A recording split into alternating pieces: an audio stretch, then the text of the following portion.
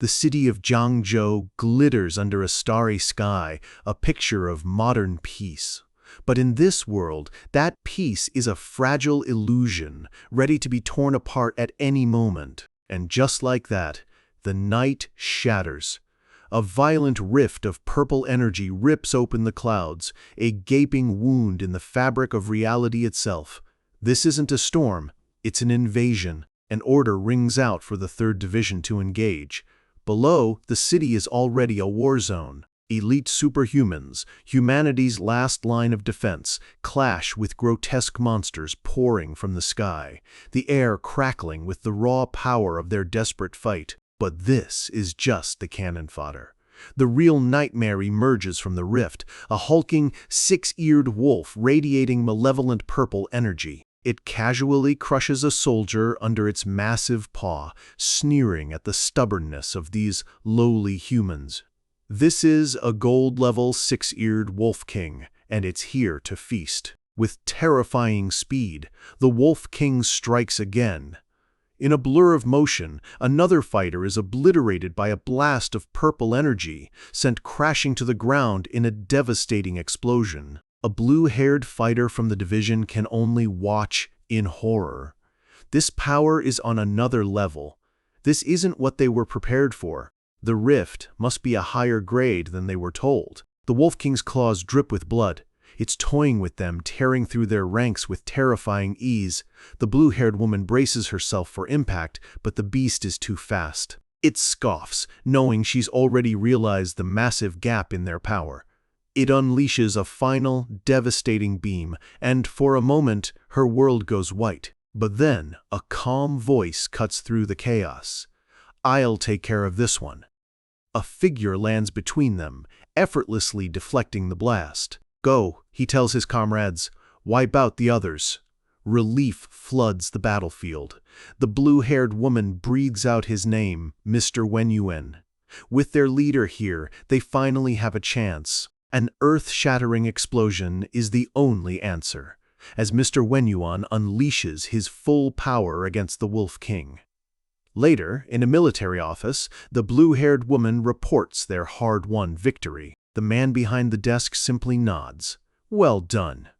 But the official isn't celebrating. He stares at the report with a heavy heart. This was the 6th sea-level rift to open in just a decade. At this rate, he knows Jiangzhou's defenses will eventually crumble. To survive, they need more fighters, and they need them now. He announces a new policy. Superhumans will get a free pass into Martial University, and the entry requirements for martial artists will be slashed in half. The order is given. The scene shifts. A high school bell rings, and students pour into the courtyard. Their everyday lives, a stark contrast to the secret wars being waged above their heads. Inside, a student gets called out for staring at the class beauty, the red-haired Lin Yanren, instead of studying. He complains about how their other classmate, Su Bai, gets to sit next to her. The girl they're talking about, Lin Yanran, holds a book, but her gaze is distant. With her vibrant hair and piercing eyes, it's clear she's more than just a pretty face. And sitting right next to her is our protagonist, Su Bai. While others worry about grades, he's lost in his own world. He's a transmigrator, stuck here for years without any powers, feeling like an outsider who doesn't belong. Just as his despair peaks, Lin Yanran turns to him. "Su Bai," she says, "come with me to the academy." Leaning in close, she lowers her voice. "I have a way to get you in directly." He's so stunned, he blurts out, "What?" She quickly shushes him as a glowing blue interface appears between them, an interface only he can see. He can only stare, utterly bewildered. A screen materializes in his vision. It lists his status as an ordinary beginner, but then he sees it, the beast tamer's trait. The ability to contract any life form and evolve it infinitely. A single thought electrifies his mind. Is this my system? Lin Yanran sees him sweating, lost in a daze, and asks if he's okay. When she reaches out to check on him, her hand passes right through the glowing screen. The realization hits him like a ton of bricks. This power is his, and his alone. He manages a weak, "I'm fine, but it's too late." His strange interaction with the class goddess has attracted the wrong kind of attention. A jealous classmate grabs him, ready to teach him a lesson.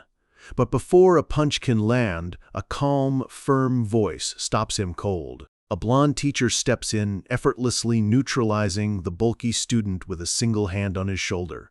She stands before the class and announces the good news they've all been waiting for. Jiangzhou Martial University has officially updated its policy. The classroom erupts in cheers. For students with powers, it's a dream come true. For those with a martial artist's physique, their exam scores are now cut in half. As the teacher calls for anyone with awakened abilities to register with her, Subai's eyes harden with a newfound resolve. His chance has finally arrived. From her seat, Lin Yanran watches him, a flicker of curiosity in her eyes. A flash of the future reveals what's to come. Subai, no longer a nobody, but a confident master standing with a colossal beast at his back. As Subai walks home, he reflects on the 17 years he spent in the strange new world. It all began in 1906 when the sky first tore open. Giant, chaotic rifts appeared without warning, terrifying the people below. From these rifts, a nightmare poured out. Vicious, otherworldly beasts descended upon the earth, bringing fire and destruction. The world was plunged into an age of despair as cities burned and monsters rampaged. Humanity fought back with everything it had. After 3 long months of brutal warfare, they finally eliminated the first wave of beasts, but they knew more would come as long as the rifts remained. Suicide squads were sent into the rifts, discovering a vast, unending, monster-filled land on the other side. To stop the invasions, they had to take the fight to the source. Military bases were established inside the rifts, a front line in a war that never ended. Over the next 100 years, more and more rifts opened across the globe. Each rift connected to a different battlefield, a different race of beasts. Scientists gave this terrifying new dimension a name: the battlefield of myriad races. At the same time, something incredible happened. Earth's own spiritual energy began to recover, and humans started awakening martial abilities and supernatural powers, becoming humanity's main fighting force against the endless tide of monsters. Back in the present, Subai finds himself at a beast pet shop, but his hopes are quickly dashed. The prices are astronomical, with even a common-looking cat costing a small fortune. The shopkeeper asks if anything has caught his eye, but Subai is already walking away. Defeated, he wonders why his new system isn't reacting to any of these powerful-looking creatures. But the moment he steps into his messy apartment, the system screen flashes to life. A suitable beast has been detected in the beginner package. He gets an option: tame. Confused, he looks around. His eyes land on the small glass tank in the corner, his dad's pet turtle. He stares at the tiny green tortoise, completely baffled. His grand destiny as a beast tamer is supposed to start with this tiny, useless-looking thing? But with no other options, he shrugs. He can always switch it out later. He reaches out and presses tame. A brilliant light envelops the small tortoise, lifting it into the air. The system displays its new information. The name is simple: Small Turtle. But then he reads the fine print. It contains traces of the sacred black tortoise bloodline, has infinite growth potential, and is destined to one day slay gods. Its evolution method is simple: eating. The words echo in his head. Black tortoise bloodline, infinite growth. It will slay gods. A slow, crazed grin spreads across his face as the sheer absurdity and incredible luck of his situation finally hits him. He laughs, holding the turtle aloft like a trophy, all thoughts of replacing it gone. But his celebration is cut short by a furious shout from his little sister, Su Xiaomei, accusing him of messing with their dad's precious pet, Xiaoba. Before he can explain, the newly tamed beast, now mentally connected to him, leaps from his hand. A psychic roar for "food" echoes in his mind as it dives into a bag of snacks. Subai has to physically hold his sister back as the turtle starts inhaling everything in sight. He realizes its appetite has skyrocketed. It must be about to evolve. He needs to get it more food, but the turtle is already one step ahead. Half an hour later, the front door opens to reveal his parents, who freeze at the sight of their ransacked living room. His father asks in shock if they were robbed, just as his daughter zips past, chased by a surprisingly fast turtle roaring for more snacks. His parents are stunned. His mother asks, "Is this Xiaoba?" His father is equally bewildered. Can tortoises run this fast? Subai just offers a nervous smile, knowing he has a lot of explaining to do. Later, amidst the wreckage, Subai feels a pang of guilt. Life is hard enough for his parents. He decides to keep the turtle's bottomless hunger a secret and figure out how to feed it himself. The house is a disaster, but for now, Xiaoba pats its full stomach, finally content. His sister, Xiaomei, is completely exhausted from the chase, but the quiet is shattered in an instant. A massive surge of green energy erupts from the tiny turtle. The spectral image of a colossal armored dragon tortoise manifests above it, letting out a silent roar. Subai and his sister can only stare in awe. He knows what this is. The sacred black tortoise bloodline is finally awakening. With the power of a divine beast literally in his hands, Subai's life has been completely flipped upside down. The quiet, ordinary path he was on is gone, replaced by a future filled with danger, unimaginable power, and a destiny that's just starting to unfold. The next day, the ghostly image of the black tortoise is gone. The evolution seems to have paused, but one thing is painfully clear: Xiaoba's monstrous appetite is only just getting started. If he's going to feed a divine beast, he needs cash, and he needs it fast. He finds himself back at the same pet shop from before. The assistant greets him, but Subai just shakes his head. This time, he's not here to buy, he's here to sell. Leaning in, he keeps his voice low, asking the assistant if the shop happens to buy exotic beast blood. His quiet question immediately catches the ear of an older man sitting nearby, the shop's boss. His interest is instantly piqued, and he quickly wraps up with his other customer, turning his full attention to Subai. The boss approaches, dismissing his assistant with a wave. He tells her he'll handle this one personally, his gaze locked on the bag Subai is carrying. He invites Subai to sit, getting straight to the point. He wants to see the quality of the blood. Subai nods, ready to find out what his little turtle is really worth. The boss takes the small vial, uncorks it, and takes a light sniff. In an instant, his professional calm shatters, his eyes flying wide with disbelief. He's completely stunned. This isn't just exotic beast blood, it's top tier, the best he's seen in years. He looks at Subai with a newfound respect and asks, "How much do you want for it?" Subai tries to play it cool, but his mind is racing. He remembers how hard it was to get even a single drop of blood from Xiaoba, and he has no clue what it's worth. Hoping for a small win, he nervously throws out a number. 1,000 yuan? The boss lets out a chuckle, mistaking Subai's lowball offer for a clever negotiating tactic. He laughs it off, and for blood of this quality, he makes a real offer: 10,000 yuan. Subai's jaw hits the floor. What? 10,000? The boss misreads his shock as disappointment and quickly ups the price. Still too little? Fine, 15,000. That's the most I can do. Subai can barely contain himself. 15,000 yuan for a single drop of his turtle's blood. He fights back a massive grin, the prospect of easy money making his head spin. He manages to compose himself, putting on a serious face as he agrees to the deal. He even adds a little flair, telling the boss that if he wasn't in a hurry for cash, he wouldn't sell it at all. The deal is done. As Subai leaves, the boss waves him off, telling his young friend to come back anytime he gets his hands on more good stuff. Walking away with a thick stack of cash, Subai can't believe his luck.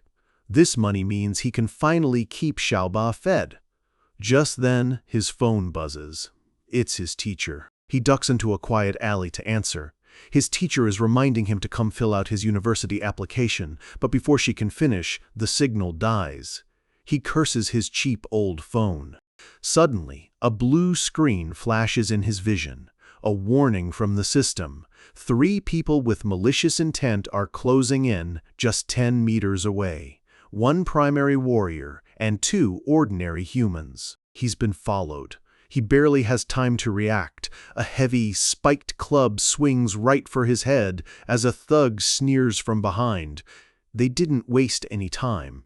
3 men block the alley. The leader, a big guy with a gold chain, smirks. He saw how the pet shop owner treated Subai and figured he must be carrying something valuable. The demand is simple. Hand it over. Subai raises his hands, pretending to be scared. He tells them he was there to sell, not buy. But as he plays the victim, his eyes narrow. The system said only one of them is a warrior. A spark of confidence ignites inside him. He's not afraid. The leader laughs at his cowardly act. Subai pulls Xiaoba from his bag, agreeing to hand it over. The thugs think they've already won. But instead of surrendering it, he hurls the turtle straight at the leader's face. The thug instinctively swings his bat, smashing it against Xiaoba's shell with a sickening crack. A wave of agony shoots up his arm as he screams in pain. As the leader stumbles back, his 2 goons charge forward. Subai easily dodges a clumsy punch. That powerful swing felt like a mere scratch. This turtle shell defense is the real deal. The other 2 thugs attack at once. But Subai just uses Xiaoba as a shield, letting the shell absorb their panicked blows while he waits for his opening. With Xiaoba as both his weapon and shield, he moves with a speed he didn't have before. He slams the turtle into one goon's face and kicks the other away, taking them both down in seconds. The leader gets back to his feet, his face twisted with rage and pain. "I'm going to kill you!" he roars, shaking with fury. Subai just smirks. He calls Xiaoba back, and as the thug lunges forward, he swings the turtle like a rock on a string. The turtle shell connects with a heavy thud, knocking the leader out cold. Standing over the defeated thugs, Subai dusts off his hands. "You provoked me," he says coolly. "You brought this on yourselves." As he turns to leave, he stops. On the ground, Xiaoba is nibbling on something it pulled from the unconscious leader's pocket. He rushes over to see the turtle holding a small, glowing red potion. "What did you find now?" he asks, curious about what his little glutton has discovered this time. But before he can get a closer look, Xiaoba swallows the entire potion in a single gulp. Subai finally gets a look at the empty bottle, and his eyes go wide. He recognizes it instantly. A qi and blood potion, a valuable elixir worth tens of thousands of yuan. He can't believe it. That one potion holds enough energy to sustain a warrior for over a month, and Xiaoba chugged it like a juice box. A powerful green aura immediately begins to glow around the turtle. For a second, Subai is confused, wondering what's happening now. Then, an intense surge of energy flows from Xiaoba directly into him. His system lights up. All of his stats have received a massive boost, and he's inherited a new talent from his beast, Turtle Skin Defense. He quickly checks Xiaoba's stats. The turtle has leveled up, its bloodline partially activated. Its physique and defense are now at staggering levels, and it's even grown visibly larger. Subai is speechless. He remembers from class that even powerful, strength-based beasts usually max out their physique around 30. Xiaoba's stats are already off the charts, and that's without even using its defensive abilities. He scoops up the surprisingly heavy turtle. "All right, you've eaten enough for one day," he mutters, knowing they need to get out of this alley, and fast. The story shifts back to school, where academic results have been posted. It's time for the students to finally submit their university applications. The teacher announces that a special admissions officer from Marshall University will be visiting tomorrow to test candidates. As always, there are 2 guaranteed admission spots up for grabs. Lin Yanran turns to Subai, asking if he's decided where to apply. Full of new confidence, he declares that he has to get into Marshall University. She looks worried, reminding him of her offer to join the Humanities Institute and pointing out how dangerous the battlefield is. Besides, she starts to say, trailing off as she thinks about his poor grades. But Subai meets her gaze with unwavering resolve. Someone has to go to the front lines, he says, as if it's his noble duty. Then, with a sly grin, he adds, I'm going to the front to protect someone important. Lin Yanran blushes, her heart skipping a beat as she wonders if he could possibly be talking about her. Later, other students ask Lin Yanran where she plans to apply, assuming she'll choose the safe path of the Humanities Institute. When they ask her directly, she just smiles and says she still needs to think about it.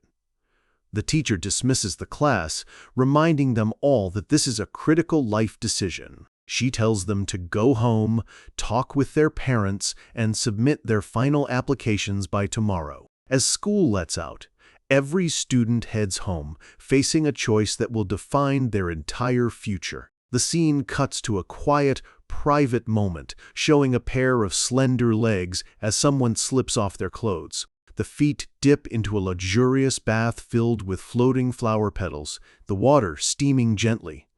It's Lin Yanran, relaxing in a steaming, flower-filled bath. A maid carefully pours a glowing red potion, just like the one the thugs had, into the water. She picks up her phone and softly says his name, Subai. A faint blush colors her cheeks as she tells him she's made her decision. Her voice is soft, but her words are firm. She's decided to go to Marshall University too. Then a hint of playfulness creeps into her voice. And, she adds, I'll even have a surprise for you. Meanwhile, on the other end of the line, Subai is dealing with the less glamorous side of being a beast tamer cleaning up a mountain of turtle droppings. He's completely blindsided by her decision. Are you serious? He asks, reaffirming that no matter what, his own mind is made up. He tells her he has to go, that he has important responsibilities. And as he says it, the camera pans down to reveal his important responsibility. Xiao Ba, now even bigger, noisily munching its way through another bag of food. Su Bai lets out a long, suffering sigh. Xiao Ba, you little troublemaker, he complains. All you do is eat and poop.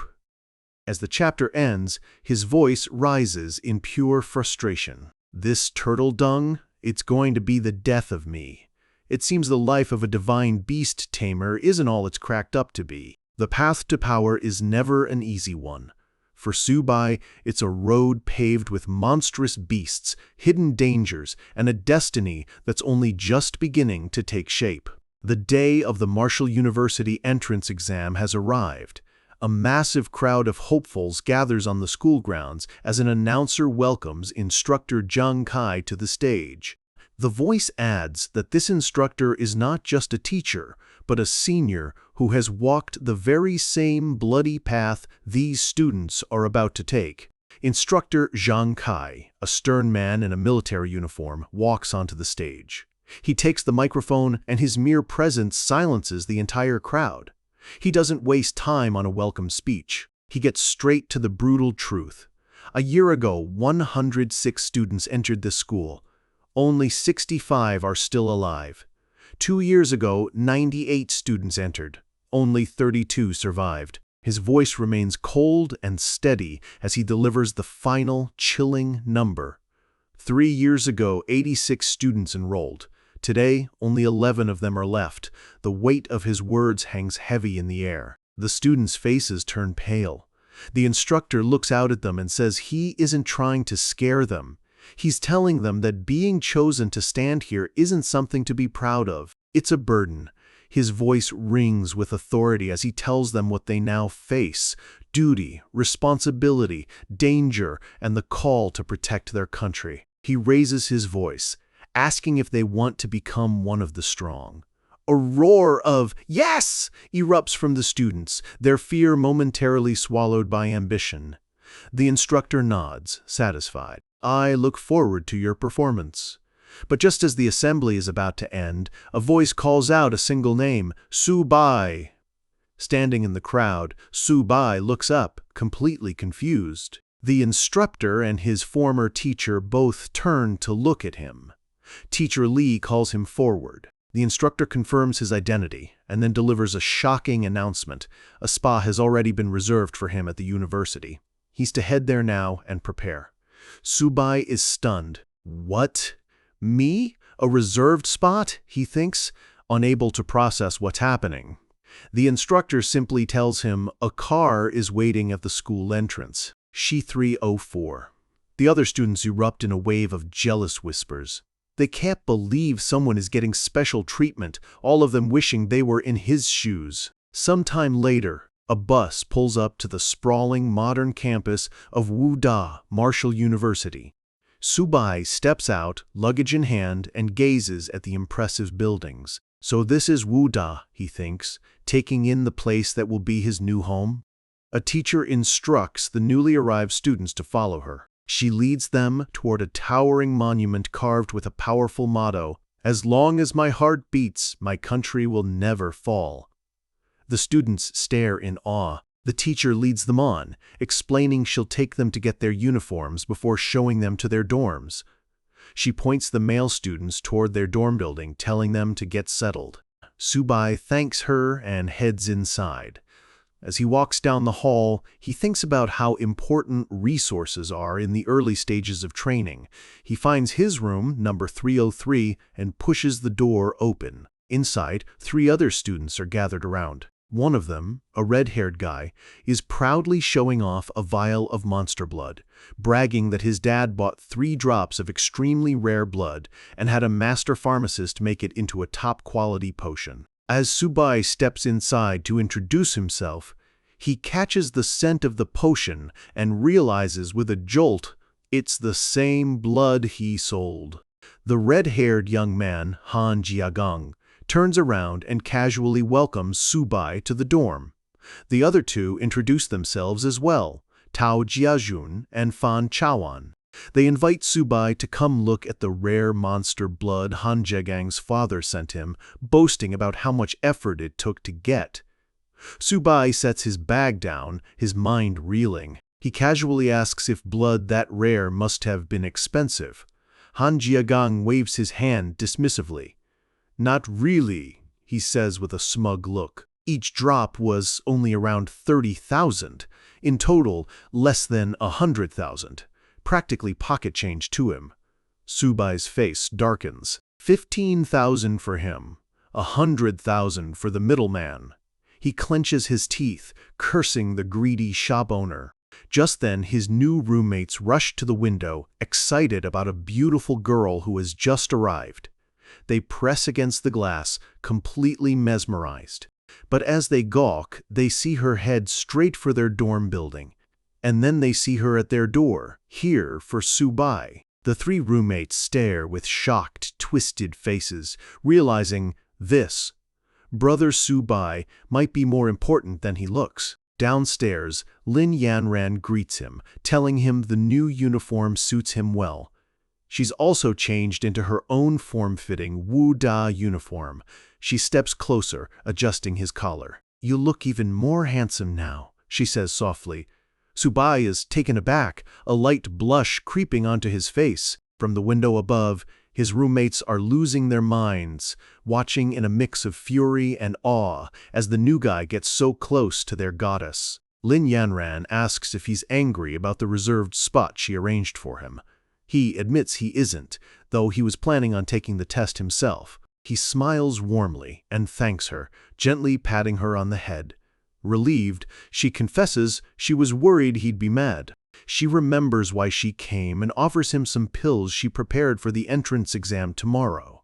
Su-bai gently pushes her hand away, telling her she's helped enough and should save them for herself. She smiles and waves goodbye, leaving Su-bai speechless at her kindness. From dorm windows all around, students are buzzing. They all saw the interaction and are desperate to find out who this guy is, that's so close to the famous Lin Yanran. When Subai gets back to his room, the atmosphere has completely changed. His roommates are now fawning over him, calling him Brother Su and offering him a seat. They bombard him with questions about the goddess, and Subai calmly explains they were high school classmates.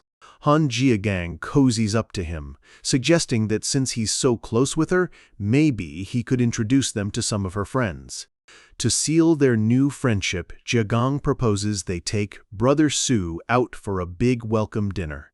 His other roommates eagerly agree, telling Subai to just relax while they handle everything. Swept up in their sudden hospitality, he can only agree. As they leave, Subai smirks to himself. His new brothers are an interesting bunch. He opens his bag to let Xiaoba out. He pulls out the potion Lin Yanran gave him. It's a blood essence potion, highly valuable.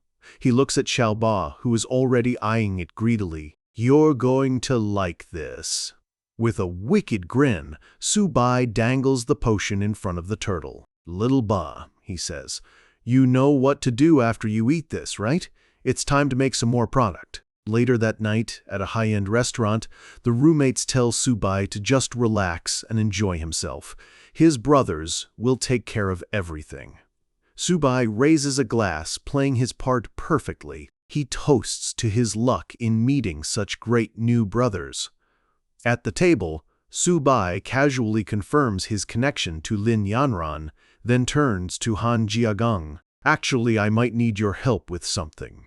He places a vial of fresh monster blood on the table. It's larger and glows with far more intensity than the one Jiagang had before. "I have some rare blood, and I need help dealing with it." Han Jiagang takes the vial, and his jaw drops. This blood is on a whole other level. He examines it closely, his expression turning serious. He declares it's better than anything he's ever seen. He tells Subai this is too rare to handle casually and immediately pulls out his phone to call his father. Subai, cool as a cucumber, just tells him there's no rush. On the other end of the line, Han Jiagang's father scolds him for blowing through his allowance again, but Jiagang quickly cuts him off. This is serious. He explains his new roommate has 7 drops of premium monster blood, even better than the last batch. His father is shocked. 7 drops? And better quality? Convinced, he agrees to send his best expert, Master Tao, over immediately. Jiagang hangs up the phone, a triumphant look on his face. It's settled. 1 hour later, in a luxurious private suite, an elderly man in a white coat examines the blood, his voice filled with pure ecstasy. "Exquisite! Simply exquisite." The man, Master Chow, declares this is the purest, most potent monster blood he has ever seen. Jiagang's father, Uncle Han, asks if he's exaggerating, but Master Chow insists its value is immeasurable. Han Jiagang is flabbergasted. "Damn, Brother Su, your monster blood is overpowered." Subai just sips his drink, a calm, knowing look on his face. Uncle Han approaches Subai directly and asks for his price. But Subai is ready. He explains that blood this pure can't be sold for money. It can only be exchanged for resources of equivalent value. Uncle Han is impressed. He declares that since Subai is his son's classmate, he won't be cheap. He offers 14 bottles of blood essence for the 7 drops. Subai agrees instantly. Uncle Han smiles, a shrewd look in his eyes. "Also," he begins, about to make another offer, he offers to take Subai in and have him join the Han family, providing him with endless resources. But before Subai can answer, a sharp voice cuts in from the doorway. "No one is allowed to poach him into any family. It's Lin Yanran." She stands in the doorway, arms crossed, her expression icy. She looks directly at Uncle Han and asks, "Did you understand?" Everyone is stunned. Subai asks why she's here. Uncle Han recognizes her instantly. She simply says she came to settle her own business and didn't expect to run into them. Uncle Han stares at her, a complicated expression on his face. "That brat," he mutters. Master Cao leans in and whispers something to him. Uncle Han's eyes widen in shock and realization as Master Sao confirms her identity. The chapter ends, leaving her true power and her connection to these men a complete mystery. The world of a beast tamer is a complex game of power, alliances, and hidden dangers. For Subai, the match has just begun, and the stakes are already higher than he ever could have imagined. The tension in the room is so thick you could cut it with a knife. Uncle Han, sweating profusely, quickly tries to defuse the situation. He throws his arms around Subai and his son, forcing a nervous laugh and claiming it was all just a big misunderstanding. Lin Yanran, seemingly satisfied, turns to Subai and asks if he's heading back to school, offering to walk with him. Eager to escape the awkwardness, Subai quickly agrees. He says his goodbyes to Uncle Han and Jiagang, promising to see his roommate back at the dorm. As he and Lin Yanran walk out together, Han Jiagang can only stare, a look of pure awe and envy on his face. Jiagang starts to follow, calling out to his goddess, but his father yanks him back, shouting for him to get over here. The friendly act is gone.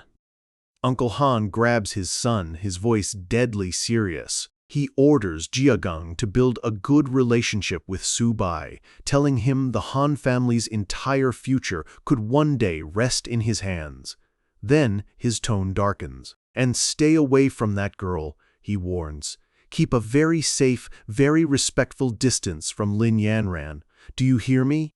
On the way out, Jiagang is still trying to process everything. He asks his father if Brother Su and Goddess Yanran are really that big of a deal, admitting he didn't see anything special. 2 days later, all the freshmen of Marshall University are assembled on the training field. An instructor announces that over the next few days, they will all participate in a special training exercise. The location is the battlefield of all races. Panic ripples through the students. They can't believe they're really going to the battlefield. They know how dangerous it is, and they know that failure here means death. The instructor tries to reassure them, saying the area has been cleared and their safety will be a priority. He explains they'll be grouped into classes, each led by a bronze-level instructor. He finishes his speech by wishing all the freshmen a victorious return. The class assignments are posted. Han Jiagang excitedly tells Subai they're in the same class. Just then, Lin Yanran walks over, confirming she's in their class too. Subai gives her a suspicious look, wondering if she pulled some strings to make this happen. A commanding female voice cuts through the chatter. "Class 8, assemble!" A tall, striking woman with long red hair and a powerful aura strides toward them. She introduces herself as Liao Yuxin, their special training instructor. The male students are immediately captivated, whispering about how hot she is. But Instructor Liao gets straight to business, her voice sharp as she announces their very first task: writing a will. The students are floored. "What? A will?" they exclaim, the grim reality of their situation finally crashing down on them. Instructor Liao gives them 1 day. They are to report to the teleportation plaza at 8 a.m. sharp tomorrow to depart for the battlefield. Panic sets in as students start thinking about their families and the very real chance they might not come back. Lin Yanran asks Subai if he has any plans. He just shakes his head, saying he'll head back to the dorm. As the students disperse, many of them are scrambling, realizing just how much they need to prepare before heading into a real war zone. Back at the dorms, Han Jiagang invites Subai to go out for one last night of fun before they leave. But Subai, already at his desk, turns him down. He has his own preparations to make. His roommates tell him to call if he needs anything, and Subai agrees. As they leave, Jiagang pats Xiaoba on the shell, commenting on how tough it is. Subai just smiles, calling his pet a little glutton. They say their goodbyes, leaving him to his work. Once they're gone, Subai turns to Xiaoba, who is already waiting eagerly with a bowl. He holds up the 14 vials of blood essence from Uncle Han. "We're going to the battlefield," he tells the turtle. "You better perform well." Xiaoba begins to devour the potions. As the last drop is consumed, a notification pops up. His pet has leveled up to a high-rank beast and has gained a new talent, Heavy Strike. He checks the stats. Xiaoba's defense is now a whopping 78, and its new talent allows it to consume stamina to boost its attack power by up to 200%. For the first time, his defensive turtle now has a real offensive weapon. The next morning, the students are assembled and ready. In front of them are several large, glowing teleportation portals. The instructors stand ready. The order is given to open the first teleportation gate. A massive portal whirs to life, its core glowing with intense energy. The students marvel at the technology. Lin Yanren stands beside Su Bai, her expression serious. "Be careful," she tells him. He just nods, reassuring her they'll complete the mission safely. An instructor tells them to relax their bodies. A wave of light washes over them, and in a flash, they are pulled into the portal. They emerge on a metallic platform, disoriented. They've arrived at a military base inside the battlefield of all races. Looking out, they see a vast, technologically advanced military fortress, a human stronghold in a hostile world. One of the students cheers, in awe of the epic scale. "Quiet down!" Instructor Liao snaps. A military officer steps forward. He introduces himself as the deputy lieutenant of this base. He tells them that on his turf, he doesn't care if they're students or instructors. Here, they follow his orders. "Understood?" he barks, his voice leaving no room for argument. The students and their instructor snap to attention. "Understood, sir." The deputy lieutenant informs them they're in luck. His team just returned from a battle. Han Jiagong scoffs at his rank, but Su Bai notices the deep scar on the officer's face. This man is a veteran. He gives them their first task: clean the battlefield by eliminating any leftover phantom cats. He calls it the perfect first taste of battle for rookies like them. He explains that killing the monsters will earn them military merit points, which can be exchanged for elixirs and other resources to make them stronger. The students' eyes light up. They finally understand why so many people risk their lives to come here. With great risk comes great reward. The deputy lieutenant smirks at their eagerness. "Good," he barks. "Move out immediately." "Follow me." Su Bai clenches his fist, a determined look on his face. He needs those merit points for more elixirs. Xiaoba is going to have a feast. As they walk, they pass a makeshift medical tent. Soldiers lie on the ground, groaning in pain, covered in blood and bandages. It's a grim reminder of the dangers just ahead. One student asks if these soldiers were all injured by the weakest kind of monster. The fear returns. Instructor Liao cuts them off sharply, asking if they thought this was a playground. As students of Wuda, they must always be ready to face death. Lin Yanran moves closer to Su Bai. "Stay close to me," she says. "I don't want anything to happen to you." He knows he has to stay sharp and tells her to be careful too. The deputy lieutenant gets a report that the northern gate has been cleared. He gives the order to open the main gate and let the recruits see what a real battlefield looks like. With a loud grinding of gears, the massive gate in front of them begins to open. The deputy lieutenant turns to the students. His final words are a chilling reminder of their new reality. "Brats, you all left your wills at home, right? Good. Because from this moment on, you will be walking hand in hand with death." The massive gate groans open, revealing the grim reality of the battlefield. The ground is littered with the bodies of fallen soldiers and monstrous cats, the air thick with the smell of blood. For these fresh-faced students, the gruesome sight is a brutal welcome to their new lives. A man named Captain Fu greets Deputy Lieutenant Hunter. Hunter is surprised. A captain, leading an escort mission?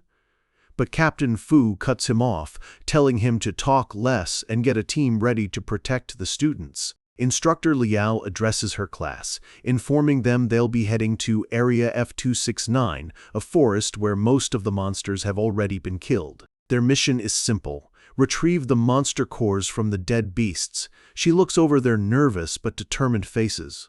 "Rookies, are you ready?" she asks. With a unified shout, they respond, "We're ready." With the order given, the students march onto the battlefield. Captain Fu directs his soldiers to follow and protect them. Their first real mission has officially begun. One of the soldiers tries to reassure Instructor Liao, saying a cleanup mission isn't dangerous, but she's more concerned about why a captain is personally leading this team. The captain overhears her and shuts her down, telling her not to ask useless questions. Liao thanks him for his help. Captain Fu just replies that it's his duty to protect every warrior on the battlefield. The scene shifts to the highest military command post, where an urgent report is coming in. An aide reports to his commander that a massive horde of monsters has broken through their defenses. 12 powerful golden-level human cats are leading an attack on 12 different military camps. The commander orders his aide to track the monsters' movements and warn the other camps. But he adds a crucial directive. The new students from Wuda are on the battlefield, and they must be protected at all costs. Back in the forest, the students are surrounded by the carnage of the recent battle. The ground is littered with monster corpses, and they're reminded that every minute they stay here, they are in danger. Subai is already hard at work, skillfully carving up a dead cat. He explains to Lin Yanren that every part of these creatures is valuable. He thinks to himself that with all these free materials lying around, Xiaoba is going to be eating well. He plans to collect a few more cores and trade them for spirit essence to level up his pet again. But as he checks his system, a massive red warning flashes across the screen. Extreme. Danger. It detects 64 hostile cats rapidly approaching. The threat level is 5 stars. Extremely dangerous. Subai freezes. The last time the system gave him a warning, it was for a few street thugs. This is a 5-star, life-threatening situation. Lin Yanran immediately notices his sudden change in demeanor and asks him what's wrong. Without a second thought, Subai runs to find his instructor. He spots her perched in a tree and yells up that there's a problem. He tells her he senses a large horde of monsters heading straight for them. Instructor Lao holds up a hand, silencing the area. She focuses, trying to sense what he's talking about, but finds nothing. A panel reinforcing the series branding. She leaps down from the tree and scolds him, reminding him that this is a battlefield, not a playground. She warns him not to cause a panic, but Subai insists he's not joking. A horde is really coming. Captain Fu steps in, putting a hand on Subai's shoulder. He says he can guarantee there are no monsters within 2 kilometers. Desperate, Subai insists there are over 100 of them, just 3 kilometers away and closing in fast. The captain looks at him with skepticism. "Oh, you mean your senses are sharper than mine?" Instructor Lao tries to play it off, suggesting Subai is just overreacting on his first mission. But before they can dismiss him, Lin Yanren steps forward. "No one should make a judgment before the truth is known," she says firmly. "I trust Subai." Her unwavering faith gives the others pause. Emboldened by her support, Subai pleads with them to believe him. He quickly invents a partial truth, explaining that his ability to tame monsters gives him an extraordinary sense for danger. The students start to murmur, wondering why he hasn't tamed anything yet. But just as their doubt peaks, a terrifying wave of howls rips through the forest. "They're here!" A massive horde of human cats pours out of the trees. Panic erupts. They try to contact the base for reinforcements, but the news is dire. The surrounding camps are also under attack. They're on their own. An early bronze stage. Human cat leaps from the woods, far stronger than anything they were supposed to face. The soldiers immediately open fire, yelling orders to retaliate and protect the students at all costs. The battle is instant and brutal. The cats are faster and stronger than they expected, tearing through the soldiers' ranks with terrifying ease. Captain Fu rallies his troops, ordering them to hold the line. He believes if they can just withstand the first wave, they can win this. He turns to the terrified students and yells, "Students, do you remember your vow?" As a beast lunges for a student, the captain screams a warning. Remembering their school's motto, the students find their courage. "By the honor in my chest, my country will never fall."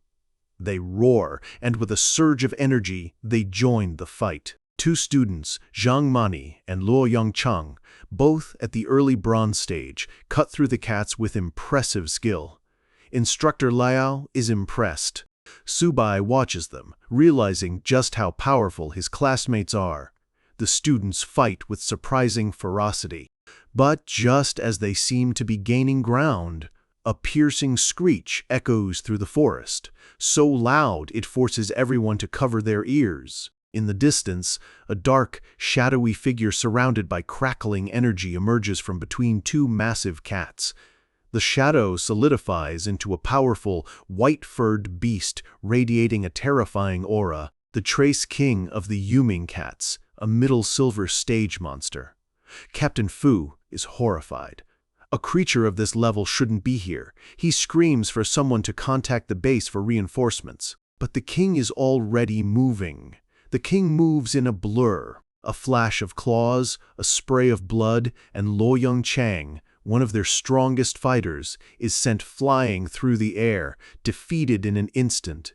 He crashes to the ground, out of the fight completely. The Trace King roars and turns its attention to another student, Zhang Mani. It's too fast. No one can get there in time. She can only scream as the monster lunges, its claws ready to tear her apart. In a world defined by the brutal clash between monsters and humanity, the line between hunter and hunted is razor thin. For the students of Wuda, their first true lesson in survival is about to begin. Just as the Silver King's claws are about to tear Zhang Mani apart, a green blur flies through the air, smashing into the beast with a heavy thud. It's Xiaoba, Subai's pet turtle, who lands unceremoniously on the ground after stopping the deadly attack cold. Everyone just stares, completely baffled by the sight of a small turtle saving the day. Instructor Liao can hardly believe her eyes, while Han Jiagang recognizes the little pet immediately. Zhang Mani, the student who was just saved, kneels beside the turtle. She's shaken, but her eyes are filled with gratitude for her strange, hard-shelled savior. Subai steps forward, shield and sword ready, with Xiaoba standing proudly beside him. He announces to everyone that he is a beast tamer, and this is his companion. He takes command, telling the others to handle the smaller cats. He and his turtle will face the king. The others are stunned into silence. A student and his pet turtle are going to fight a Silver King? But seeing Subai's confidence, Instructor Liao shakes off her disbelief and rallies the others, ordering them to clear out the rest of the horde. With their morale boosted, the students and soldiers charge back into the fight, determined to finish off the remaining monsters. The Trace King is enraged. To be blocked by a mere turtle is a deep insult. It gathers crackling blue energy in its claws, ready to unleash its full, terrifying power. A blindingly fast slash of pure energy rips through the air, aimed directly at the little turtle. But Xiaoba doesn't even flinch. It retreats into its shell, which glows with a protective green light. The powerful attack smashes against it, but the shell holds firm as sparks fly everywhere. Captain Fu can't believe his eyes. An ordinary-looking beast just tanked a full-powered hit from a Silver King and shattered its claws in the process. He's never seen defense like this. He snaps out of his shock, realizing this is their chance. He orders his men to provide cover fire while the Cat King is distracted. His own sword now wreathed in flames, Captain Fu leaps high into the air. He aims for the beast's abdomen, what he believes is its only weak spot, and brings his fiery blade down with all his might. But the Cat King is incredibly agile. It twists its body at the last possible second, and the captain's flaming sword just misses the vital point. He roars in frustration, preparing to strike again. He knows this is now a fight to the death, and he can't afford to back down. But Tsubai has a better idea. He gives a thumbs up and calls out to his pet. In response, Xiaoba begins to glow with a powerful green energy, its body starting to spin rapidly. The other students are confused, wondering why the turtle is just spinning in place. But Tsubai knows exactly what he's doing. He remembers from a book that the cat's true weakness is at its waist. With perfect timing, the spinning Xiaoba launches forward like a green cannonball. It's a direct hit. Xiaoba slams into the Cat King's weak spot with incredible force. The Silver King lets out a piercing howl of pure agony as a fountain of blood sprays from its mouth, its massive body sent flying backward. The giant beast crashes hard against the ground. It twitches for a moment, then falls completely still. A stunned silence hangs in the air for a moment, and then it's broken by a massive cheer. Captain Fu announces their victory, his face a mask of disbelief. The students realize they've actually won. Lin Yanran, overjoyed and relieved, leaps into Tsubai's arms. She's amazed that he actually defeated a Silver Cat King. The other students gather around, praising their brother Su. Han Jiagang is already asking where he can get a turtle that powerful. Meanwhile, Xiaoba is already on the dead king's body, sniffing around for loot. Tsubai calls out to his pet, but Xiaoba has already found something, a glowing golden orb. At that exact moment, a dark shadow passes over the sky.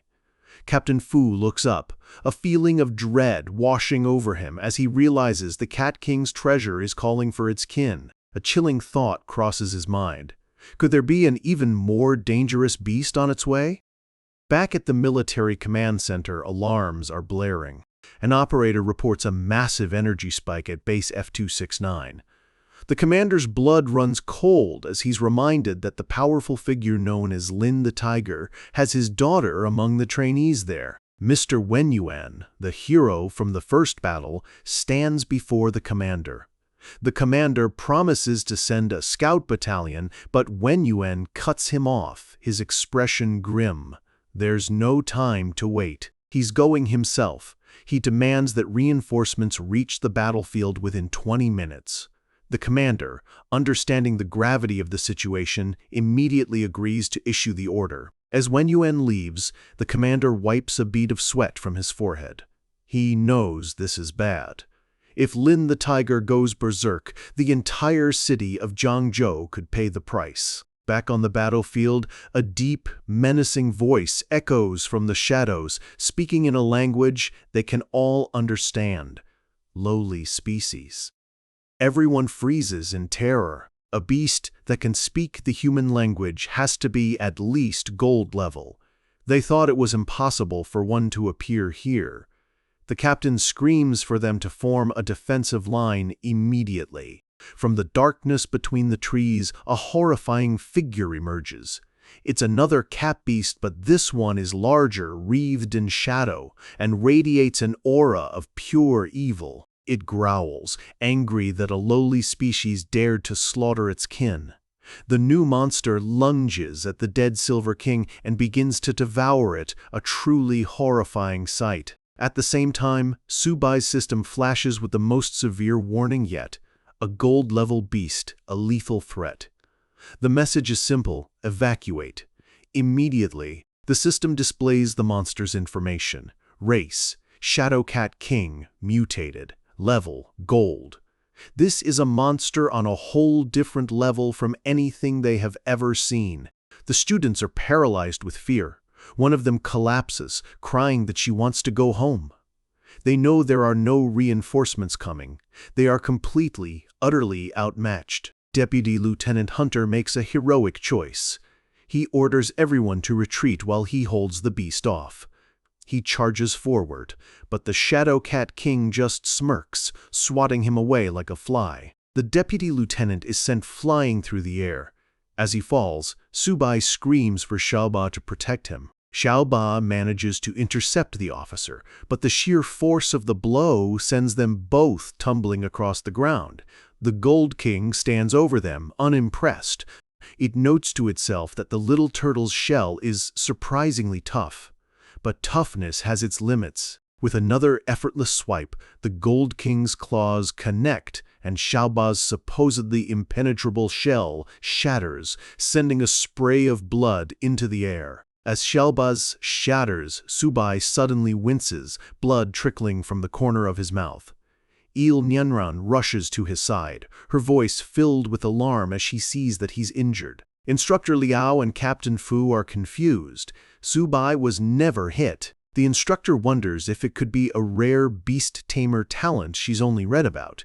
Origin Confluence, where the master and pet share all damage. His system flashes a warning, confirming his pet is in critical condition, and the talent has been activated. The captain can't find a single wound on Subai, realizing the legendary ability must be real. Despite the pain, Subai grits his teeth, telling them he's fine. Instructor Liao understands now. Subai is taking the damage for his pet. She rallies the others, shouting that they have to support him, that they can't let him fight this battle alone.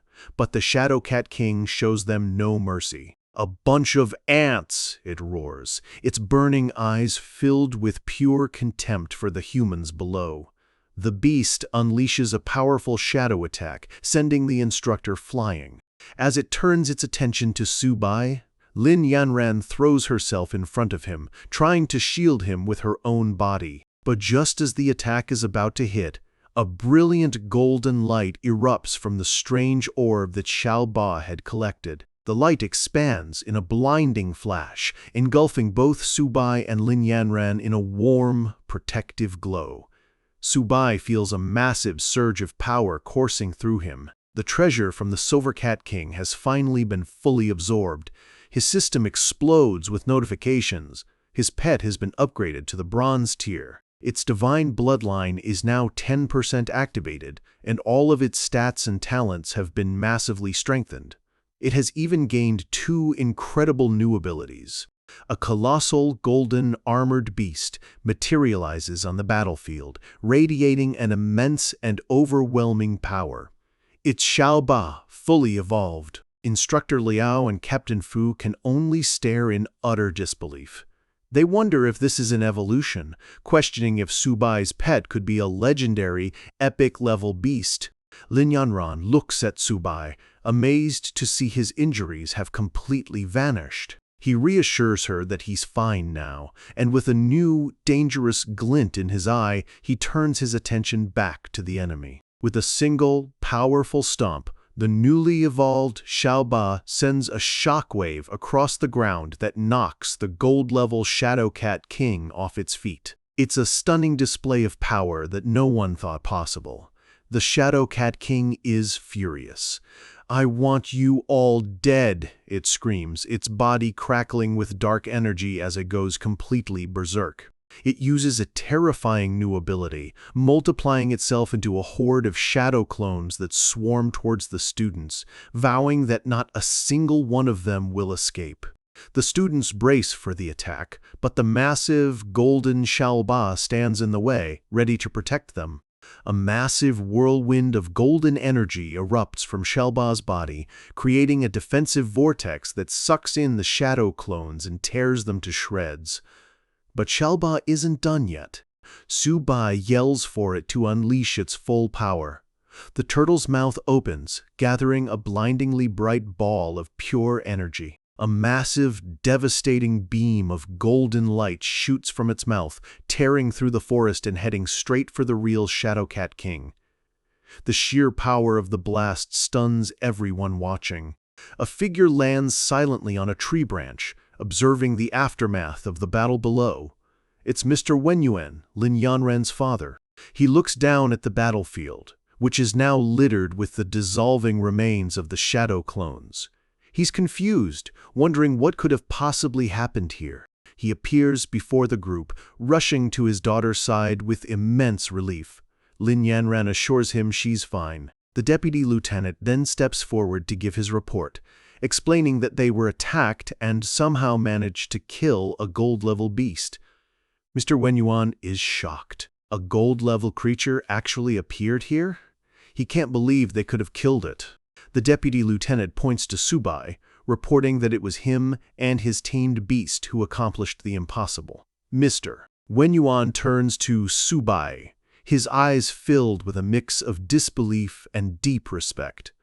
Subai, ever humble, explains that it was a joint effort from everyone.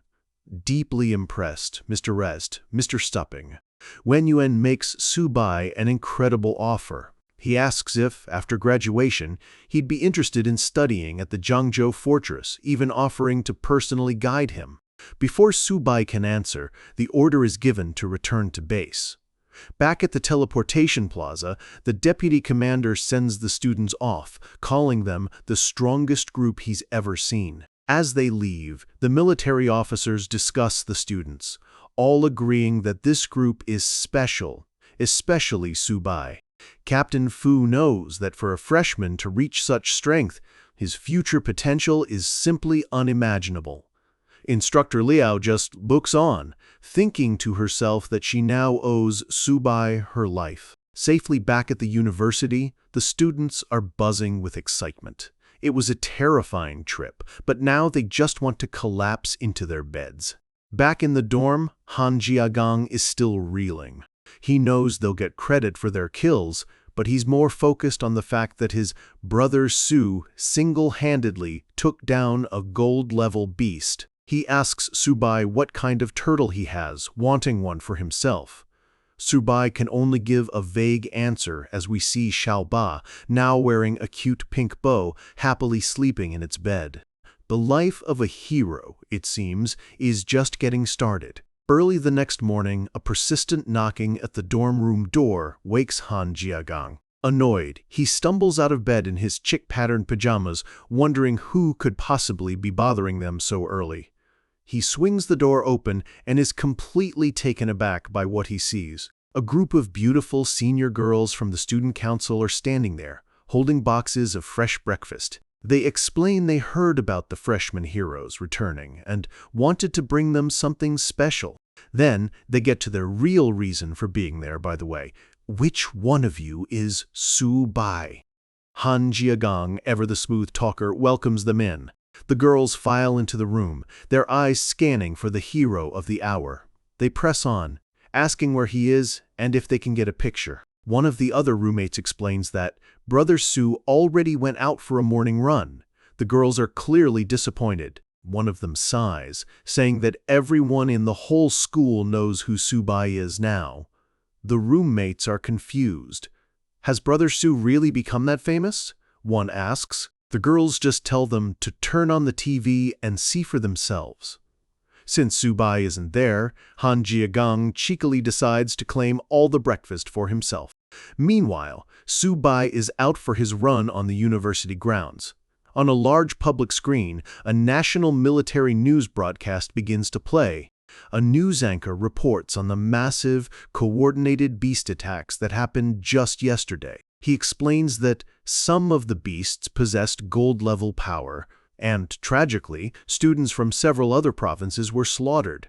The broadcast then focuses on one specific battle. The anchor reports that in this widespread conflict, the instructors and students of Zhangzhou Martial University fought back valiantly, killing a golden-level beast, a silver-level beast, and countless others. Then, a picture of Subai flashes on the screen. The anchor singles him out, stating that the first-year student even single-handedly held back the gold-level monster, achieving the incredible feat of a cross-tier killing. While all other battlefronts were defeated, only Zhangzhou emerged victorious. The news of his heroism spreads like wildfire. The military has decided to award him a first-class merit and the prestigious Great Wall Golden Medal. The students on campus are buzzing with excitement, amazed that a freshman could do something so incredible. Subai, now being mobbed by admirers, realizes he needs to slip away quietly. He finds a quiet corner to take a call from his sister. She's ecstatic, yelling that he's on TV. He calmly replies that he's already seen it. She tells him their parents want him to come home to celebrate. The scene cuts to his family's living room, where his parents are beaming with pride. His dad tells him the whole neighborhood is talking about him. His sister urges him to come home, warning him that their door will be kicked down by well-wishers if he doesn't show up soon. Subai agrees to come home, since he has a 2-day break anyway. His sister jokes that their dad will probably be laughing in his dreams tonight. As Subai's apartment building comes into view, a neighbor's voice booms through the community, announcing that the hero of their building is back. Subai arrives to find a massive crowd of neighbors waiting for him. He manages an awkward smile, a little overwhelmed by all the attention. He's immediately swarmed by cheering neighbors, all celebrating their local hero. Finally, he sees his family. His sister runs to him with open arms, and his parents stand behind her, their faces filled with pure pride and joy. The neighbors keep trying to invite him over for dinner, one even offering stewed turtle, which makes Subai a little nervous. His dad politely thanks everyone, explaining they have food at home, but promising Subai will visit everyone later. Even as they go inside, one of the older women is already trying to set him up with her granddaughter. Inside, Subai sighs, saying if he'd known it would be this chaotic, he would have snuck back after dark. His sister tells him it wouldn't have mattered. One of their aunts has already set up surveillance at their door. His mom tells him to take a break while she and his dad start cooking. His father is so proud that he's cooking personally today. Subai collapses on the couch, tossing his backpack aside. Finally, he sighs, I can take a little break. But his rest is short-lived. A blue holographic screen suddenly appears right in front of him. The system displays a new message. A contractible creature has been detected nearby, a little kitten. It asks if he would like to tame it. His sister walks in and asks what's wrong. Subai, staring at the screen only he can see, asks her, "Little sister, when did our family get a cat?" She points to a small white kitten eating from a bowl on the floor. "You mean Bai?" she asks. "He's right over there." Subai groans internally, wondering if he can ever get a high-end pet for once. His sister explains she found the kitten on the road a few days ago and brought him home. Subai looks at the cute kitten, then back at his sister, and a plan starts to form. Just then, his system displays the kitten's information. Name, little kitten.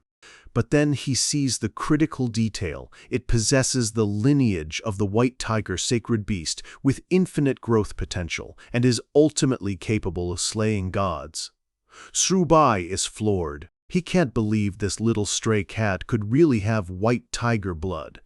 He stares at the tame and give up options on his screen. He immediately starts trying to bribe his sister for the cat, but she hugs the kitten tightly, refusing to give up her little Bai. He tries again, asking if she wants a new dress. She just runs away, refusing to negotiate, as their mom watches the siblings squabble with a knowing smile. 2 days later, Subai is back at Wuda, carrying his backpack with a new addition peeking out. Other students whisper as he passes, recognizing the famous hero. Inside the backpack, Xiaoba puffs out its chest, telling the new kitten that this is the boss's school and he'll have to cover for him now. The white kitten, Bai, just looks annoyed and tells him he's crowding him. Subai is still getting stares from everyone on campus. He sighs, thinking he'll have to start wearing a mask from now on. Suddenly, a loud announcement echoes across the campus speakers, calling for Subai to report to the principal's office immediately.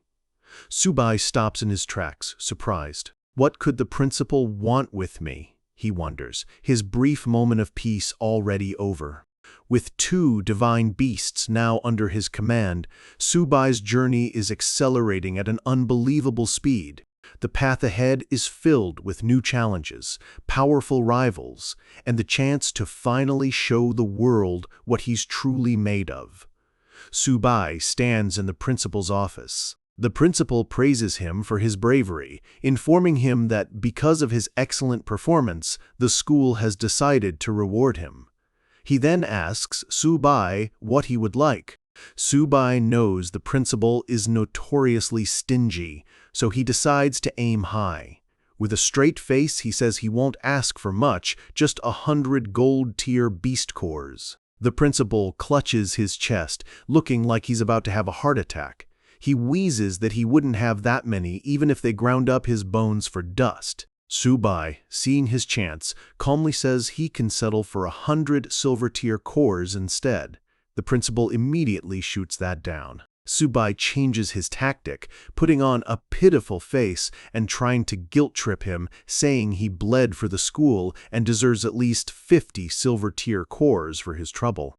But the principal isn't falling for it.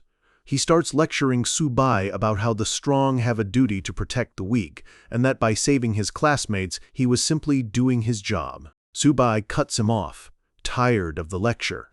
"Please, no more yapping," he says, holding up a hand. 50 silver-tier beast cores. The principal, seeing he won't give up, finally gets serious. He makes his final offer, 10 bronze-tier beast cores. Subai is insulted and demands 20. They stare each other down in a silent battle of wills until the principal finally relents. 15, and that's final. Deal. Subai agrees instantly. The principal mutters about him being a haggling brat, while Subai thinks to himself that the old man really is as cheap as they say. With the reward settled, the principal tells Subai there's something else he needs to know. He announces that Subai has been chosen as the first-year representative for this year's 100 Schools tournament. Subai is stunned. He realizes the reward was just a trick to get him to agree. "That's not very nice of you, principal," he says, feeling completely played. The principal just brushes it off, saying it's his duty to bring honor to the school. He points out that the tournament also has very generous rewards. Seeing no other choice, Subai agrees to participate. The principal dismisses him, telling him to prepare and report to the training room tomorrow. As Subai leaves, he thinks to himself that the rumors about the principal being a sly old fox were definitely true.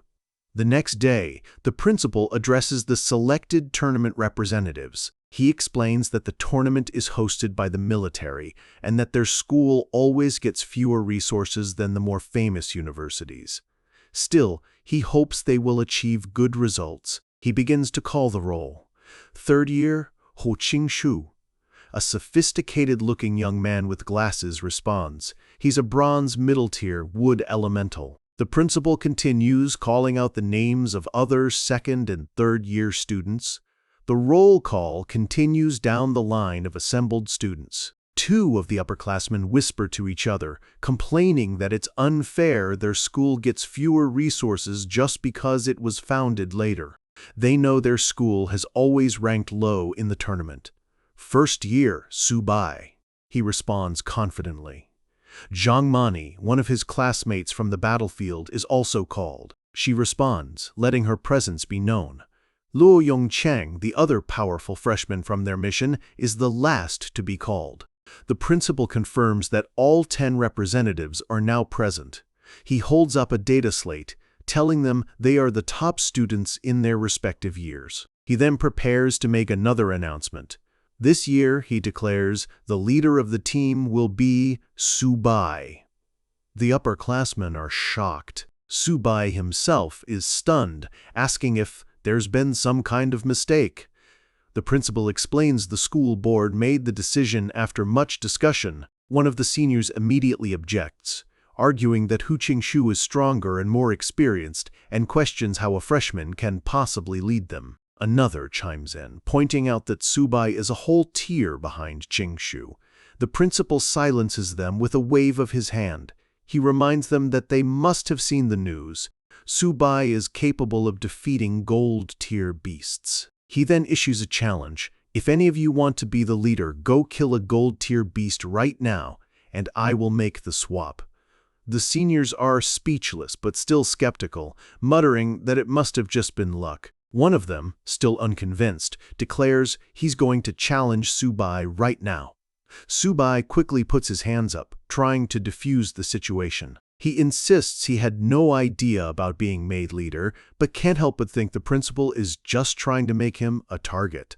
The principal claps his hands, ending the discussion. He dismisses them, reminding them the tournament is less than 20 days away and that he looks forward to their performances.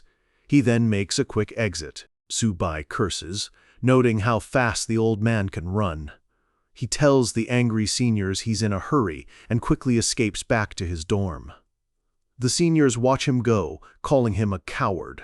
But Hu Qinshu, the experienced third year, tells them not to be hasty. He says they'll show him who's boss once the tournament starts. Back in his dorm, Subai calls out to his pets. It's time to feast. He sits down with his 2 divine beasts, pleased that the principal at least kept his word and gave him the 15 bronze-tier beast cores. This should be enough to level up Xiaoba again. He offers a core to Xiaoba, but the little white kitten, Bai, tries to snatch it first. Subai gently pushes it away, telling it not to rush. He explains to Bai that since its level is still low, it should have some blood essence instead. Zhao Ba, meanwhile, looks on with a sad expression as it eats its meal. After they're done, Xiaoba is still hungry, nudging Subai for more. Subai sighs, complaining that one bite costs him hundreds of thousands. He wonders how much more it needs to evolve. He gives it the last of the cores, warning it that if it still doesn't evolve, he's feeding everything to the kitten from now on. As Xiaoba consumes the final core, it begins to glow with a brilliant, powerful light. The light intensifies, engulfing both the turtle and Subai in a blinding golden aura as the evolution process kicks into high gear. The entire dorm building begins to shake violently. The other students rush out, thinking it's an earthquake. A notification appears. His mystic tortoise has leveled up to bronze middle tier, and his own level has increased. Xiaoba's stats have skyrocketed, with its defense now at a monstrous 862. And that's not all. Another notification pops up. The kitten has also leveled up, awakening a new talent that drastically increases its movement speed. Subai looks at his 2 pets, both now significantly more powerful. The kitten's agility is now explosive. With both of his beasts leveled up, he feels a new surge of confidence. A transition panel showing Subai's readiness. He checks his own status. His stats have all received a massive boost from his pet's evolution. He stands between his 2 divine beasts, a powerful aura surrounding him. It's time to show everyone what he can do at the 100 Schools tournament. The final panel lists the official Jiangzhou Martial University representative team. At the bottom is Subai's name. His journey as a competitor is about to begin. With his power growing at an explosive rate, Subai knows he's just scratching the surface of what he and his divine beasts can do. Now, it's time to find the knowledge to match his strength. He arrives at the Jiangzhou Martial University Library, impressed by its massive size.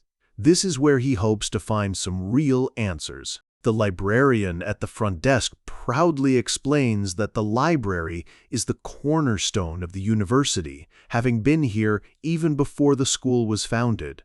She checks his student ID and is surprised to see a freshman with so many credits already. She points him toward the section on beast taming and tells him to feel free to look up whatever he needs. Subai walks through the towering aisles, surprised by how many books there are on his rare profession. He knows it's going to take him a while to go through them all. As he scans the titles, one book catches his eye. The author's name is Luo Fan. Subai frowns, a strange feeling washing over him. He feels like he's heard that name somewhere before. He opens the book and reads the cryptic text inside. The heavens and earth converge, the undying soul, divine weapons gather, sacred beasts armed, the roots of grass and trees, origin confluence. He recognizes the term origin confluence. It's the unique ability he already possesses. But the phrases undying soul and sacred beasts armed are a complete mystery to him. As he ponders the text, a group of senior students pass by. They see Subai and scoff, remarking that a beast tamer has no future, and decide to go mess with him. But Subai is completely lost in the book. He reads on, learning that the author, Senior Luo Fan, was an incredibly powerful tamer who single-handedly fought against an invasion of all the monster tribes. But tragically, he was eventually outnumbered and died on the battlefield. Subai knows he has to read this book carefully. Suddenly, the book begins to glow with a brilliant golden light. It lifts out of his hands, floating in the air as a powerful force flows from it directly into his body. The light fades, and the book falls back into his hands, looking perfectly ordinary again. The librarian walks over to see what's wrong. Subai, still processing what just happened, asks if he can borrow the book. The librarian takes the book, but she's confused. It doesn't have a library label. She's sure it's not from their collection. Subai insists he just took it off the shelf. She tries to open the book herself, but it's completely sealed shut. She can't understand what's going on. Unable to figure it out, she hands it back to Subai, telling him to just take it and return it whenever he's done. Subai asks if he can borrow it for as long as he wants, and she confirms he can. "That's great," he says, thanking her before quickly leaving with his prize. As soon as he's gone, the librarian pulls out her phone. She calls the principal and reports that the book he left on the shelf has been taken. On the other end of the line, the principal is shocked. "He could actually open that book?" he asks. The librarian confirms she saw it with her own eyes. The principal's voice fills with unconcealed joy. He stands by his office window, a triumphant look on his face. He speaks to the empty room as if addressing a ghost from the past. "Luo Fan, the person you've been waiting for has finally appeared after 100 years. You must be happy." 2 weeks later, the 100 Schools League is about to begin. Buses from all over the province arrive at Zhangzhou Martial University. A news reporter covers the event, explaining that the 8 martial universities of Zhangzhou province will all gather here to compete. A streamer in the crowd tells his viewers that tickets were hard to get and promises to live stream the entire event for them. The excitement in the air is electric. Rivalries are already heating up outside the stadium. Students from another university taunt the arriving teams, calling them trash. Inside, the stadium is massive, with a huge, water-filled arena in the center. The stands are packed with cheering spectators.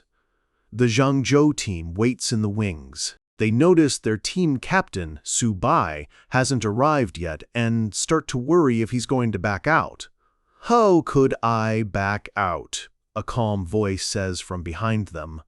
"Subai has arrived." Instructor Liao looks him over, surprised. It's only been a few days, but she can feel that his strength has improved again. "I am here," he states simply. She tells him it's good that he's here, as they need to decide on a lineup. Subai just smiles confidently and tells her not to worry, he's already got it all planned out. In the arena, an announcer's voice booms over the speakers, recapping the recent beast invasion that was stopped by the military and the students of Zhangzhou Martial University. The announcer's voice fills with passion, asking the crowd if they should avenge their fallen compatriots. The stadium erupts in a deafening roar of "Avenge" and "We must win." With the crowd fired up, the announcer declares the official opening of the Zhangzhou Provincial League, explaining the team battle format. The matchups are drawn and displayed on the main screen. The first match is Longying versus Jinmin. The second match is Zhangzhou Martial University versus Xinyun Martial University. Instructor Liao is concerned. They've drawn a tough opponent and haven't even decided on their lineup yet. The principal walks over and asks Subai if he's arranged it. Subai turns to his team with a nonchalant grin. "For the lineup, I'll be the first to go. The rest of you can figure it out yourselves." His teammates are speechless. Hu Qingshu, the senior student, questions his strategy, asking if they shouldn't plan based on the opponent. Another teammate adds that if Subai loses first, it would be a huge embarrassment for the school. Subai just tells them not to worry, that he won't let them down. In the arena, the first match ends in a flash, with Shinmin University winning easily. The team watches, unnerved. Shinmin is incredibly strong this year. The instructor looks at Tsubai. "It's your turn to take the stage." "All right, watch closely," he says, and begins walking toward the arena, his expression calm and determined. His teammates can only watch, eager to see if he can back up his confidence. In the stands, Lin Yanran and Han Jiagang cheer him on, yelling for him to win it all. Tsubai steps onto the water-covered arena floor, facing his opponent from Qingyun Martial University. His opponent smirks at him. "You must be that freshman who slayed the Golden Tier Beast, right?" The challenge has been laid down. The tournament is underway, and the reputation of Zhongzhou Martial University now rests on the shoulders of its new, untested captain. It's time for Tsubai to show everyone what a real beast tamer looks like. His opponent, Li Lingfeng, steps into the arena. As the captain of Qingyun Martial University, he carries himself with an air of superiority, his arms already coated in a thick, rocky armor. He sneers, promising to show Tsubai what true power feels like. Tsubai simply kneels and taps the ground, calling for his partner. A tiny turtle, Xiaoba, appears on the floor. Li Lingfeng scoffs, mocking him for bringing a mere pet to a serious fight. But Tsubai isn't listening. In a move that stuns the entire stadium, he sits down cross-legged, pulls out a bag of peanuts and a can of cola, and begins to snack, casually mentioning he was in a rush and missed breakfast. His opponent is left speechless with rage. The crowd erupts in outrage. They can't believe the disrespect, shouting that Zhongzhou University must be scraping the bottom of the barrel to send a fighter like this. Even Tsubai's own teammates are mortified.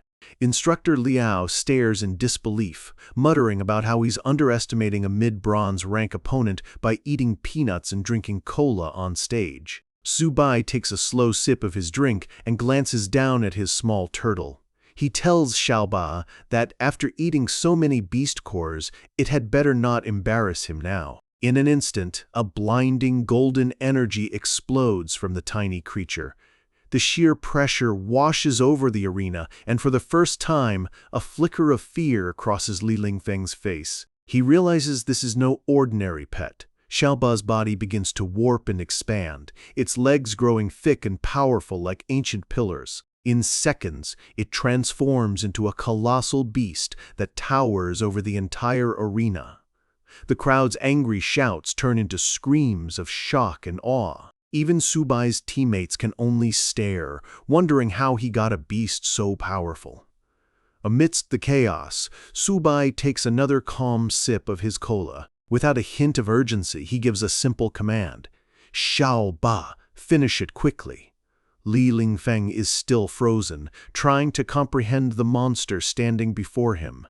Before he can even form a thought, the giant turtle moves with impossible speed, its massive legs swinging forward in a devastating kick. The blow connects, sending Li Lingfeng hurtling through the air. He crashes hard against the arena floor, defeated in a single, lightning-fast strike, his mind reeling from the turtle's unbelievable speed. As Xiaoba looms over him, Tsubai calls out, telling his opponent to hang on just a little longer. He wants to finish his drink first. Li Lingfeng can only grit his teeth, humiliated by the sheer arrogance. He struggles back to his feet, convinced the first hit was just a lucky shot. He channels all of his power, determined to prove his strength.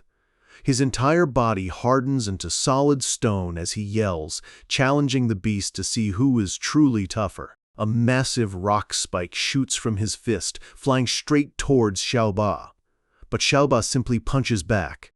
The stone spike shatters into dust on impact, and the shockwave sends Li Lingfeng flying out of the arena, knocked out cold. The Zhengzhou team is completely silent. One of them stammers, asking if it's already over. The principal just chuckles, impressed by the power of this new generation. The crowd is buzzing with a new energy. They can't believe they called the Qingyun captain a fool for not being able to dodge a creature that massive. In the stands, Lin Yanran smiles, thinking to herself that Xiaoba has gotten even stronger than before. The announcer declares Su Bai the winner. Qingyun's second contestant, a speed-type fighter named Zhang Xuan, steps up.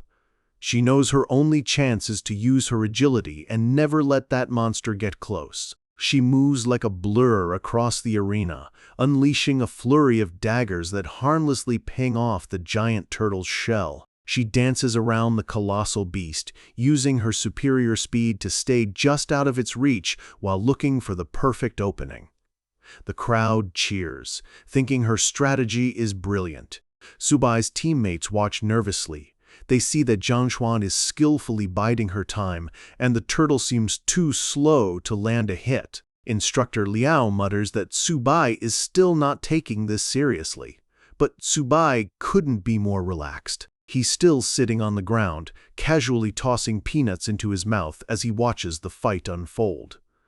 Suddenly, Zhang Xuan sees her chance. With Su Bai distracted, she ignores the turtle and lunges straight for him. Lin Yanran screams out a warning, but it's too late. A victorious smirk spreads across Zhang Xuan's face. Just as her blade is about to find its mark, Su Bai calmly takes one last unhurried sip of his cola. In a flash, Xiaoba's massive tail whips through the air with incredible speed, swatting Zhang Xuan out of her attack like a bothersome fly. The crowd goes wild at the spectacular, divine tail swipe. Lin Yanran breathes a sigh of relief, impressed, and a little amused by her friend's unbelievable timing. The Zhangzhou team can only stare in awe. Su Bai won again, just like that. All their doubts vanish, replaced by the simple admission he is truly on another level. On the arena floor, Zhang Xuan is completely dazed, muttering that she's finally full. It seems the blow was a little too hard. Su Bai walks over to her. "You got too close," he says coolly. "So Xiaoba's strike was a bit harsh." He tells her to hurry off and get healed. As she's carried away on a stretcher, Su Bai turns to the remaining members of the Qingyun team. "All right," he announces, his tone shifting. "I'm gonna get serious now." He stands beside his colossal turtle, a look of absolute confidence on his face as his voice rings out across the arena, challenging them all. "Next!" "Who's coming up?" The crowd roars. The arena is electric, and a legend is being forged.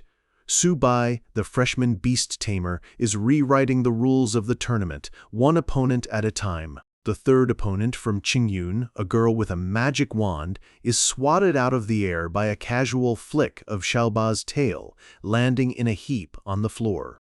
Su Bai stands over her defeated form, his colossal turtle looming behind him like a mountain.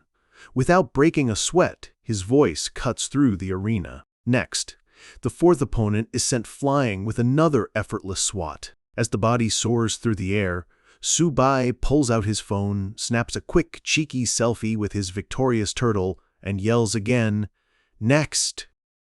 The fifth and final opponent is dispatched just as easily. The referee raises Su Bai's hand, and the stadium realizes what just happened. With almost zero effort, one student has single-handedly defeated an entire university team. The crowd goes absolutely wild, their chants echoing through the stadium. Lin Yanran and Han Jiagang are on their feet, screaming with joy, celebrating their friend's incredible "one man, 5 wins" victory. Walking off stage, Su Bai hears the chant and can't help but think the phrase sounds a little weird, almost like they're calling him a turtle, which, in some slang, isn't exactly a compliment. His team rushes to greet him, slapping his back.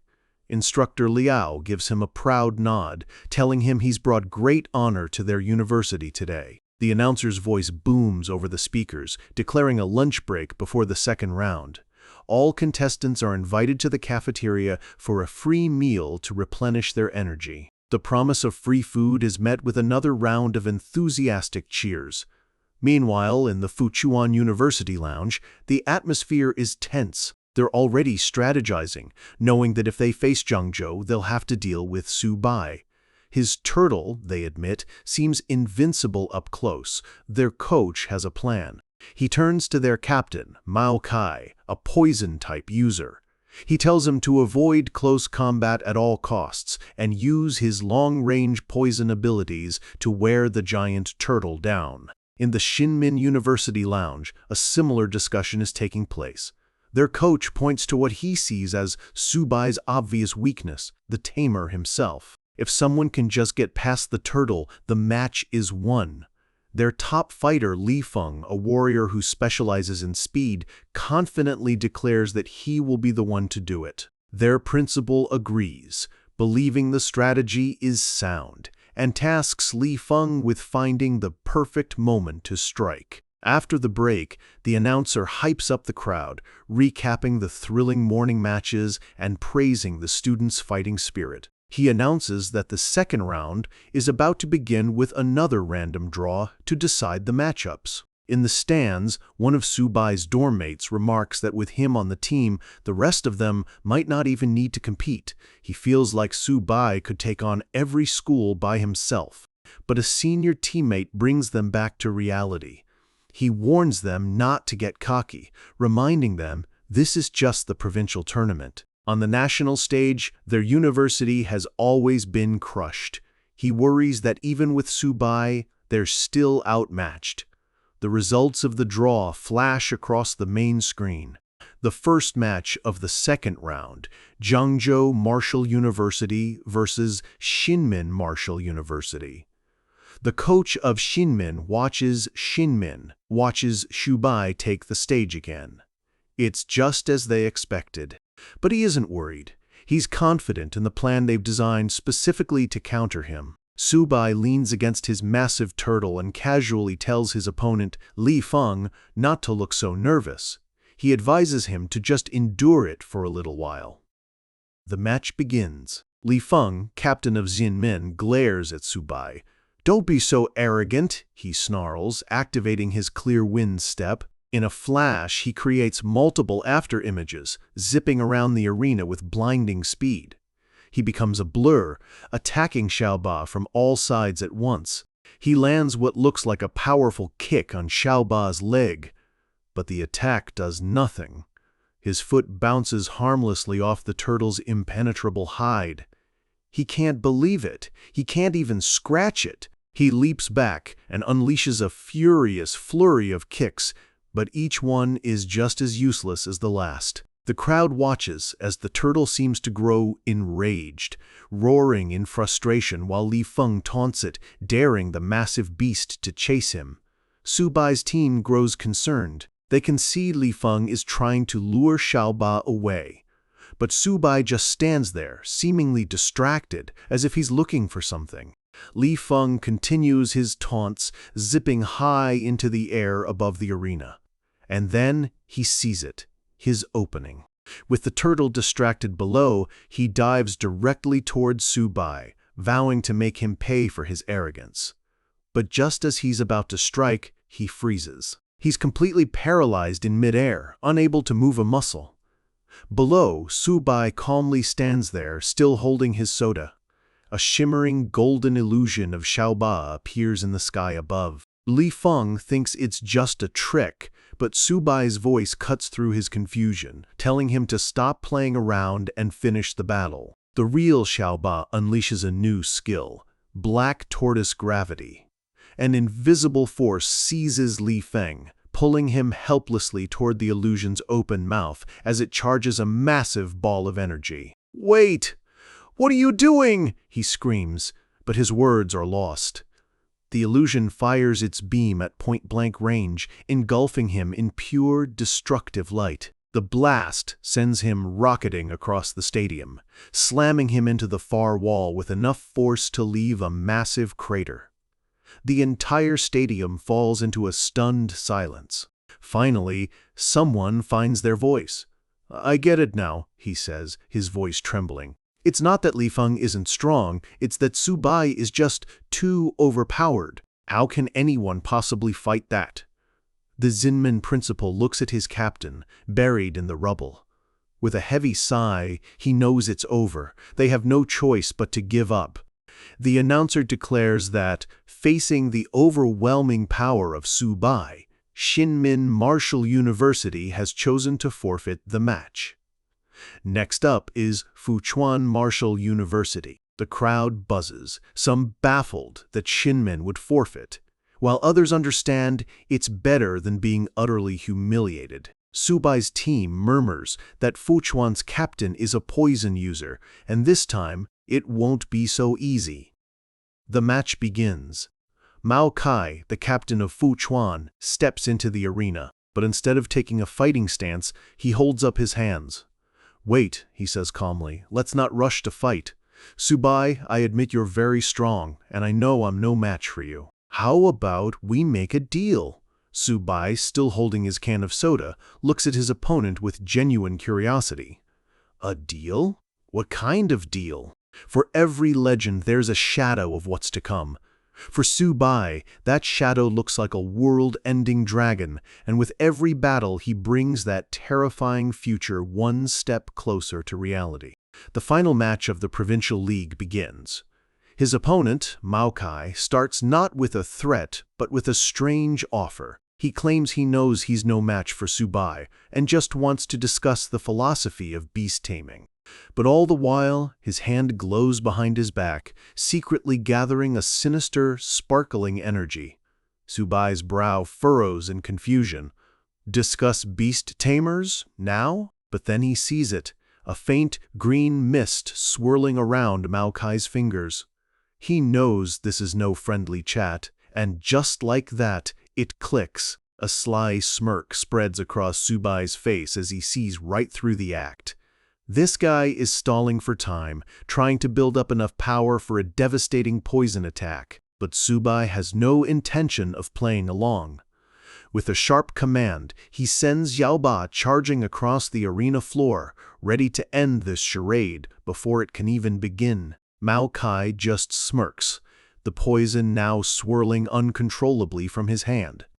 "You only just realized?" he scoffs as a torrent of toxic power erupts from his body. It's too late. An enormous cloud of thick, green poison explodes outwards, completely engulfing the arena. Standing confidently in the center, Mao Kai declares that no matter what kind of beast tamer Subai is, he's already finished. Below, Subai and his massive turtle vanish into the deadly fog. In the stands, the crowd panics. A woman cries out that Subai underestimated him, while another spectator mentions Mao Kai's reputation for poisoning even high-level beasts. They can't imagine how he'll get out of this. Inside the mist, Mao Kai is in his element. He laughs maniacally, boasting that while his opponent is blind, he can see everything. With his eyes glowing green, he easily sidesteps a clumsy, disoriented swipe from Xiaoba. He turns his attention to Subai's silhouette, a cruel grin on his face. He taunts him for his carelessness, assuming Subai is sitting there, desperately meditating to resist the poison. But he warns him that this is no simple mist. "Die, Subai!" he screams, lunging forward. His arm transforms into a wicked dark green claw, and he slashes through the fog, aiming for a killing blow on the seemingly helpless tamer. But his claw meets an unexpected barrier. A series of glowing, hexagonal shields materializes around Subai, effortlessly blocking the attack. Still sitting calmly, Subai looks up. "Attacking from behind in this mist? Too bad you ran into me." Mao Kai's face contorts in disbelief as he screams, "How is this possible? How could you withstand my poison claw?" In the spectator box, the principal's aide recognizes the technique instantly. It's Origin Confluence, a high-level beast tamer skill. The principal confirms it with a proud smile. Subai can transfer his beast's incredible defense directly to himself. Back in the arena, Subai pinches his nose in disgust. "Let's wrap this up," he says casually. "Your poison mist smells terrible." Before Mao Kai can react, Subai flicks his wrist. Suddenly, two menacing eyes glow in the mist directly behind Mao Kai. It's Xiao Ba, and it's not disoriented anymore. Mao Kai feels the immense presence behind him, and his confidence shatters. He realizes with dawning horror that he's been played. With a deafening crash, Mao Kai is blasted out of the poison mist, trapped inside a transparent cube of pure energy. He sails through the air, his face frozen in a mask of pure shock as the toxic fog dissipates, revealing a clear victory. The crowd goes wild. The once worried spectator now cheers that Subai is simply too overpowered.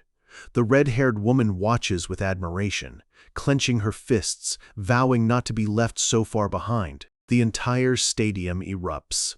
Half the crowd chants, "Subai!" while the other half roars, "Turtle!" celebrating his unbelievable 1 versus 5 performance. The official announcement appears on the stadium's screen. Fuchuan Martial University has forfeited. The champion of the provincial league is. A picture of Subai flashes on screen as the announcer declares him the winner. Down in the arena, he stands beside his massive turtle with a small smile. "Great," he says with a sigh of relief. "It's finally over." The principal rushes over, patting him on the back. "Subai, you've brought great glory to our university." Subai immediately sees his opening. "Well, since that's the case, shouldn't you allocate some extra resources for my training?" The principal just laughs heartily, completely ignoring the question as he turns to rally the other students. He tells everyone to rest up for the regional league in 3 days. Subai tries again. "Principal, about those resources," but the principal is already walking away, waving him off. "Especially you, Subai. I look forward to your performance." As he leaves, Subai mutters to himself, "Old fox. The second I mention resources, you run for the hills." The news spreads like wildfire. Screens across the city celebrate the prodigy who single-handedly won the championship. In the streets, people stare in awe, wanting to meet the new hero. Needing a break from the attention, Subai finds a quiet, empty training room. He crouches down and takes out his second beast, a tiny white kitten. "Xiaobai," he says gently, presenting a small, glowing orb. "I could only get 4 of these silver-tier beast cores. You'd better eat them sparingly." "Eat," Subai commands. The kitten, its eyes sparkling, immediately chomps down on the core. The moment it swallows, the kitten is engulfed in a blinding flash of golden light that fills the entire room. A screen only he can see flashes to life. The kitten has evolved into a sharp gold-white tiger. More importantly, its sacred beast bloodline has been activated. "Wow," Subai breathes. "Just 1 core and it already leveled up and unlocked its bloodline." He offers the rest, and the kitten happily eats them all. After a moment, Subai stands up, confused. "I gave you all of them, but nothing else happened?" He sighs in frustration. Those were silver high-tier beast cores. Just as he finishes speaking, a second, far more powerful wave of energy erupts from the cat, shaking the entire room with a swirling vortex of golden power. Subai's eyes go wide with shock. "Oh my gosh," he exclaims, clutching his head.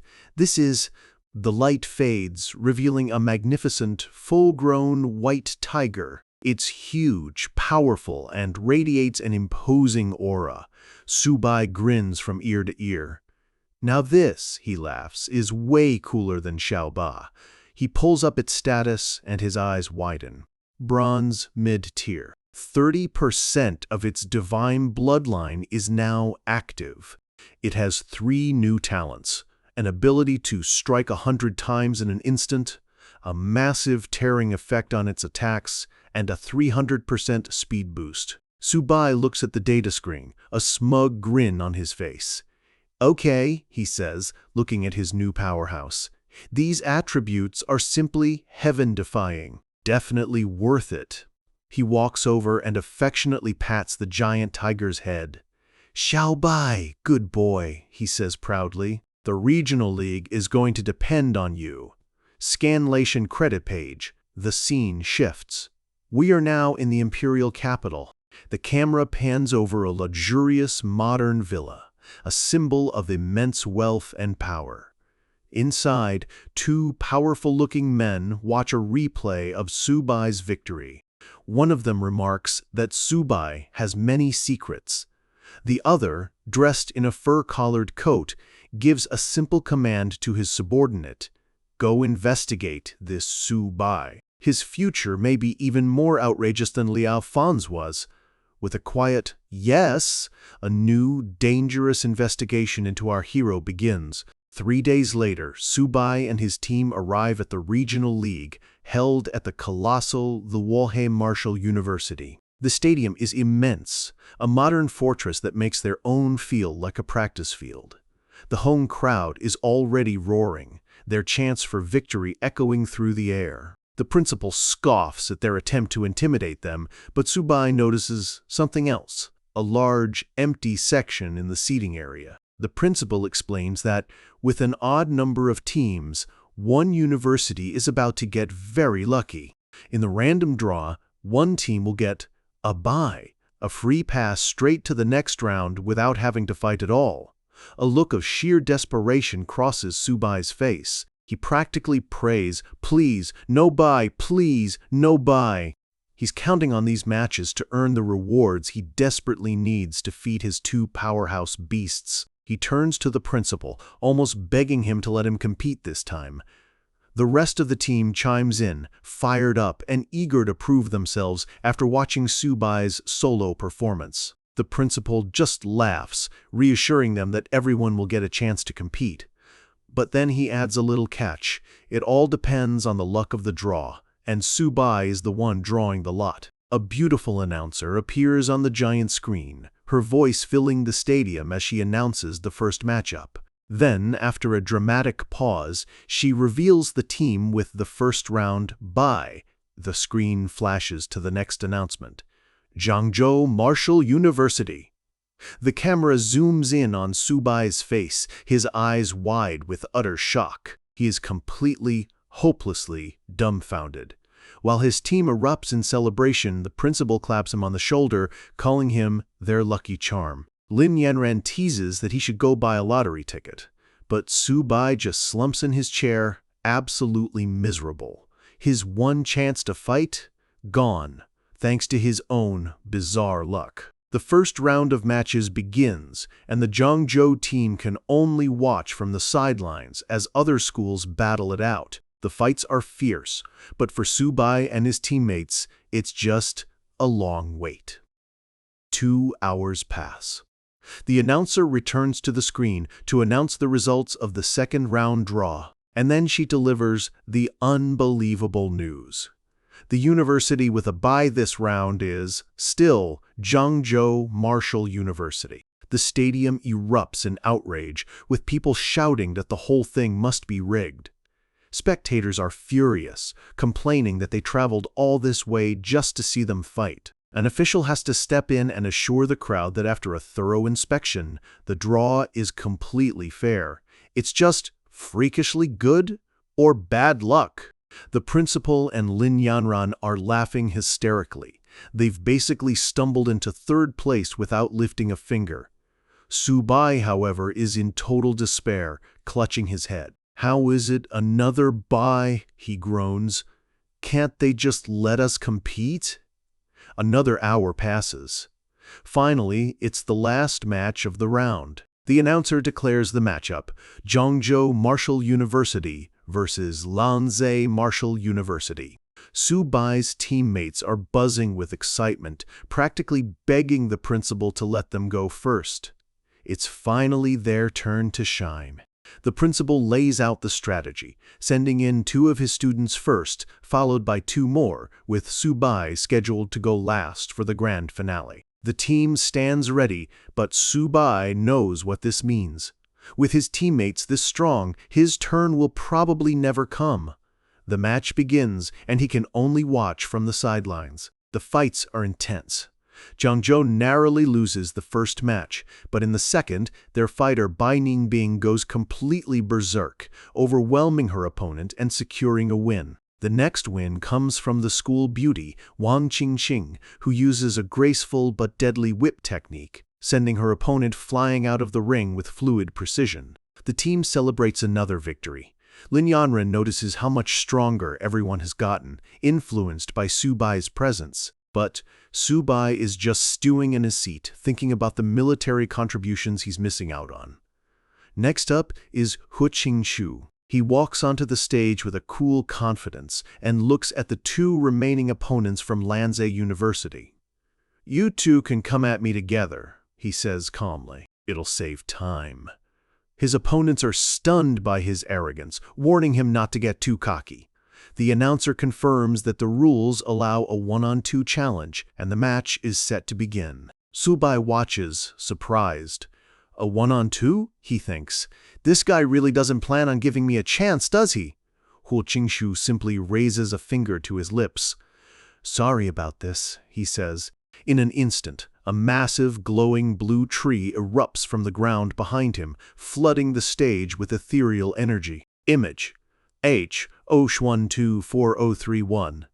The tree's glowing leaves swirl into a powerful storm, rushing toward his opponents. The principal and Subai are stunned. A wood-type user who can summon a millennium maple is terrifyingly rare and powerful. The crowd is amazed, realizing that Zhangzhou is full of hidden talents. But one student wisely points out that Subai is still on another level. After all, his beast took down a golden-ranked monster. On the stage, the two opponents are struggling, unable to find any weakness in the relentless barrage of leaves. Hu Qingshu simply commands, "Break through." With a final, powerful surge of energy, he blasts through their defenses, sending both of them flying. The two opponents lie defeated on the field. The match is over. Zhangzhou Martial University has won without ever needing their captain. The announcer makes it official. Zhangzhou and Luohe are advancing to the national finals. The principal congratulates Hu Qingshu on his stunning performance, but Qingshu humbly says that the real hero of the competition is still.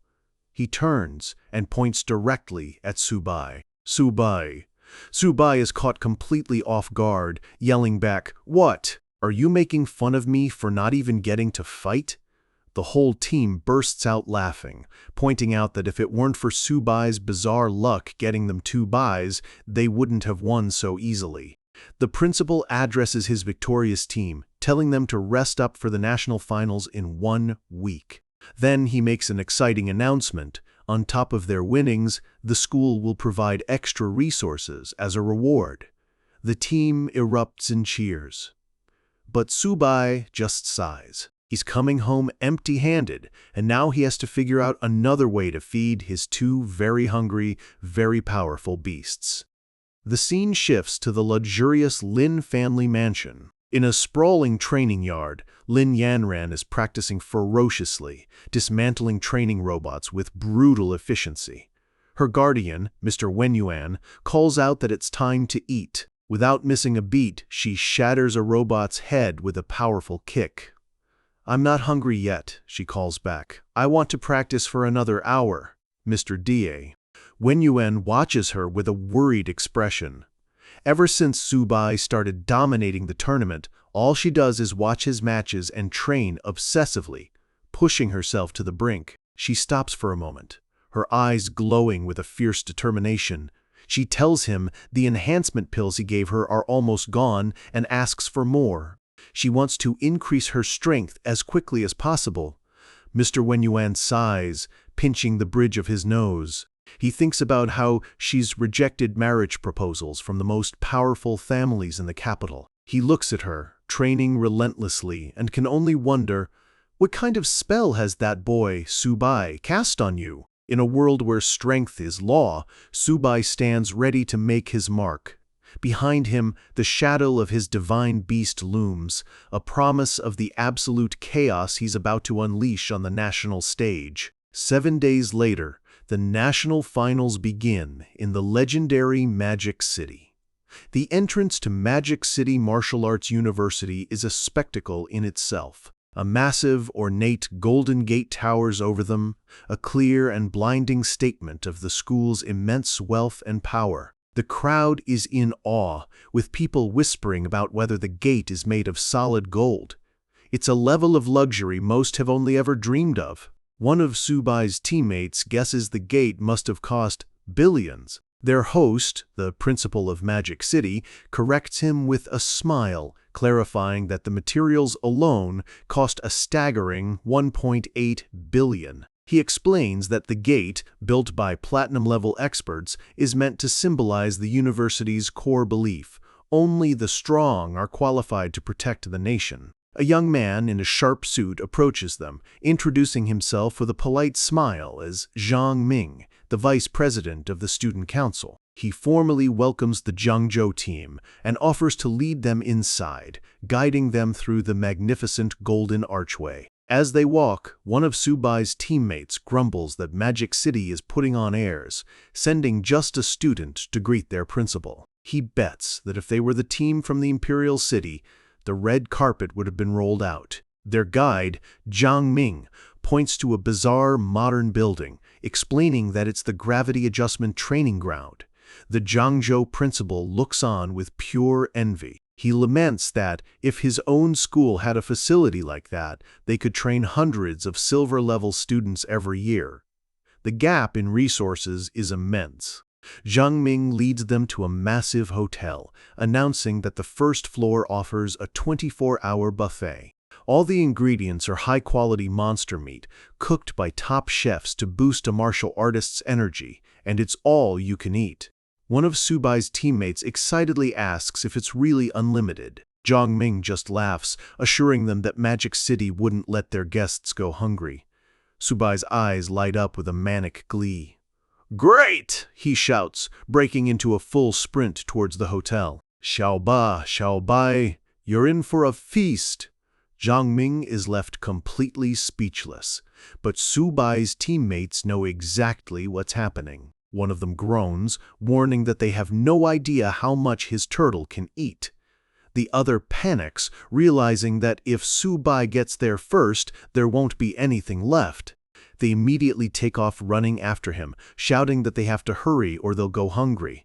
Zhang Ming just chuckles, watching the energetic young people race for the buffet. The next day, the competition begins.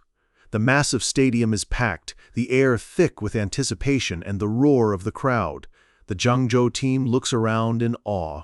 The scale of the national finals is on a completely different level from anything they've seen before. Their principal gently scolds them to stop acting so starstruck and gets down to business, explaining the competition rules. He explains that the prestigious Great Wall Guard's military academy gets an automatic pass to the top 4, a testament to their unmatched status. This time, there will be no buys. The team immediately protests the unfairness of it, but their guide explains it's because the academy isn't just a school, it's a military training base for geniuses. The principal elaborates with a grave expression, his voice low. It's the only martial arts university located on the front lines of the war against the dimensional invaders. The students fall silent, the weight of that reality sinking in. The principal announces the strategy: Subai will go first to set the tone, and Hu Qingshu will be their anchor. The team agrees, ready for battle.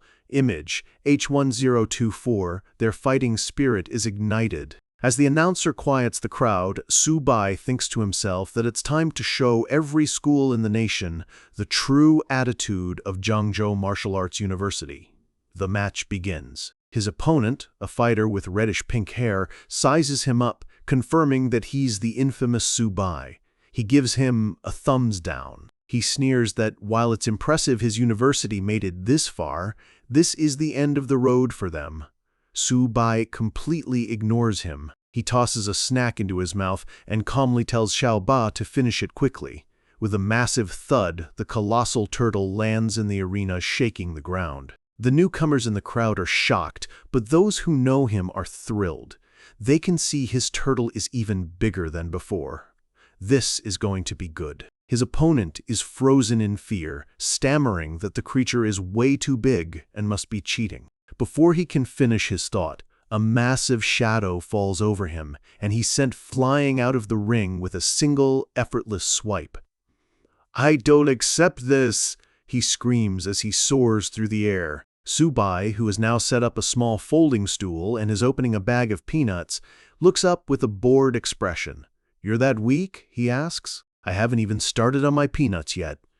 As the defeated opponent lies unconscious on the ground, the crowd murmurs that Subai is completely subverting their expectations of what a beast tamer can do. One spectator films the scene, bewildered that anyone would bring a stool to the national finals. The disrespect is on a whole new level, but a fan quickly educates him, explaining that Subai's turtle has insane defense and strength.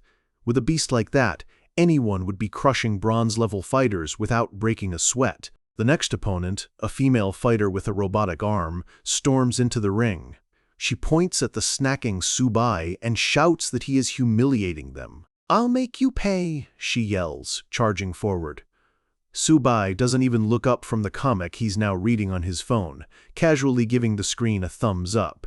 As she closes in, Xiaoba fires a small puff of energy from its mouth, effortlessly knocking her out of the ring. The match is over, just like that. From the sidelines, Subai's own teammates shake their heads. They can't believe this is the attitude he was talking about, agreeing that he has absolutely no idea how to keep a low profile. The Zhangzhou principal tries his best not to laugh. He wonders how he's supposed to face the other principals after this. But a wide, proud grin betrays his feigned embarrassment. Hu Qingshu warns him not to celebrate too early, suggesting Subai might meet a real challenge soon.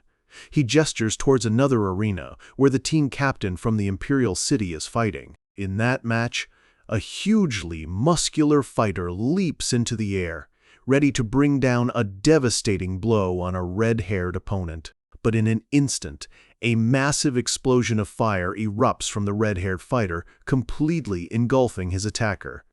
The muscular fighter lies defeated and scorched on the ground. The victor stands over him, casually dusting off his hands. "Sorry," he says coolly, "I hit a little too hard."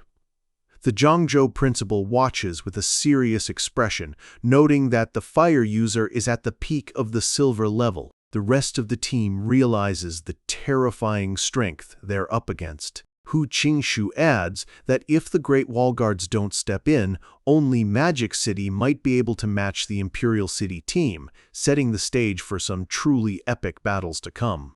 As Zhangzhou's victory is announced, the principal of Luolhe Martial Arts University watches intently. His top student, a powerful fighter named Wang Mingkun, steps forward, his voice full of confidence. "Principal," he says, "let me handle this Subai. I'll give them a taste of a real one, versus 5, he vows. The principal gives him a sharp nod, telling him to use his speed and not to fight the turtle head-on. Wang Mingkun just smiles. "Don't worry, principal. The next matchup is announced. Zhangzhou versus Luolhe. It's Subai versus Wang Mingkun. The match begins." Wang Mingkun faces the massive turtle, with Subai sitting casually on his stool in the background. He taunts Subai, telling him his luck has run out. Subai, holding a soda, is completely unfazed. He notes that his opponent is a silver rank wind user and gives a simple command, "Xiaoba, let's go." Wang Mingkun smirks, his eyes glowing with power as he unleashes a torrent of bright blue energy. He shouts that it's time to show them the true strength of a silver rank.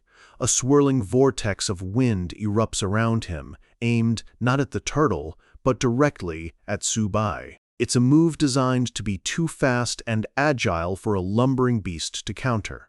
But the attack hits nothing. Subai has seemingly vanished, dodging with impossible ease. Wang Mingkun realizes something is wrong. He can't even lock onto him. Before he can react, Subai has moved again, completely out of the way. The speed is baffling. Wang Mingkun launches another attack from the air. Down below, Subai takes a sip of his drink, annoyed that the wind is ruining his snack time. A furious barrage of crescent-shaped wind blades tears through the arena, kicking up a massive cloud of dust as Wang Mingkun roars for a quick victory. He lands, turning his back as the dust settles, completely confident that he's won.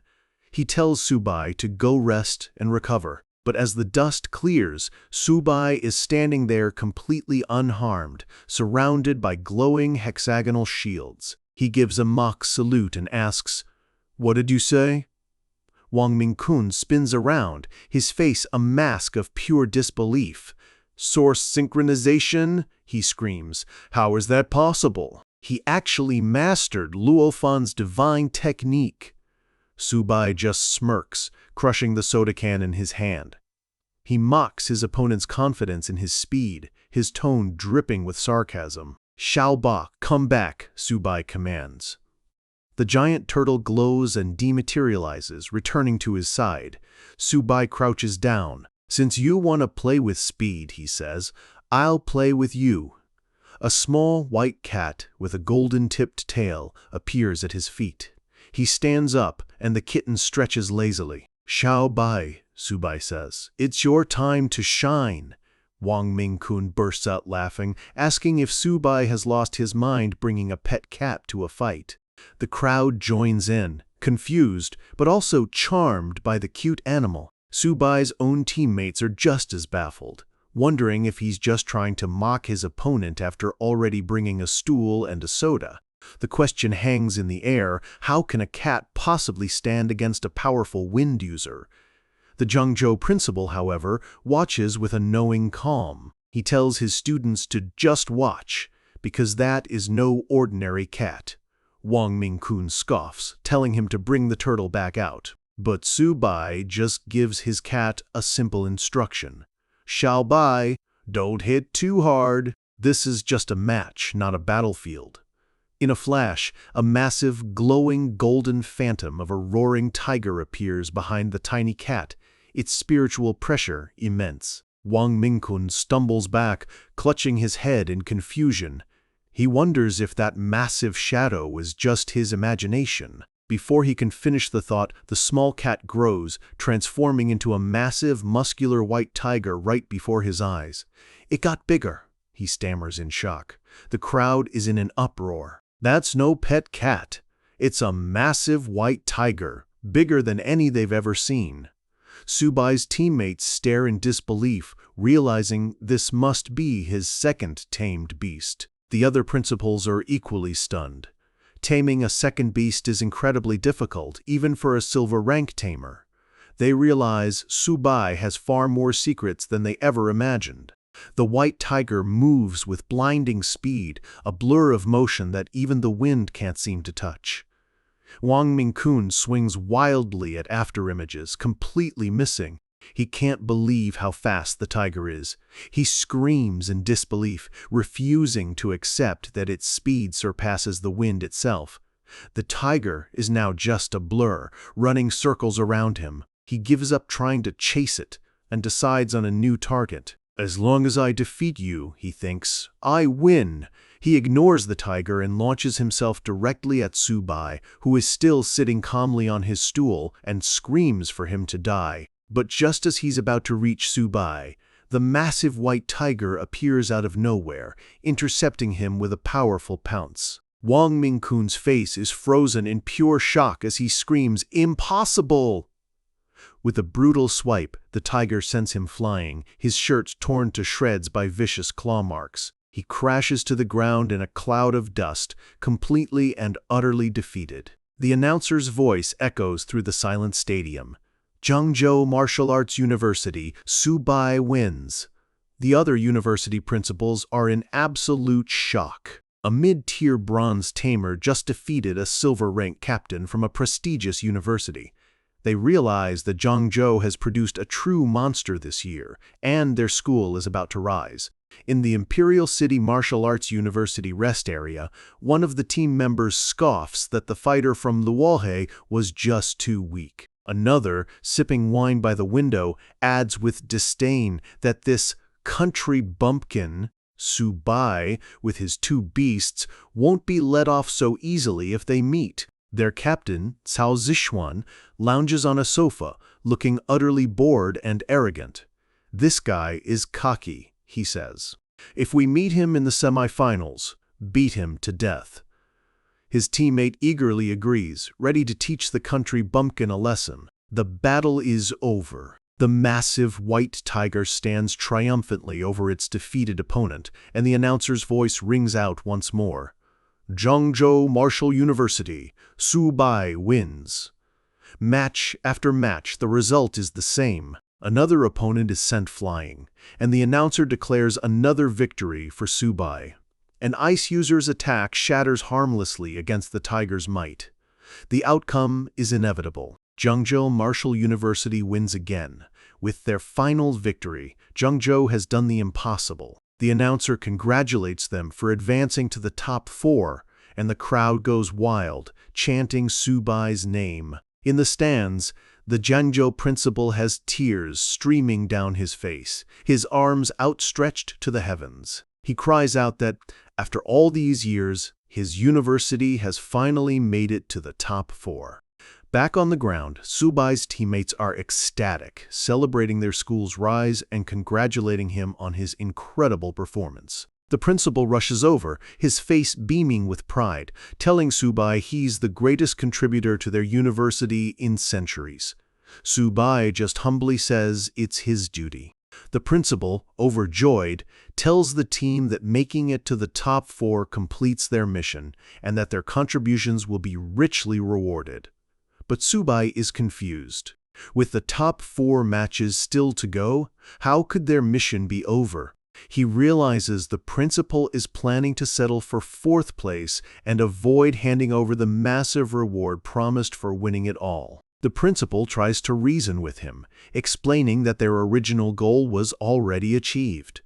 He cautiously asks if Su Bai is actually thinking of challenging the 3 top-tier universities. His teammates are shocked, but Su Bai looks at them all, his eyes burning with ambition, and asks a simple question: why not? He stands up, fired up, arguing that if they want their university to be truly respected, they can't just settle for 4th. They need to aim for the top. With his arms spread wide, he declares that they should aim for 1st place and rebuild their own university gate. His teammates catch his fire, shouting their support, unwilling to let down the people of Zhengzhou. Inspired by their passion, the principal's demeanor changes. He clenches his fist, his voice booming as he agrees they can't give up. He names Su Bai the official captain and tells them to prepare for tomorrow's matches, to strive for 1st place. As the team walks away, energized and united, the principal watches them go, a proud smile on his face, impressed by their youthful ambition. The scene shifts to a futuristic skyscraper, the headquarters of the Dragon Nation's Supreme Military Command. An aide reports that the tournament is about to enter the finals. The marshal at the head of the table looks at a tactical map. His aide continues, reporting that the military is ready to launch a massive counterattack against the myriad races. Another official stands and announces the plan. Once the tournament concludes, the counterattack will begin, and all participating students must go to the battlefield to fight. The room fills with a unified, determined cry to avenge their fallen comrades. The stakes of the tournament have just become life and death. The next morning, the day of the finals begins. In his room, Su Bai is deep in meditation, a golden aura swirling around him while his 2 beasts happily munch on bowls of monster meat. Suddenly, Su Bai's eyes snap open as a powerful burst of golden energy erupts from his body, a new power awakening within him. The energy surge is so intense it knocks him off the couch, sending him and his turtle sprawling to the floor. He looks down at his hands, confused by the strange particles floating out of his mouth. A system window pops up, congratulating him on comprehending a new, exclusive skill, transposition, which allows him to instantly swap places with one of his beasts. Su Bai is stunned, realizing he and Xiaoba just swapped positions. He's not sure what to make of this bizarre new skill. He quickly composes himself, reasoning that more skills can't hurt and might be useful on the battlefield. He calls to his pets, ready for the day. With his kitten on one shoulder and his turtle on the other, Subai strides out, ready to challenge the 3 top-tier schools.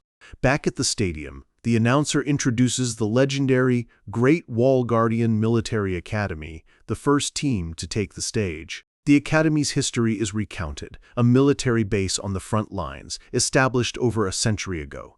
The team walks out led by a formidable-looking man. The announcer explains their history of fighting the myriad races, their students enduring trials to the death.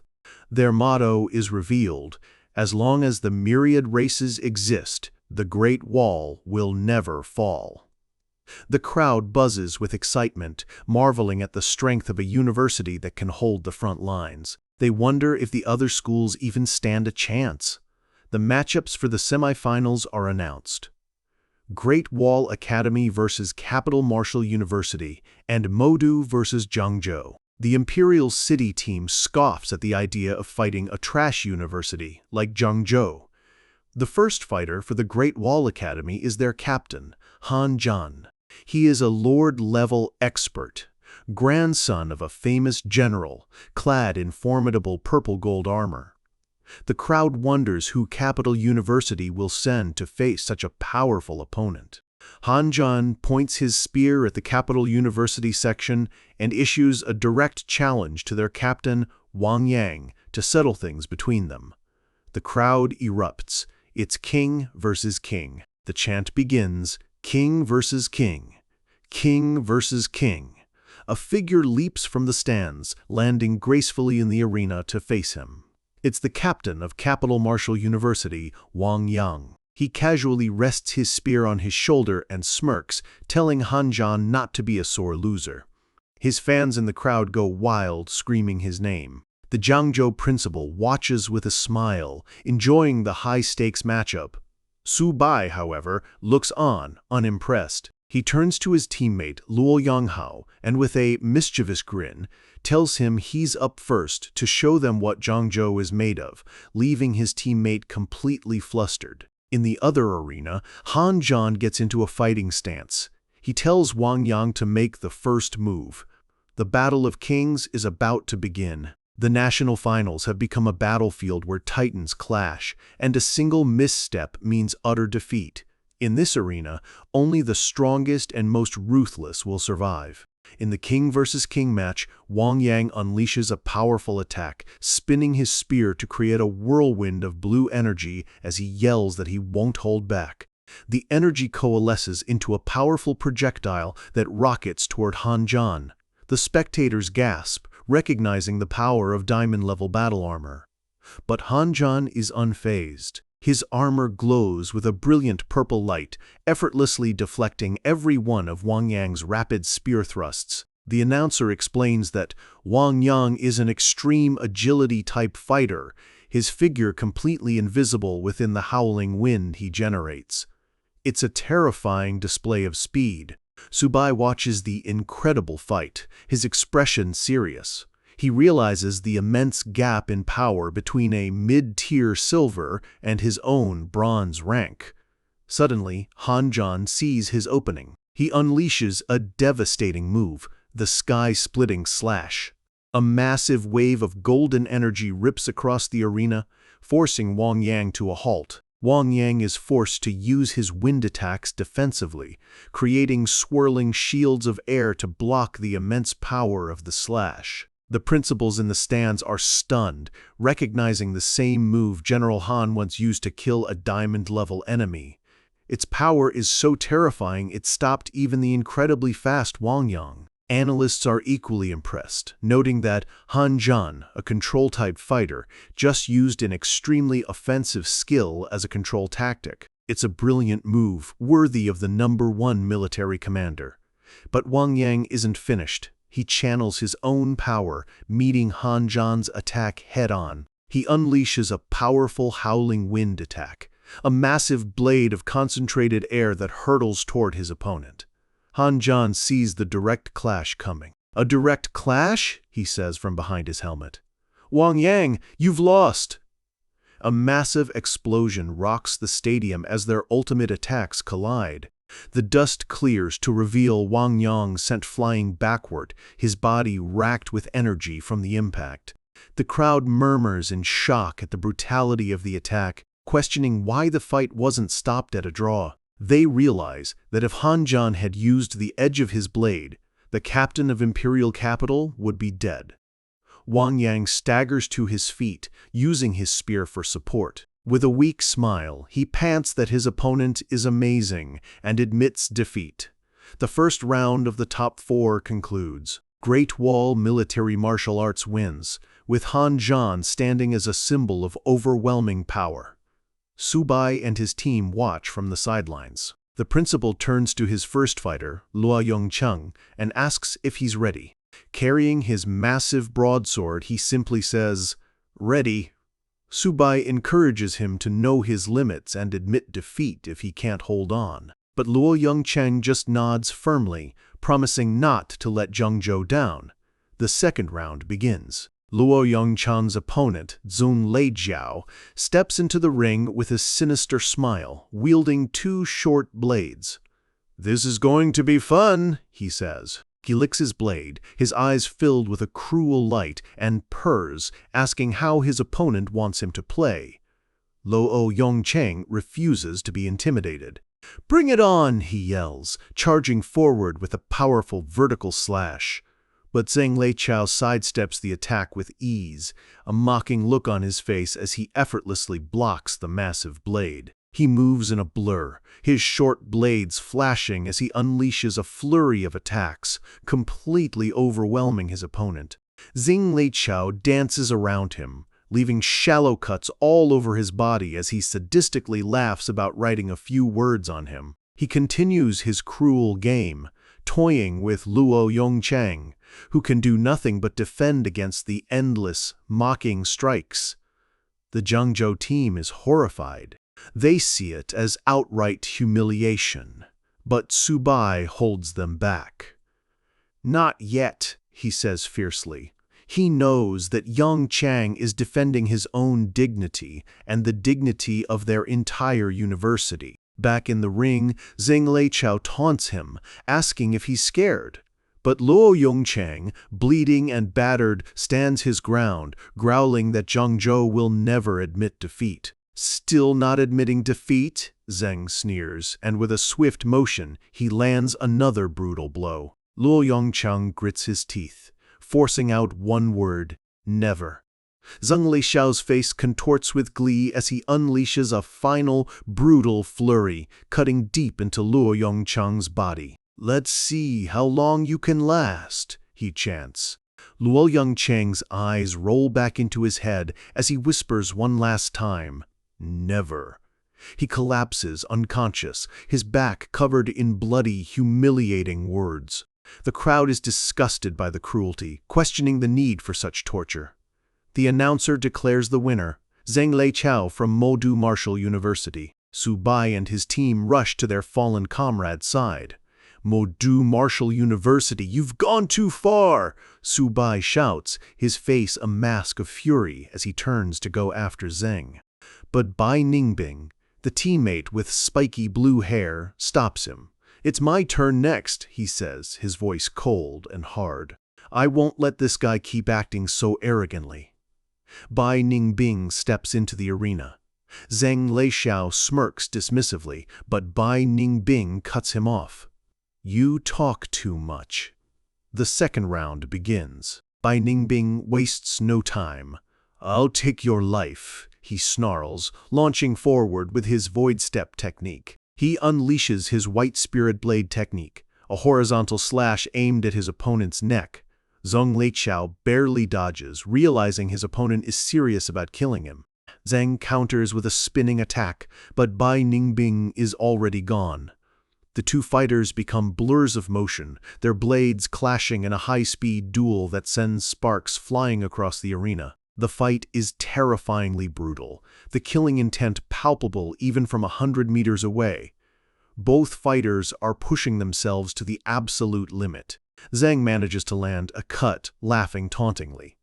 But in the end, you're just bronze-tier trash, he sneers as he drives his two short blades into Bai Ningbing's sides. He holds Bai Ningbing from behind, whispering that he's lost.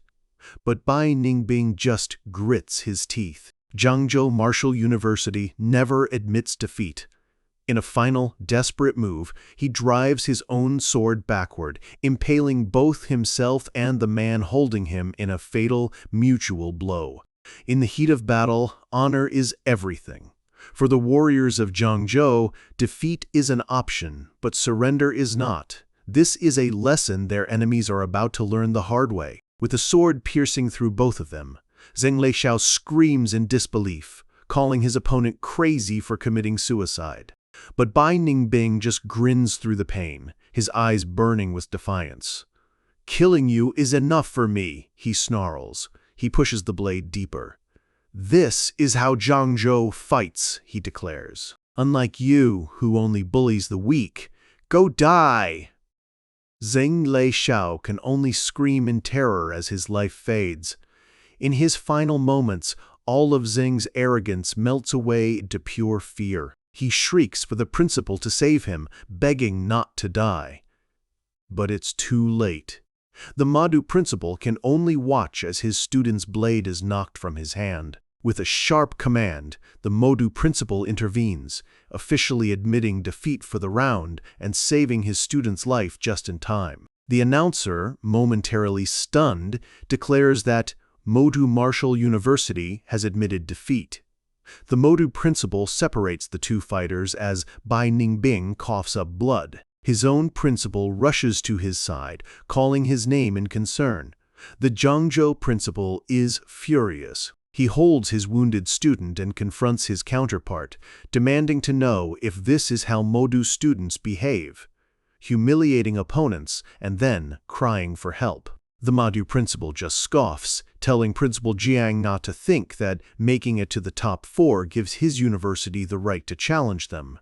But Principal Zhang fires back that the lives of his students are just as precious. "No need for more words," he declares. "Let's settle this in the arena." He turns to Su Bai, his voice filled with righteous anger.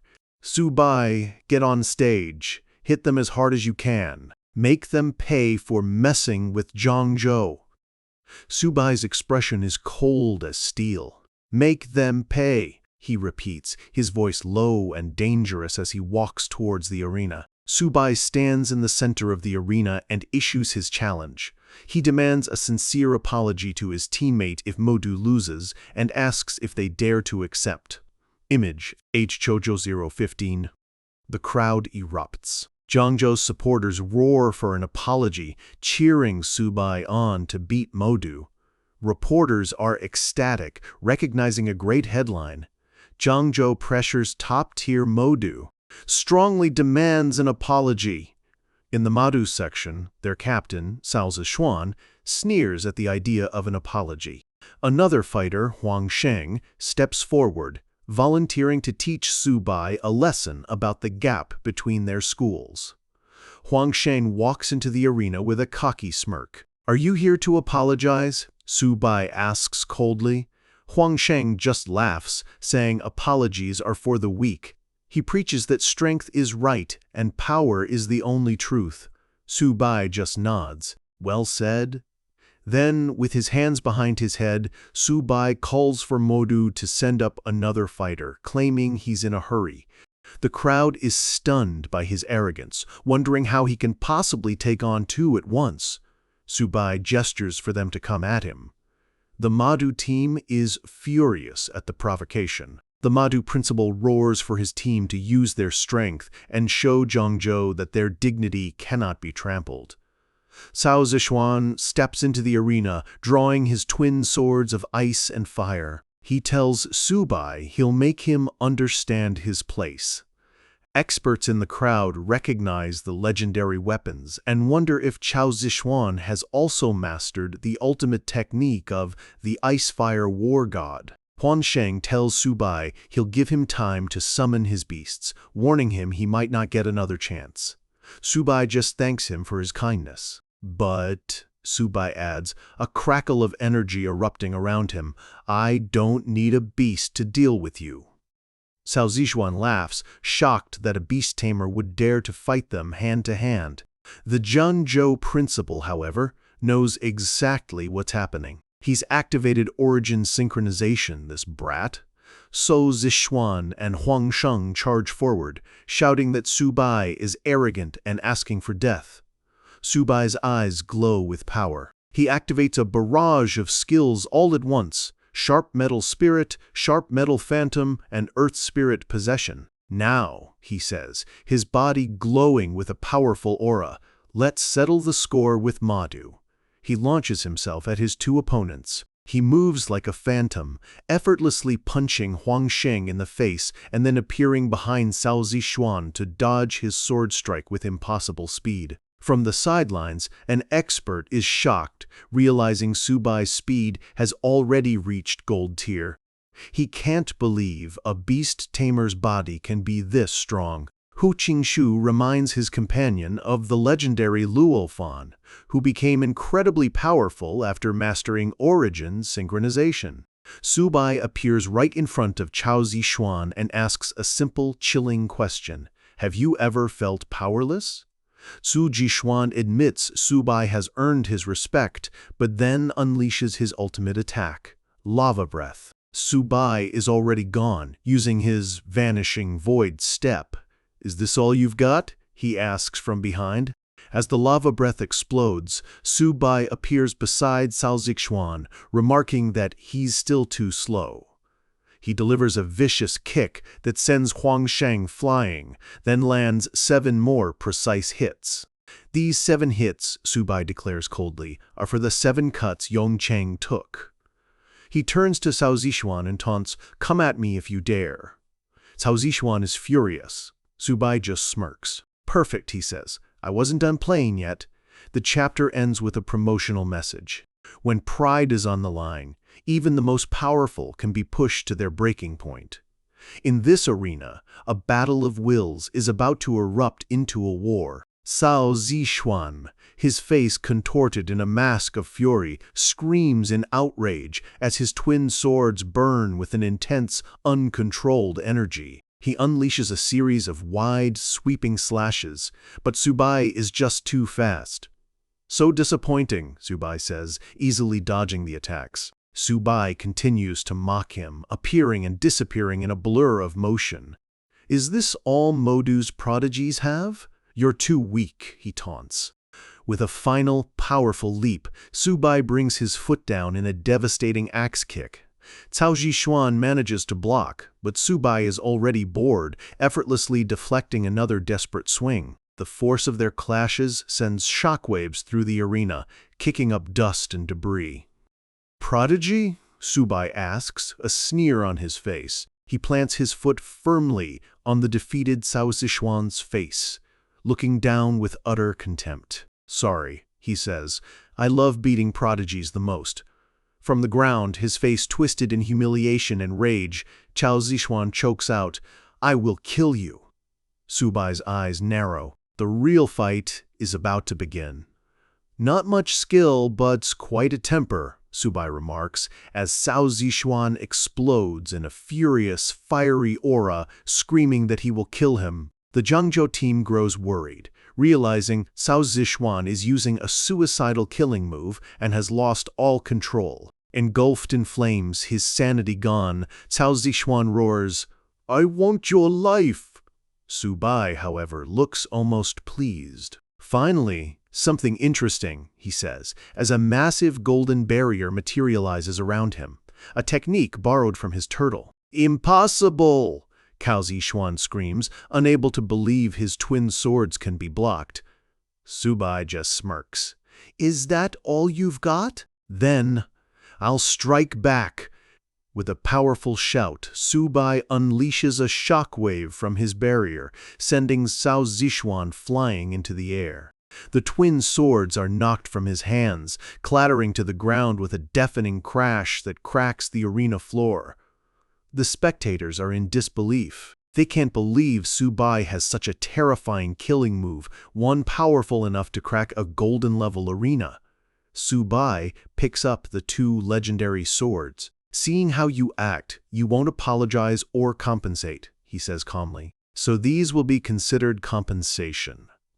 Cao Zixuan lunges forward in a blind rage, screaming that he will kill the beast who took his swords. But Subai appears behind him in an instant, grabbing him by the neck. "Do you still think you have the strength for that?" he asks coldly. "Overestimating yourself," Subai says, and delivers a brutal knee to his chin. The blow sends him flying through the air, spitting blood. As Cao Zixuan struggles to get up, Subai charges toward him, growling about the consequences of bullying his people. He unleashes a merciless barrage of punches and kicks, pummeling Cao Zixuan into submission. "This is your punishment," he shouts with every blow. The crowd is speechless, marveling at Subai's freakish speed, strength, and technique. They wonder if anyone, maybe only Han Zhan, can stand a chance against him. Subai's fans are ecstatic, cheering that this is the price for provoking Zhangzhou Martial University. The round is over. Subai stands victorious over the unconscious body of Cao Zixuan. Subai turns his gaze towards the stands, directly at Han Zhan, and wonders why the Great Wall Captain has been staring at him so intently. Han Zhan meets his gaze with a slight smile and says, "Just loud enough for Subai to hear. Zhangzhou's Subai, I'll be waiting for you." As medics carry the defeated Modu fighters away, Subai casually walks off with their prized swords, thinking they must be worth quite a bit. But a voice calls out for him to wait. The Modu principal stands in his way, demanding the return of the weapons. Subai grins maliciously and says he's not reasonable. If they apologize and compensate for damages, he'll return them. The crowd roars in support, chanting for Modu to apologize. The Modu principal is furious, but Subai coolly retorts that he's just treating them the same way they treat others. The Zhangzhou principal smirks, enjoying the reversal. The Modu principal has finally had enough. "Today I'll teach this immature brat a lesson," he roars, unleashing the terrifying green aura of a diamond rank expert. The Zhangzhou principal's face falls. "Not good. Subai, move away quickly." The principal of the military university stands up in shock, realizing a principal is about to attack a student. The Modu principal's massive energy attack hurtles toward Subai, the explosive power of a diamond-rank warrior threatening to annihilate him. But just as the attack is about to hit, the other two principals intervene, blocking the blow. They yell at the Modu principal for bullying the weak, reminding him that attacking a student is a serious crime. Before their clash can escalate, a new figure appears, floating serenely above them. It's Elder Zhao, a powerful Lord-level expert. With a simple wave of his hand, he effortlessly dissipates the clashing energies, stunning the principals into silence. The roar of the crowd has faded into a heavy, tense silence. What began as a student competition has now escalated into a showdown between two university principals, and the entire tournament hangs in the balance. Just then, the legendary Elder Zhao Yi descends from the sky, his presence alone silencing any remaining whispers. He fixes the disgraced Modu principal with a look of pure ice, his voice booming across the arena. He asks how long it's been since he was last here, disgusted that the school has fallen into such chaos, and shames the principal for daring to attack a junior. The Modu principal collapses to his knees, trembling and unable to speak. Elder Zhao turns his attention to Subai, giving him a nod of approval for his impressive performance before addressing the entire stadium. On behalf of the university, he offers a sincere apology to all the warriors present. He continues, reminding everyone that, while strength is meant to protect the nation, true power is defined by restraint and the will to guard the peace. He admits that in recent years, the university has forgotten this core value, and that this failure is a grave mistake. His judgment is swift and final. He declares that Modu University's loss is undeniable, and as compensation, both of their prized swords will be given to Subai. The Modu principal bows his head, trying to save face by thanking the elder for the lesson. But Elder Zhao cuts him off. He tells the man he is too impatient and reckless to lead, and strips him of his title on the spot, ordering him to serve as a simple instructor instead. With the matter settled, the tension in the stadium finally breaks. Cheers erupt from the crowd, roaring for Zhangzhou University. They call Subai the biggest dark horse of the entire tournament. Back with his team, Subai is swarmed with praise. They're all incredibly proud of the honor he's brought them. He just laughs it off, admitting that for a moment there, he was actually scared. His principal beams with pride, overjoyed that even Elder Zhao made an appearance. But the celebration is cut short by a reminder from his teammate, Hu Qinshu. Their next opponent is the Great Wall Military University, and its captain, Hanzan, is a monster of unknown strength. The principal tells Subai to rest, saying that even reaching the finals is a victory in itself. Subai, however, sees an opportunity. A sly grin spreads across his face as he looks at his principal. He points out that he brought great glory to the university today, and wonders if, maybe, just maybe, he deserves a little reward for his efforts. The principal calls him a sly kid but can't hide his smile as he pulls out 2 high-tier silver beast cores as a personal gift. Subai happily takes them, promising to do his best while his principal mutters about how he always knows just how to get what he wants. 1 hour later, the final match begins. The stadium is electric, the crowd roaring with anticipation, chanting for both Hanzan and for Jiangzhou to somehow pull off an impossible victory. In the center of the arena, Hanzan faces Subai. He says he's been waiting for him and suggests they settle it all in 1 round. Subai stretches casually, agreeing that's exactly what he wanted, while secretly telling his system to analyze his opponent. The scan comes back, but Hanzan's most important stats are completely hidden. Subai realizes this opponent is on another level entirely. Hanzan grows impatient, urging him to stop standing there and fight him like a true warrior. Subai just smirks. He tells him not to be in such a hurry, then activates his full, synchronized power, ready to show him what real strength looks like. In a flash, Hanzan creates multiple afterimages surrounding him. Subai easily dodges the blurs, taunting him to show his full power. He realizes with a jolt that Hanzan was holding back his true speed in his last fight. The commentators in the broadcast booth are stunned. They had analyzed Hanzan for weeks and concluded that speed was his only weakness. But now they see the horrifying truth. He has no weaknesses at all. They conclude that among the younger generation, Hanzan is an unstoppable force. It seems Zhangzhou University's incredible run is about to end in 2nd place.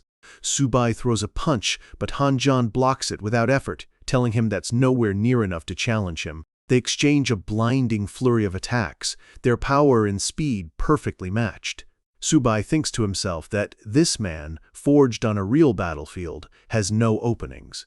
But he has an idea. He suddenly slides low to the ground, a wicked grin on his face, and announces that his next move is one Hanzan will never be able to dodge. He aims a vicious kick straight for Hanzan's groin. Behind his helmet, Hanzan's eyes go wide with shock. The crowd erupts. Some yell that the move is dirty and shameless, while others laugh, loving the anything goes attitude. A few question if it's against the rules, but another spectator reminds them that this is meant to be like real combat, where the only rule is to win. Hanzan just barely manages to block the kick with the shaft of his spear, surprised that Subai would resort to such a shameless attack. Subai just laughs. He tells Hanzan that on a battlefield, you strike when your enemy is down, using that split second of distraction to land a solid punch right on his helmet. He follows up with a heavy stomp, sending a shockwave through the ground that knocks Hanzan off his feet. Hanzan quickly regains his footing, but his tone is now deadly serious. He declares that he's going all out now, his body beginning to glow with a powerful purple aura as he challenges Subai to survive what's coming next. He unleashes a massive, swirling tornado of razor-sharp energy blades. Trapped, Subai braces himself, yelling that if he can't dodge it, he'll just have to prove he's tougher. The analysts recognize the move with horror. It's General Han's signature technique, a devastating attack that once wiped out thousands of beasts, including a fearsome diamond ranker. Subai is caught in the storm of blades, gritting his teeth as the energy rips at him.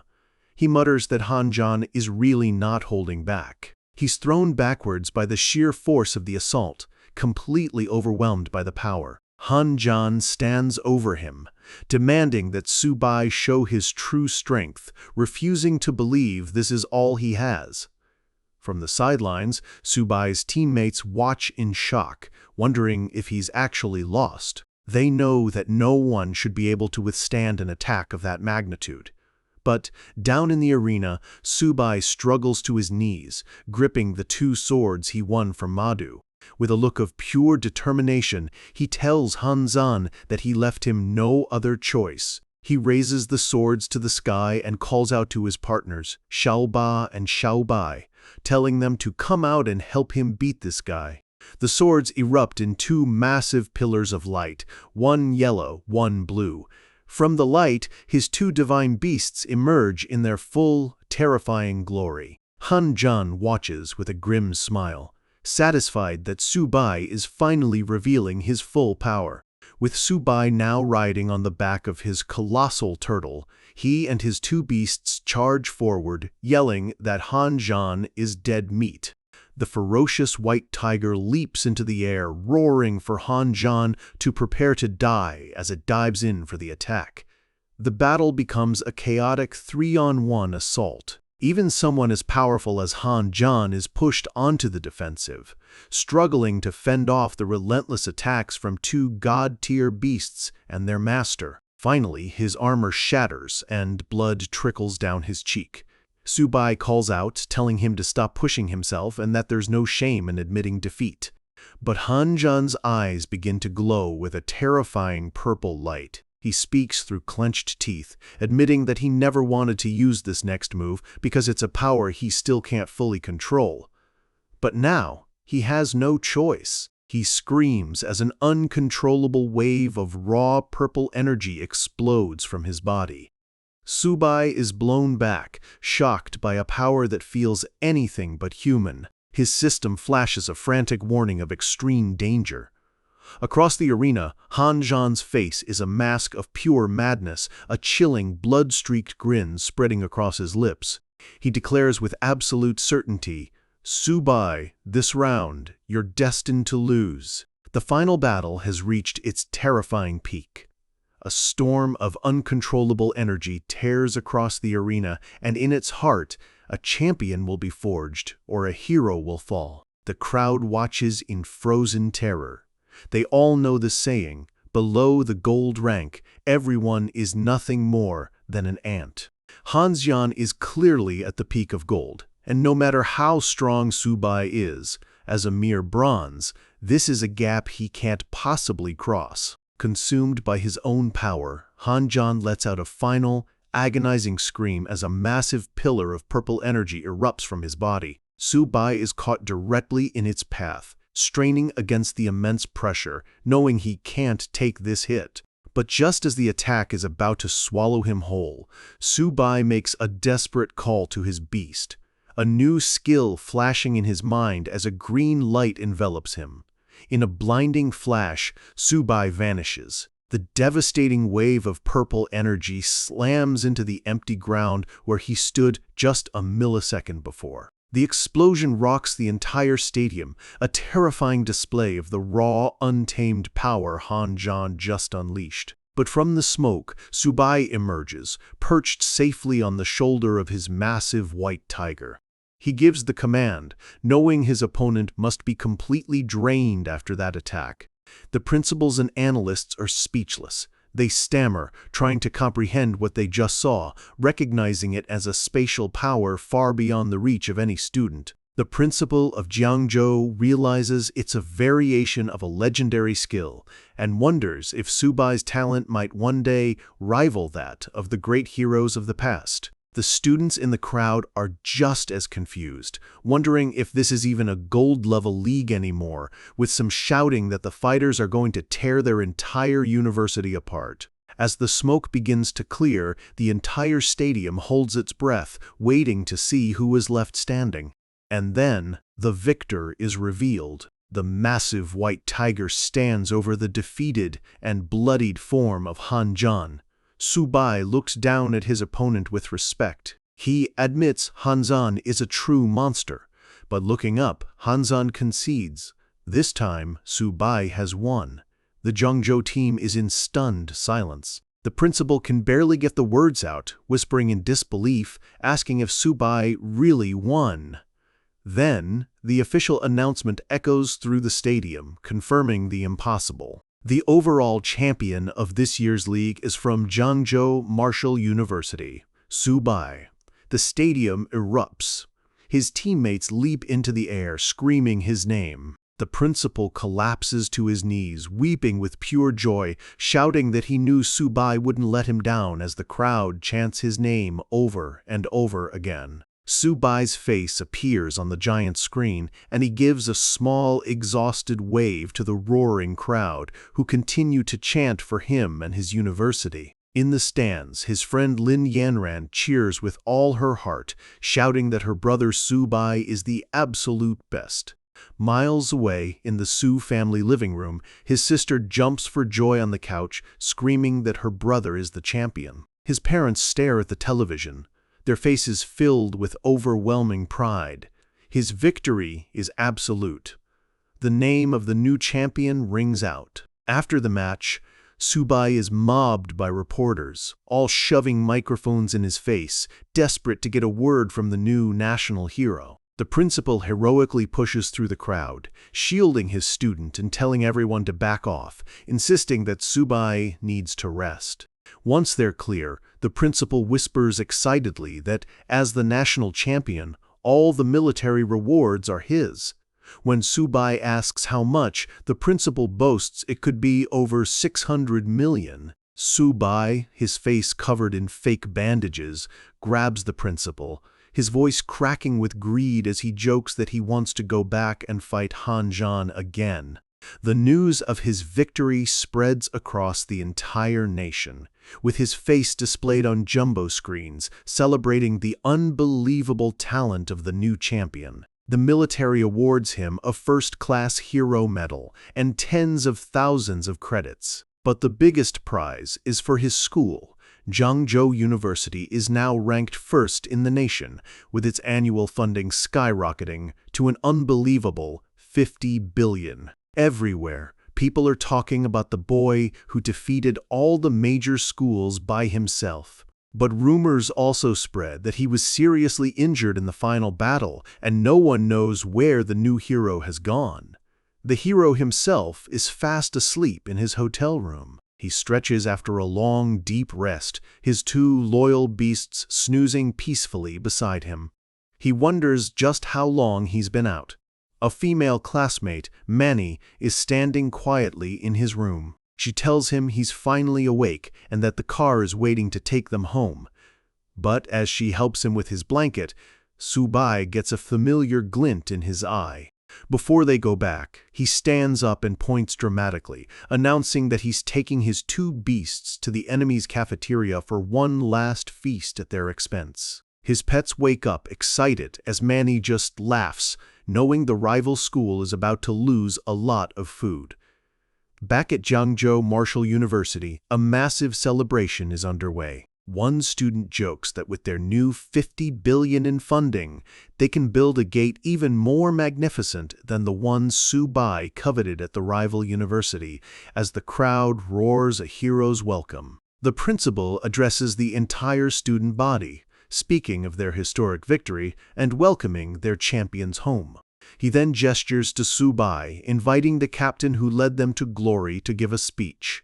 Subai takes the microphone. He tells them that the tournament taught him one thing: there is no myth that can't be broken. No matter how powerful the opponent, if they never give up, victory is always possible. After the cheers die down, the principal asks for his suggestions on how to improve the school. Subai thinks for a moment, then says the biggest gap between them and the top universities is cultivation resources. He suggests that with their new funding, they should hire alchemists to refine potions for the students, closing the resource gap for good. He finishes his speech, hoping they can all work together to revitalize their university. The principal praises him, calling him a true model for all students. Later, in the principal's office, he's handed a gold medal. The principal gushes about how he knew Subai was destined for greatness. Subai humbly accepts, then immediately gets down to business, reminding the principal that he still owes him 500 million. The principal is shocked, claiming he only said 50 million. Subai argues that he earned the school 50 billion, so 500 million is just a drop in the bucket. The principal refuses, saying the most he can give is 100 million. He offers to transfer some military credits instead. But Subai is furious, yelling that he bled for this school and asking if the principal is treating him like a beggar. The principal has had enough. He physically throws Subai out of his office, yelling that he's an ungrateful bridge burner before calmly telling him to get some rest. The door slams shut. Subai stares at it, muttering about how ruthless his old principal is. But as he walks away, he vows to get his revenge one day.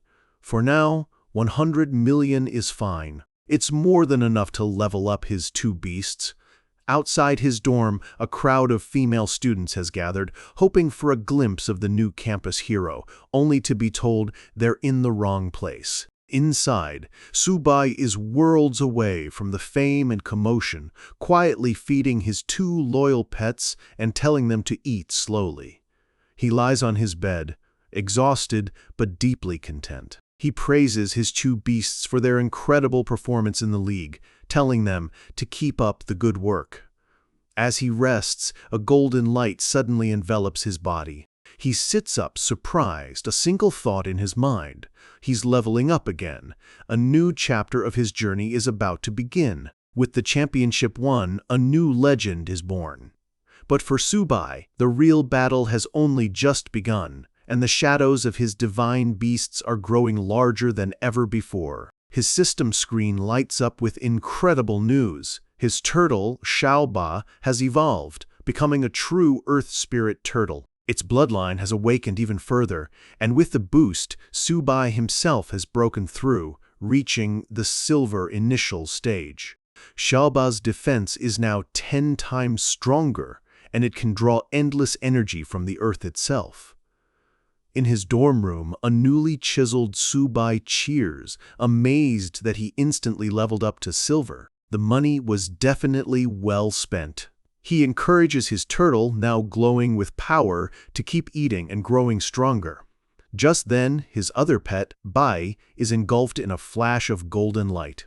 It has leveled up too, reaching the bronze high stage. Subai laughs, overjoyed at his tiger's progress. He crouches down, petting his two powerful companions. He muses that Hanzan trained his entire life to reach silver stage, but thanks to these two, he's skyrocketing right past him. Suddenly, his dorm room door bursts open. His roommate, Han Jigang, runs in with a look of pure adoration, yelling that Subai is his god. Caught in his underwear, Subai can only ask what's going on. Han Jigang grabs him excitedly, shouting that he's finally awakened his own ability. He is now a proud and powerful beast tamer, just like Subai. Subai, completely unfazed, just replies with a simple, "Oh." His roommate proudly holds up his own pet turtle for Subai to see. Subai just stares, a single drop of sweat rolling down his forehead as he asks why on earth he got a turtle too. Han Jiagang explains that his father was so thrilled he spent a fortune to get him a bronze-level beast. Subai looks at the two turtles side by side, thinking to himself that a simple bronze-level beast has no real future. But then Han Jiagan declares that he doesn't want it, insisting that if he's going to raise a beast, it has to be a turtle. He firmly believes that a beast tamer who doesn't raise a turtle isn't a real beast tamer, and looks to Subai for approval. Subai is utterly speechless. Just as he's about to respond, a new system notification appears.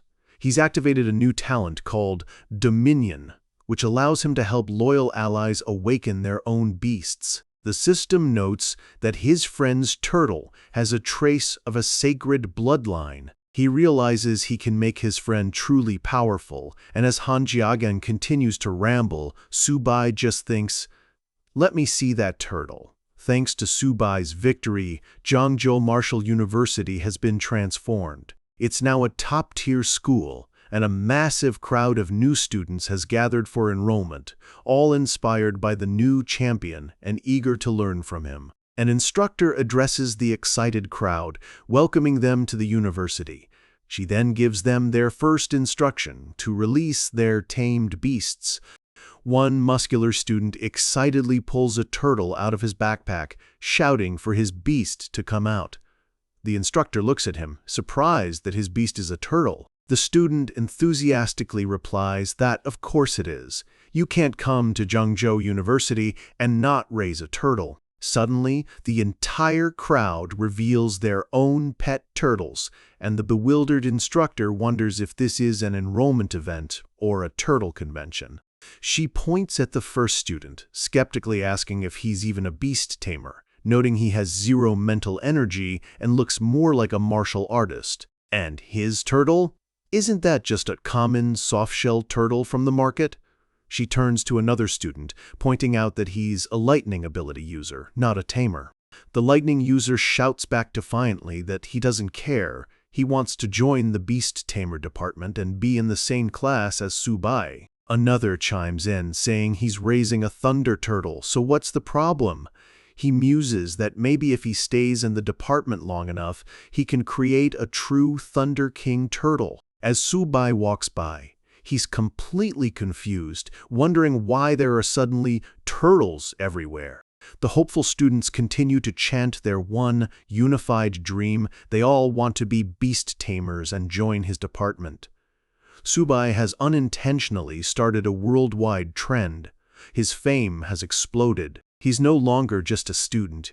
He's a national hero, and a massive crowd of fans now swarms him wherever he goes, all proudly showing off their new pet turtles. He's completely overwhelmed by the sudden celebrity. He runs as fast as he can, leaving a cloud of dust behind as he screams for his headmaster to save him. Meanwhile, in a grim military conference room, an officer reports that the myriad races are on the move. 13 different clans are gathering their forces near the human base. The commander, Mr. Finn, Nai Ching, listens intently. He concludes that they must strike first and announces that 3 warriors from the tournament will be sent on a dangerous reconnaissance mission into a forbidden zone called Bishui Pool. One of his subordinates immediately objects, arguing that Bishui Pool is far too dangerous for students who haven't even graduated yet. Another officer pleads with him to reconsider, but the commander is resolute.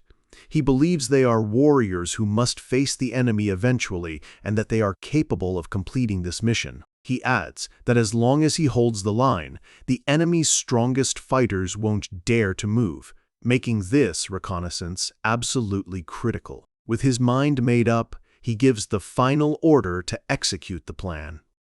Back at the university, Subai bursts into the principal's office, yelling that their school is turning into a turtle farm. But the principal just smiles calmly, telling him he came at just the right time. He introduces Subai to an elderly, well-dressed man, Cao Man, the head of the powerful Cao family. He's here to discuss reclaiming his family's divine swords.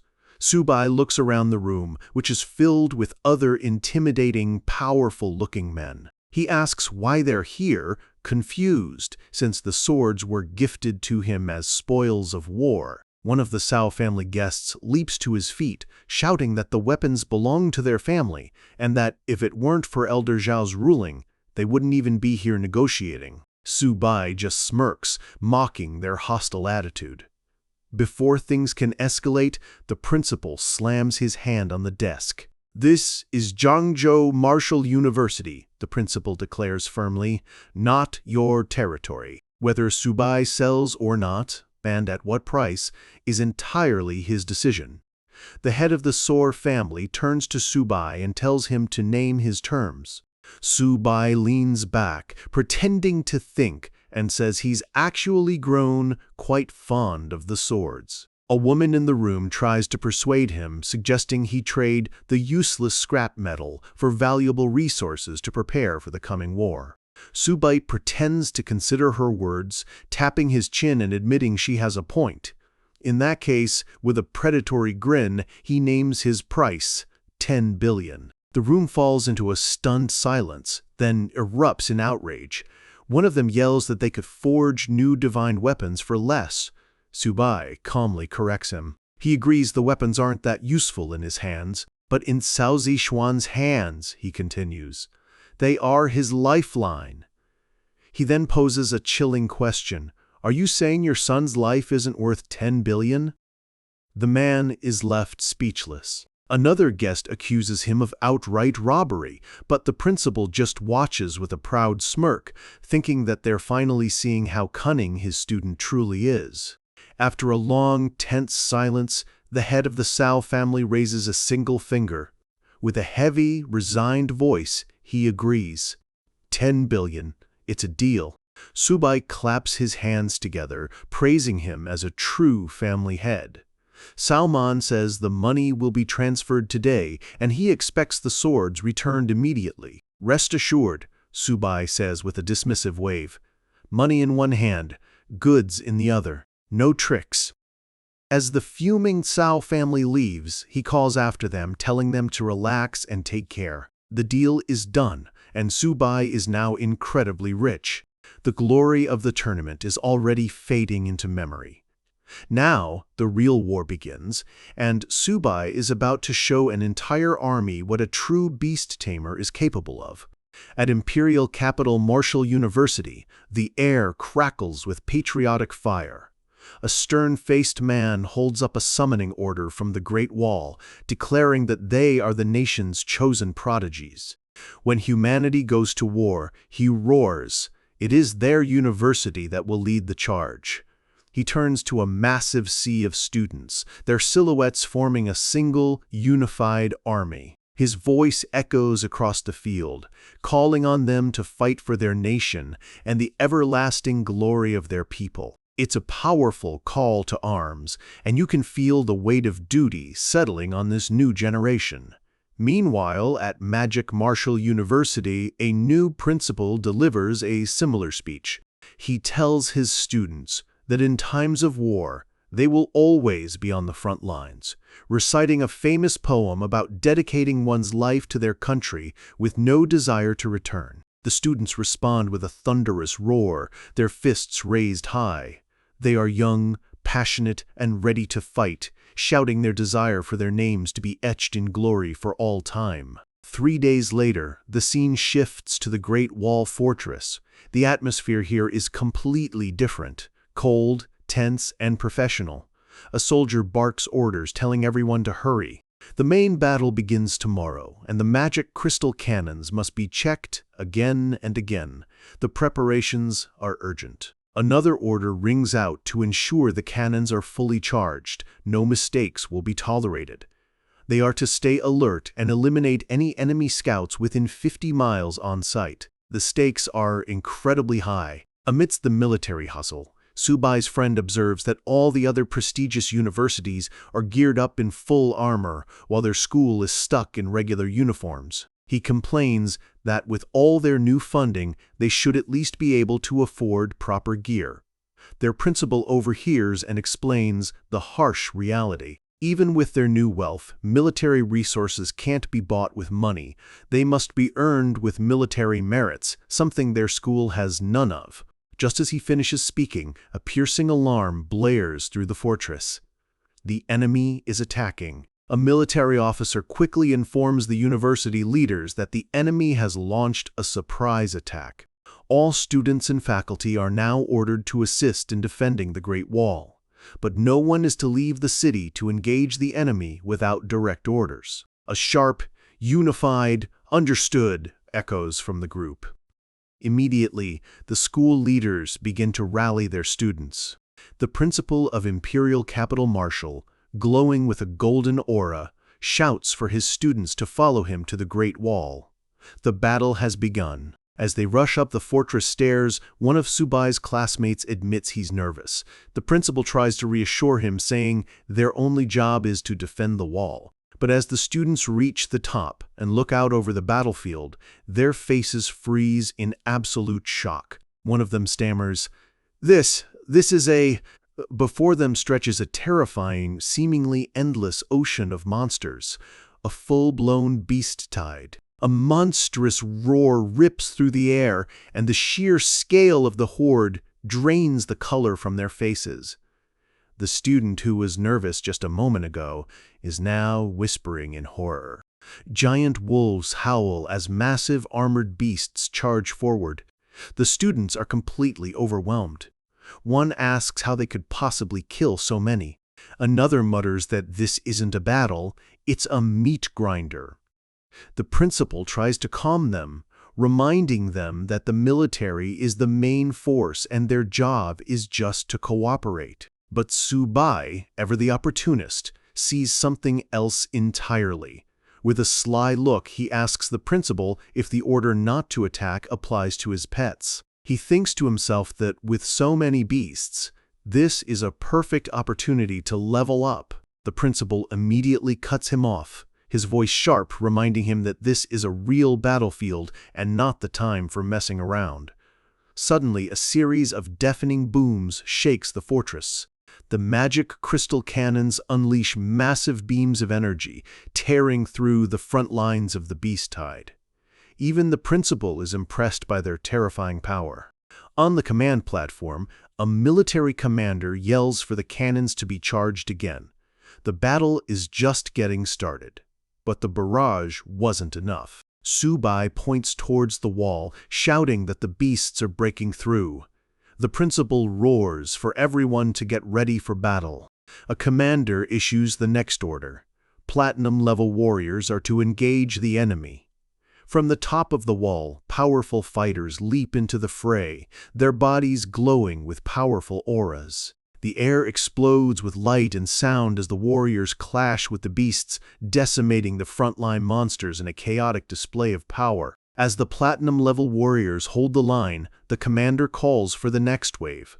The gold-level warriors are deployed, leaping from the wall to join the fight below. The battlefield becomes a pure symphony of destruction. The united shouts of "Kill!" from the human warriors are met with the guttural roars of the beast horde. Warriors fly through the air, clashing with winged demons and giant bears in a desperate, brutal fight for survival. Back on the wall, some students are itching to join the fight, but the principal holds them back, reminding them that their mission is to assist, not to make a needless sacrifice. Just then, another massive beam of blue energy slams into the beast horde with a deafening boom, vaporizing dozens of monsters in an instant. A female warrior on the field pauses, looking up in confusion. She wonders what's going on, since the magic crystal cannons had stopped firing. The military commander on the wall is just as confused. He notes the power of that last blast seemed off, and demands to know who gave the order to fire. The soldier next to him just points, stunned, and shouts, "Over there!" Everyone's eyes follow his finger. It's not a cannon. It's Xiaoba, Subai's giant turtle, crackling with raw electricity as it fires another energy beam from its mouth. And standing right above it, Subai is cheering it on, laughing. His classmates and his principal stare in disbelief. One of them mutters, wondering if beast tamers can even do that. But Subai is in his element, pointing to the battlefield and commanding his turtle to aim for a group of bronze-level beasts. Following his command, another powerful beam erupts from Xiaoba's mouth, tearing through a charging monster with a massive explosion. A classmate yells at him, asking why he's wasting energy on low-level beasts that won't earn many merits. Subai just smirks and tells him to worry about his own safety. At the same time, his white tiger, Bai, leaps into the battle below, and Subai yells for it to put in some effort or it won't get any food. Down on the battlefield, the other warriors are stunned by the two new beasts. They can't believe their strength, hearing whispers that they belong to a student who hasn't even graduated yet. With the help of Subai's pets, the tide of the battle begins to turn. The remaining warriors press their advantage, cutting down the disorganized beasts. Seeing their chance, the commander issues new orders, sending the platinum warriors to chase down the fleeing beasts while the gold warriors clean up the rest. Back with his group, a classmate congratulates Subai on his trick. He turns to his principal with a wide grin, cheekily asking if he's earned enough merits for some military support now. The principal, looking both exasperated and incredibly proud, admits the little brat has certainly earned his keep this time. In the command center, a soldier delivers the battle report. They lost over 500 soldiers, and the cannons are on a 6-hour cooldown. But they managed to eradicate over 105,000 fierce beasts. The general, a man named Huan Shan, is pleased. He notes that the battle only took half an hour and calls it a great victory, ordering the main force to rest before the next fight. The soldier adds that a student named Subai used his tamed beasts as substitute cannons, killing a significant number of enemies without leaving the city. The commander has requested a military merit reward for him. The general looks thoughtful, intrigued by the idea, and agrees to grant him the standard reward. Down in the base square, some students complain that it's not fair they didn't even get to participate. Another student nearby retorts simply that if they had Subai's strength, they could have done it too. A crowd gathers around a holographic screen displaying the individual rankings. At the very top, in first place, is Subai, with over 43,000 military merits. Below him, everyone else has a score of 0. The students are in an uproar, convinced there must be some kind of mistake. In the crowd, the red-haired Cao Zixuan clenches his fist, muttering about how it's always Subai. The other students whisper in disbelief, realizing that 40,000 merits is a fortune that not even a gold-level warrior could likely earn in one battle. They all wonder what on earth he did. Cao Zixuan glares at the leaderboard, his face a mask of bitter determination. A single thought consumes him. Subai, I will definitely surpass you. Subai isn't just content with winning. He's here to make sure his rivals never, ever forget it. Just as Cao Zixuan is seething over the merit board, a cheerful voice cuts through his dark thoughts. It's Subai, walking up with a huge grin. He casually asks how he's been, then, with a devastatingly sharp jab, asks how he's getting used to those twin swords of his. He throws an arm around Cao Zixuan's shoulder, twisting the knife by saying he owes a big part of his military merits to the strong support from the Cao family. A direct jab at the fact that he got the family's former principal disgraced. Cao Zixuan shoves him away, his face a mask of pure rage and humiliation, snarling that he would never be friends with someone like him. But Subai just keeps pushing, feigning concern, and asking if he's having trouble wielding his own family's weapons. For the final insult, Subai offers to help maintain the swords for him, claiming he's been studying up on it and will only charge a very reasonable fee. With a final, cheerful, "See you around," he walks away, leaving Cao Zixuan absolutely fuming. The next day, a heavy gong echoes across the fortress. A figure glowing with a powerful aura descends from the sky, announcing that the reserve forces are fully assembled. It's the powerful Elder Zhao Yi. His voice booms with authority, declaring that yesterday's defensive battle was nothing but a warm-up. Today, he proclaims, is the day of humanity's counteroffensive, commanding everyone to take up their swords and protect their land. A thunderous roar erupts from the soldiers. They raise their weapons to the sky, chanting, counterattack with a unified, passionate fury. With the order given, Elder Zhao Yi leads the charge, and the entire human army surges out of the fortress gates, ready for war. The battlefield erupts into chaos. The war cry of "kill" from the human soldiers clashes with the monstrous roars of the beast horde as the two sides collide in a brutal wave of violence. Back on the fortress wall, the students from Jiangzhou are getting antsy. They complain to their principal, asking if they're going to attack this time or just guard the gate again like scared turtles. The principal calmly tells them not to panic, reminding them that military orders are absolute and their time will come. The first command of the counteroffensive rings out, "Psychic Legion! Begin unrestricted elemental bombardment." In response, the sky lights up with a terrifying storm of energy. Powerful psychics unleash waves of fire, ice, and pure force, crashing down into the beast horde in a series of massive, devastating explosions. Subai and the other students watch, completely awestruck. One of them murmurs that it's no wonder they call the battlefield hell on Earth. But just as he says it, a commander shouts a warning. Heavily armored drilling bears are charging, and the Heavy Armor Legion is called to the front. The humans' own Heavy Armor Legion moves to intercept. These are warriors in massive, reinforced armor carrying huge, spiked tower shields.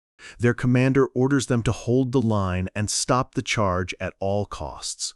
With a unified cry, they surge forward.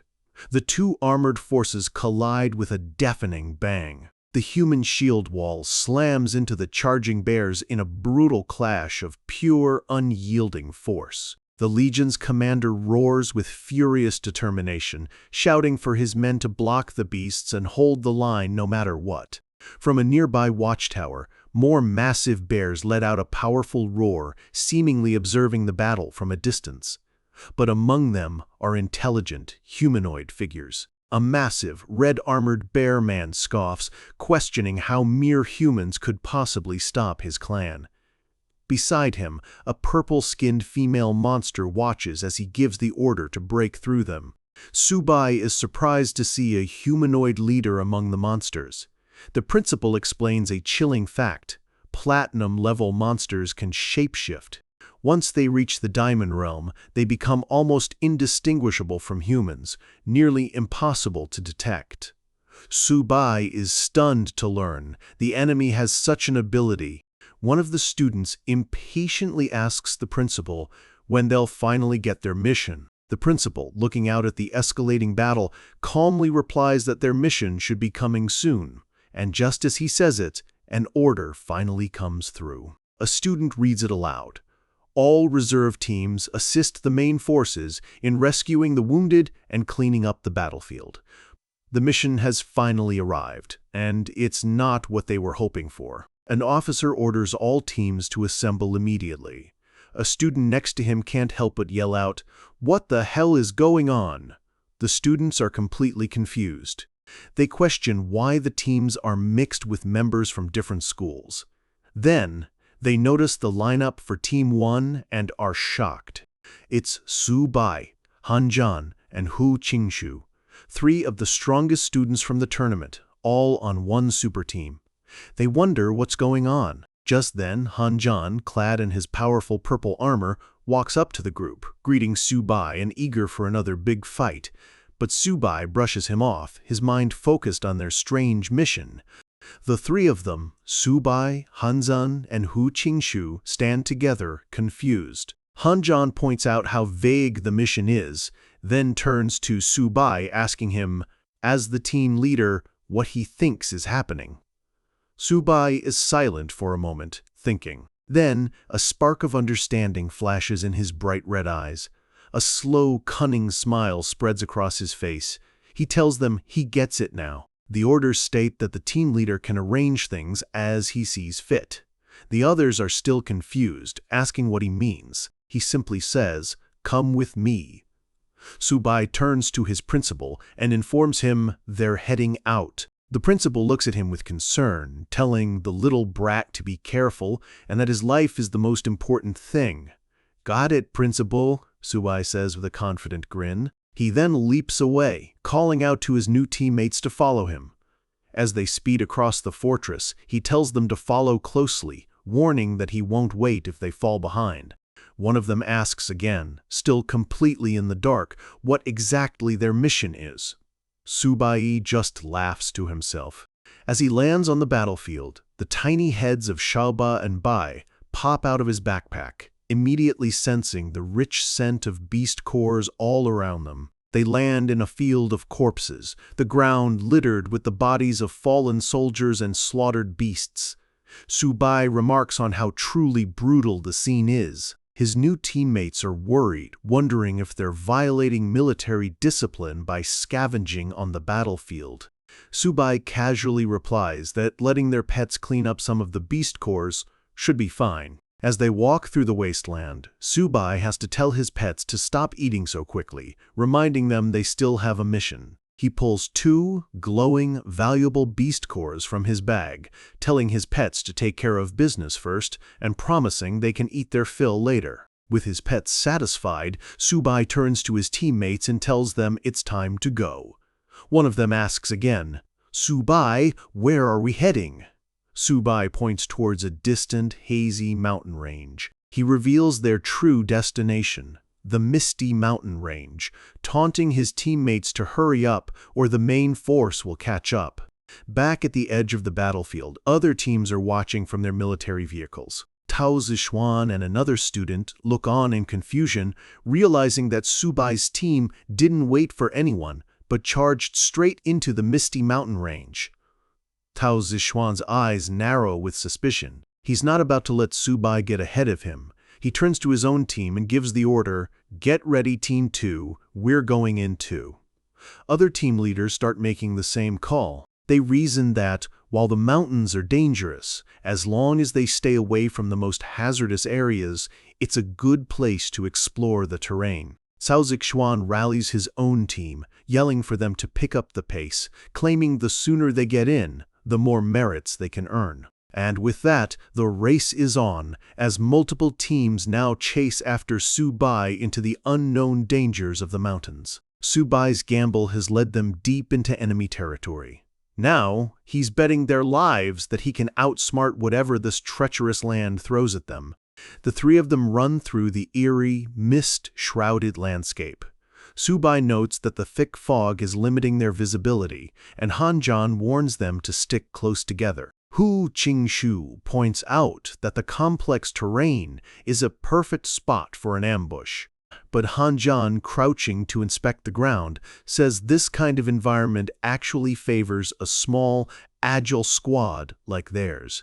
He then calls them over to see what he's found. He's holding a vibrant red mushroom, a rare spiritual herb worth over 100,000. Subai's eyes go wide. He exclaims that if it's that expensive, they'd be fools not to harvest it. Without a second thought, Subai breaks from the path and starts gathering mushrooms, even calling his pets out to help. Hu Qingshu just sighs, trying to remind him that they still have a mission. Subai ignores him completely, his eyes gleaming with greed, declaring he's not leaving empty-handed. He playfully scolds his pets for munching on the mushrooms, asking if they aren't afraid of being poisoned. Suddenly, Hanjan shouts a warning. Several large, wolf-like beasts emerge from the fog. Subai is unfazed, saying he can handle the gold-tier beast himself, but his teammates declare that since they're all in on this, they'll just take the kills for themselves. Before Subai can react, Hanzan and Hu Qingshu leap into action with incredible speed, their attacks cutting through the fog and slamming into the beasts. They easily handle the fiends, both remarking on how much stronger Subai has gotten in just a few days. They playfully tell him to stop slacking and help them take the beasts down. Subai just yells back, "Hey, don't kill them all! Leave some for me!" But just as he's about to join the fight, a powerful roar echoes from up ahead. Cao Zixuan and his team have caught up. Seeing a group fighting a gold-tier beast, Cao gives the order to provide support. His team quickly agrees. However, when they arrive, the fight is already over. The ground is littered with the brutalized corpses of the beasts. One of them mutters that the scene is way too brutal. Su-bai is casually sitting on the dead gold-tier beast. Han-jun compliments his ruthlessness, saying he's sly for targeting only the weak spots. Su-bai just chuckles, saying he's too kind. He then turns to his pets, who are feasting on the beast cores, telling them to eat up because it's time to get back to work. Cao Zixuan's team is in shock. They can't believe the battle was over so quickly. One of them praises Han Zan, calling him the strongest prodigy of the Great Wall. Han Zan, however, just asks if he's being mocked. He explains that he and Hu Qingshu barely did anything. Most of the beasts were killed by Su-bai and his pets. Su-bai just grins and flashes a peace sign, looking incredibly pleased with himself. Cao Zixuan is floored. His face is a picture of disbelief and fury as he realizes Su-bai took them all down in just 5 minutes. Su-bai saunters over, back to his usual taunting. He suggests they hunt together for merits, but with one condition: whoever gets the kill gets the credit. Cao Zixuan agrees, a determined look in his eyes. Su-bai grins and takes off, yelling that he'll take the lead. The two rival teams now venture deeper into the fog together, a fragile and competitive alliance. One of Cao Zixuan's teammates is confused, but Cao just tells him to stop dawdling and catch up. As they continue, they notice Su-bai's group has stopped up ahead, wondering what they've encountered. When they catch up, they see why. They've walked straight into an ambush. A group of massive, powerful apes blocks their path, led by a colossal, white-furred beast at the high gold tier stage. Suddenly, a cold, mocking voice filled with disdain cuts through the tense air, calling them useless. A cloaked, humanoid figure steps out from behind the apes. His eyes are filled with contempt as he scolds his minions for letting a group of mere silver-tier humans get this far. The students are shocked. A humanoid beast could only mean one thing: a platinum-tier expert. But Han-jun recognizes the energy signature. This isn't just any platinum expert. He is from the Dizang Mystic Snake Clan, one of the royal clans serving a legendary beast. Han-jun explains that this clan's noble bloodline allows them to transform early, and their combat power far exceeds others of the same tier. This, he realizes, is the hardest opponent they could possibly face. The Dizang Mystic Snake's face twists into a sadistic, fanged grin. He gives a simple, chilling order to his 8 minions: "Kill them all! Don't let a single human escape." The forest erupts in a terrifying roar as apes and giant snakes emerge from the trees, surrounding the students completely. They're trapped. Cao Zixuan immediately reacts, yelling at his fastest teammate Wang Yang to go get reinforcements. Wang Yang agrees, shouting for Su-bai and Han-jun to hang in there as he envelops himself in a golden aura, preparing to make a desperate dash for freedom. He shoots through the forest like a golden blur, but the ape minions are right on his tail, matching his incredible speed.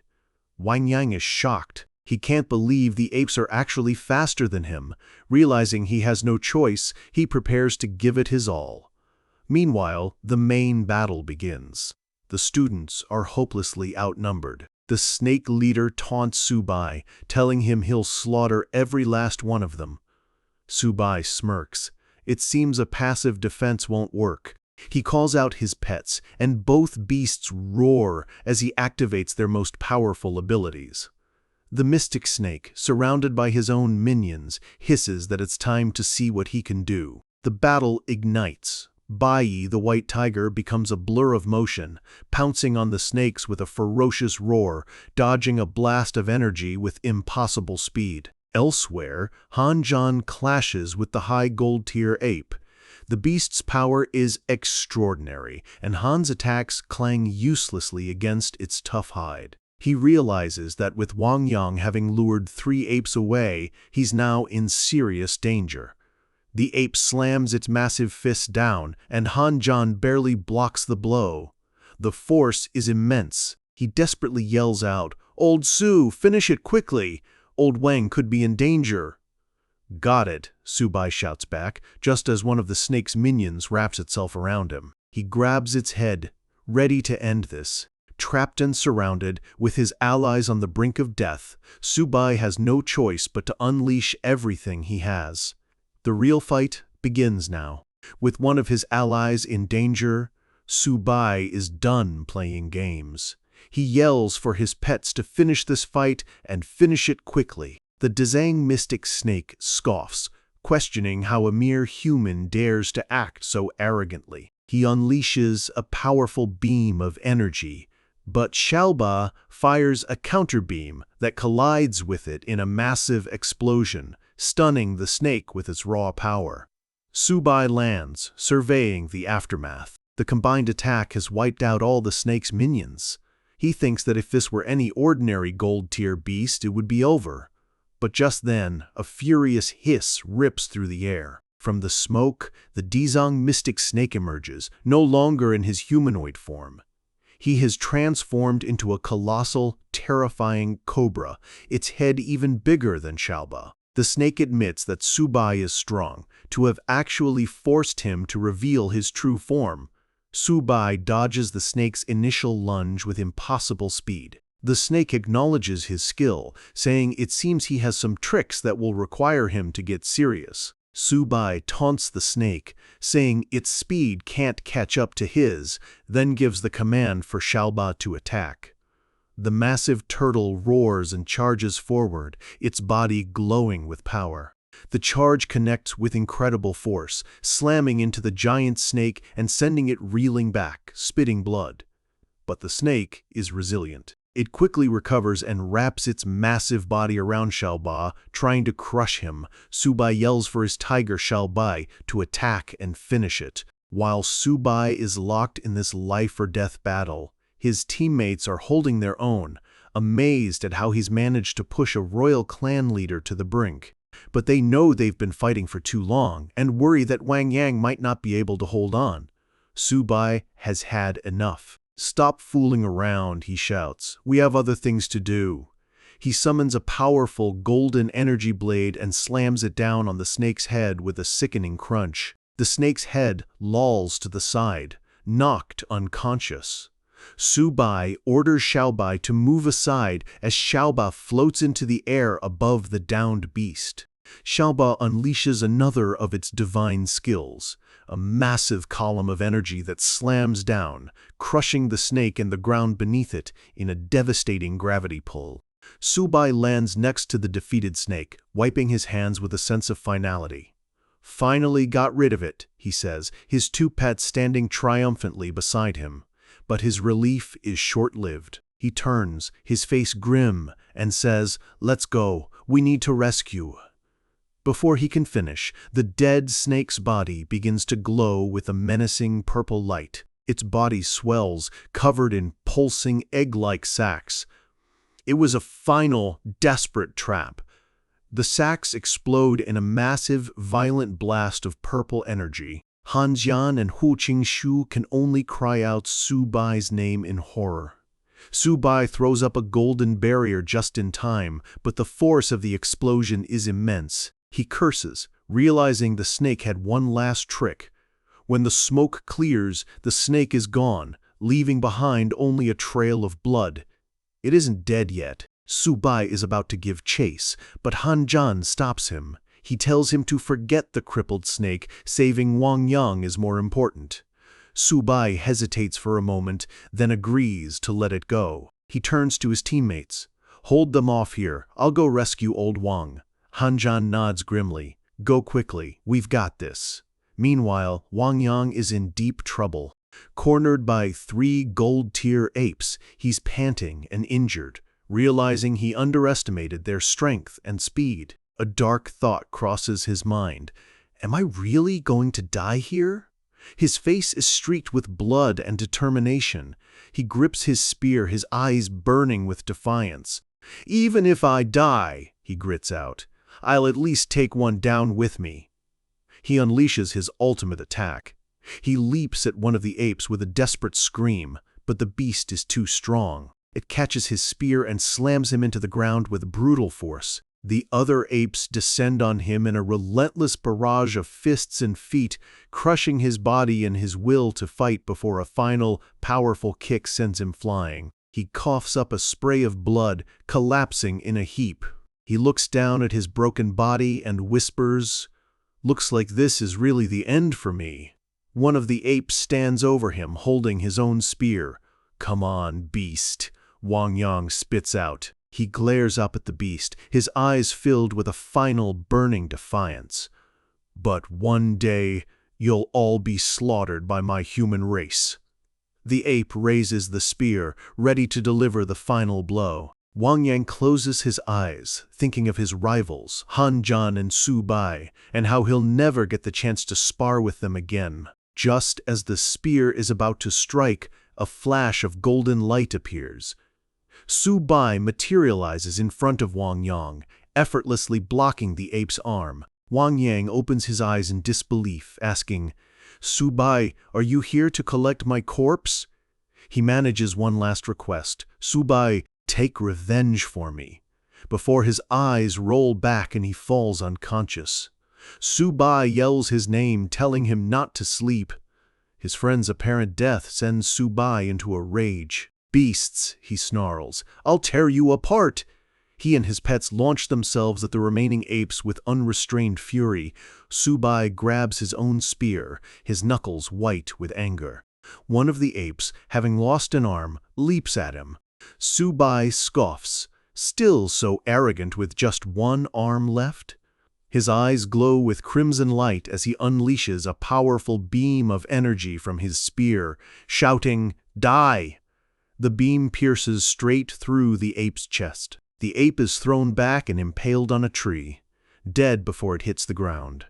With the apes defeated, Su Bai rushes back to Wang Yang's side. "Old Wang, I've avenged you, wake up," he pleads. Just then, a holographic screen pops up. It's his system, notifying him that it has detected a high-quality target in a life-threatening state, capable of becoming a descendant of the white tiger bloodline. It offers him a choice: use his tiger's essence blood to convert him and save his life. Su Bai stares at the screen, completely stunned. A spark of hope ignites in his eyes. He leans over Wang Yang, a frantic urgency in his voice. "Old Wang, wake up quickly. I have a way to save you. A life for a life." Su Bai is about to make a deal that will change the course of his journey forever, binding an ally to him in the most profound way possible. Holding the dying Wang Yang, Su Bai tells him he has a way to save him, but makes the price crystal clear. From now on, he will lose his freedom and be bound to him forever. He asks, "Are you willing?" Barely conscious, Wang Yang manages a faint sound of agreement. With the deal struck, Su Bai calls to his tiger, telling it to give him 3 drops of its essence blood. The tiger lets out a powerful roar and leaps forward. With another roar, the tiger forces out 3 glowing red droplets of its own life essence, which float towards Su Bai's outstretched hand. Knowing he will be vulnerable, Su Bai shouts a command to his pets to protect him. He turns back to the fading Wang Yang, gently holding him. "Old Wang, hang in there," he urges, placing the drops of blood on his chest. Su Bai places his hand on Wang Yang's body and activates the system's power. "Bloodline remolding," he yells, as a torrent of fiery golden energy erupts from his hand and envelops Wang Yang. The process is agonizing. Wang Yang's body convulses as he lets out a blood-curdling scream, the divine energy forcibly rewriting his very being. When the light fades, the transformation is complete. His wounds are healed, and though his clothes are torn, he is alive and pulsing with new power. Su Bai asks him how he feels. Wang Yang stares at his hands in disbelief. "Su Bai, how did you do it?" he stammers, knowing this is an ability beyond even a king-level expert. Su Bai reminds him of their agreement. He saved him, and now he is bound. In exchange, he has one condition: his secrets must never be revealed. Suddenly, a massive, shadowy figure appears behind Wang Yang, its voice echoing with immense power.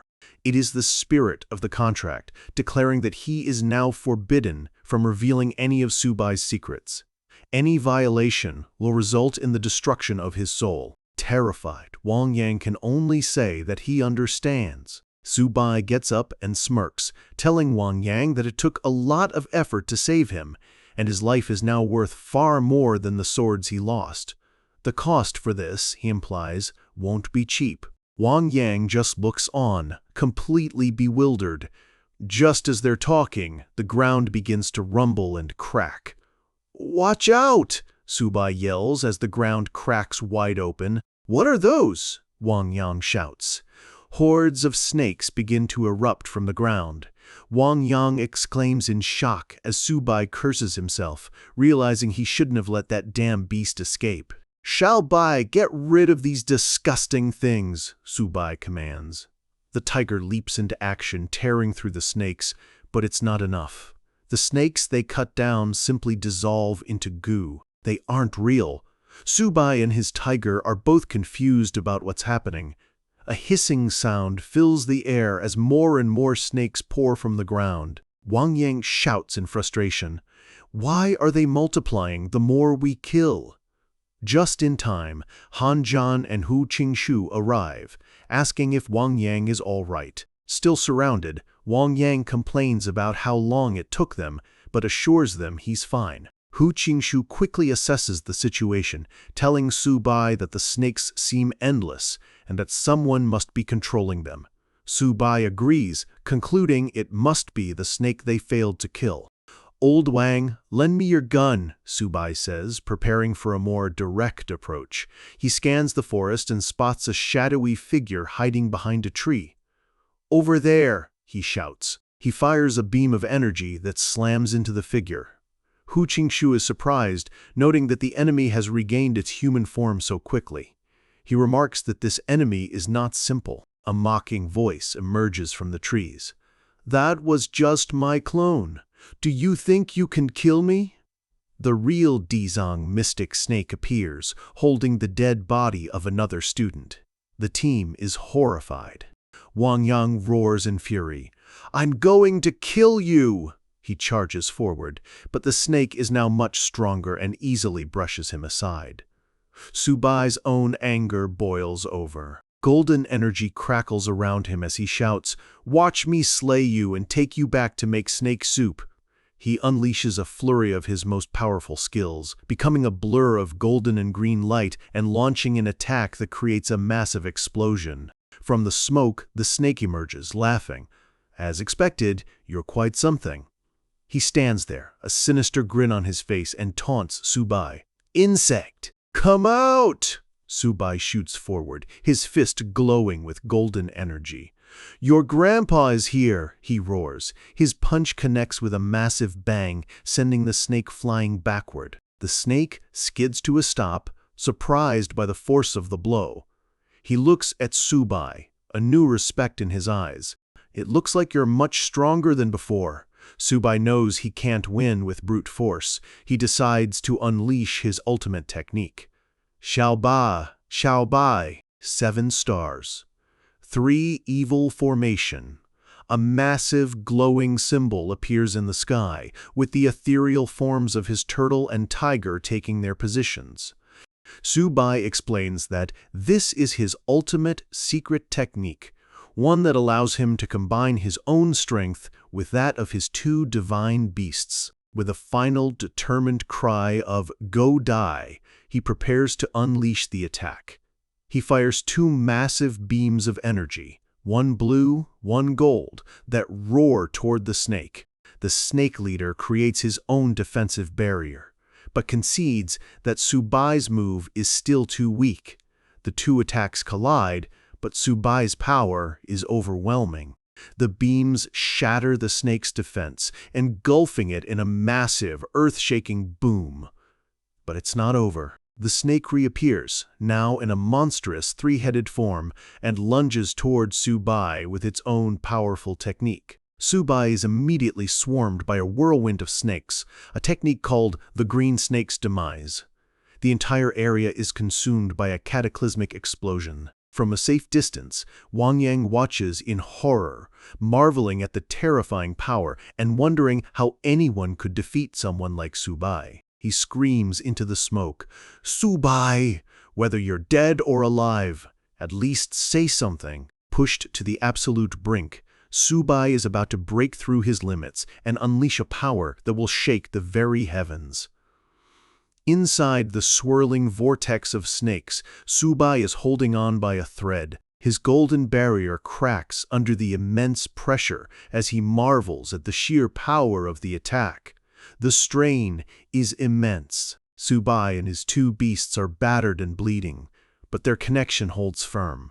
The mystic snake watches, confident that his victory is assured. But in that moment, something inside Subai snaps. A raw, primal scream tears from his lungs as a torrent of power explodes from within him. His body, along with his beasts, erupts in a blinding golden light. He's leveling up, right in the middle of a life-or-death battle. The resultant shockwave blasts away the snake's attack. The three-headed snake is furious. "How dare you attempt a breakthrough right in front of me? You're courting death," he snarls, gathering his power into a massive ball of green energy and unleashing a devastating attack meant to obliterate Subai completely. The beam of pure destruction slams into Subai's position, carving a massive crater into the forest floor. His teammates watch in horror. "Crap," Hanjan yells. "Old Su is in danger. They know they need to save him, but the spiritual pressure from the attack is so immense that they are frozen in place." But then, from the center of the blast, a new energy begins to rise. "Look! What's that?" Wang Yang shouts, pointing into the smoke. The mystic snake feels it too, a powerful new energy humming through the air, completely different from before. Suddenly, 3 beams of light erupt from the crater and slam into the snake, sending it reeling back in shock. From the light, a new figure emerges.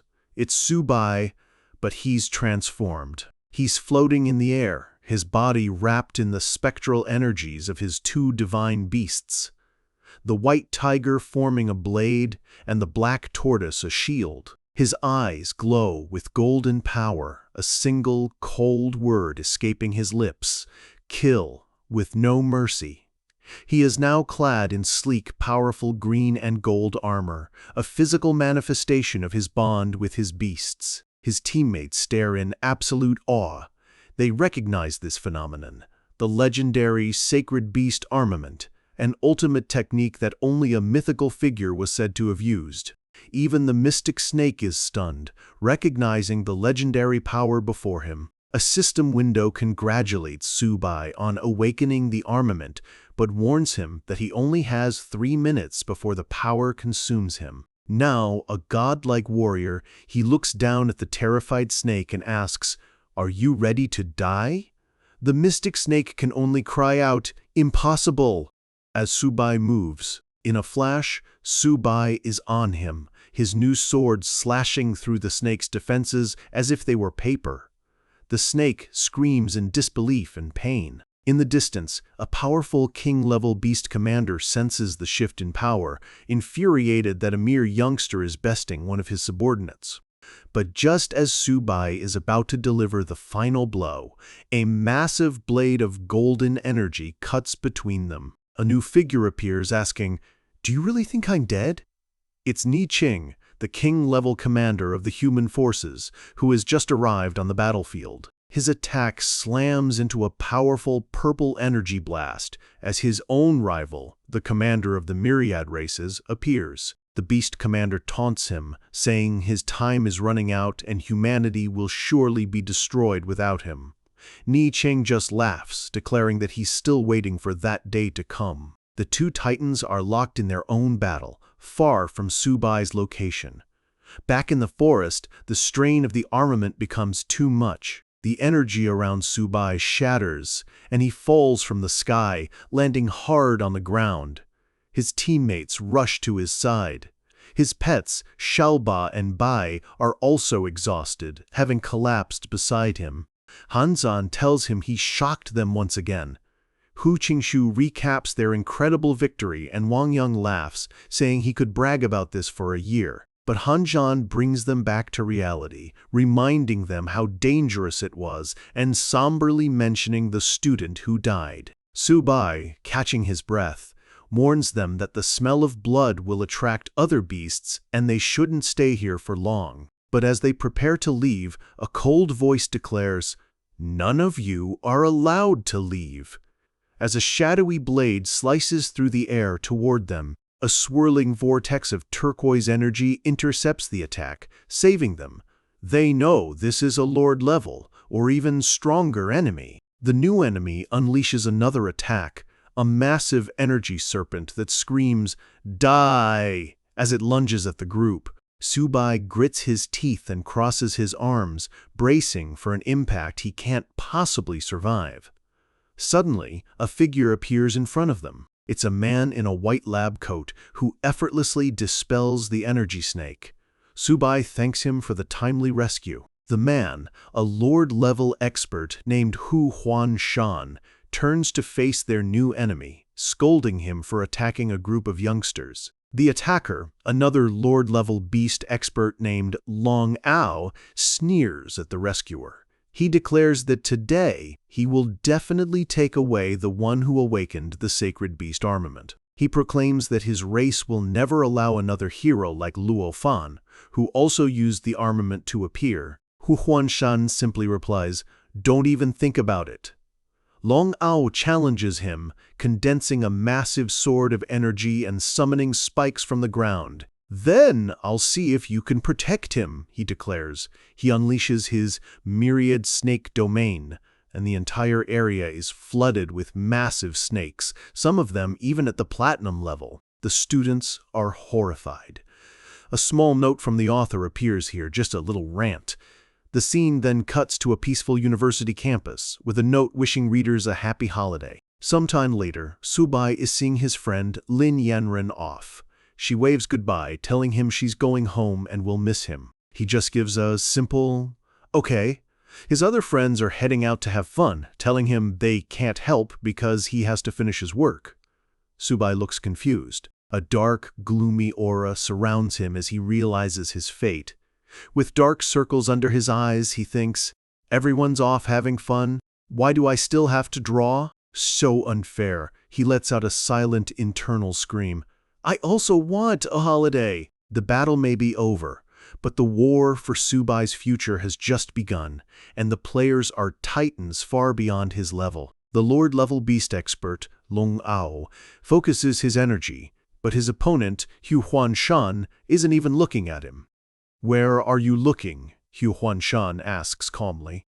Enraged by the disrespect, Long Ao unleashes his massive energy sword, bringing it down on the seemingly defenseless human.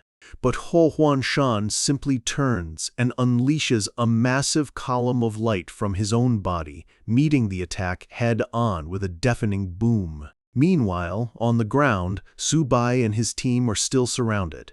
They prepare for another desperate battle as the snakes charge. But they are saved by Hu Huanshan's power. He declares it's time to stretch his muscles, and a massive golden tree of pure energy erupts from the ground. Han Zhan watches in awe. Amazing. So this is his famous parasol tree technique. The golden energy buzzes, filling the air with immense power. Long Ao is stunned. He realizes Hu Huanshan has comprehended the power of a law, a level of power far beyond his own, and he can feel it eroding his own vitality.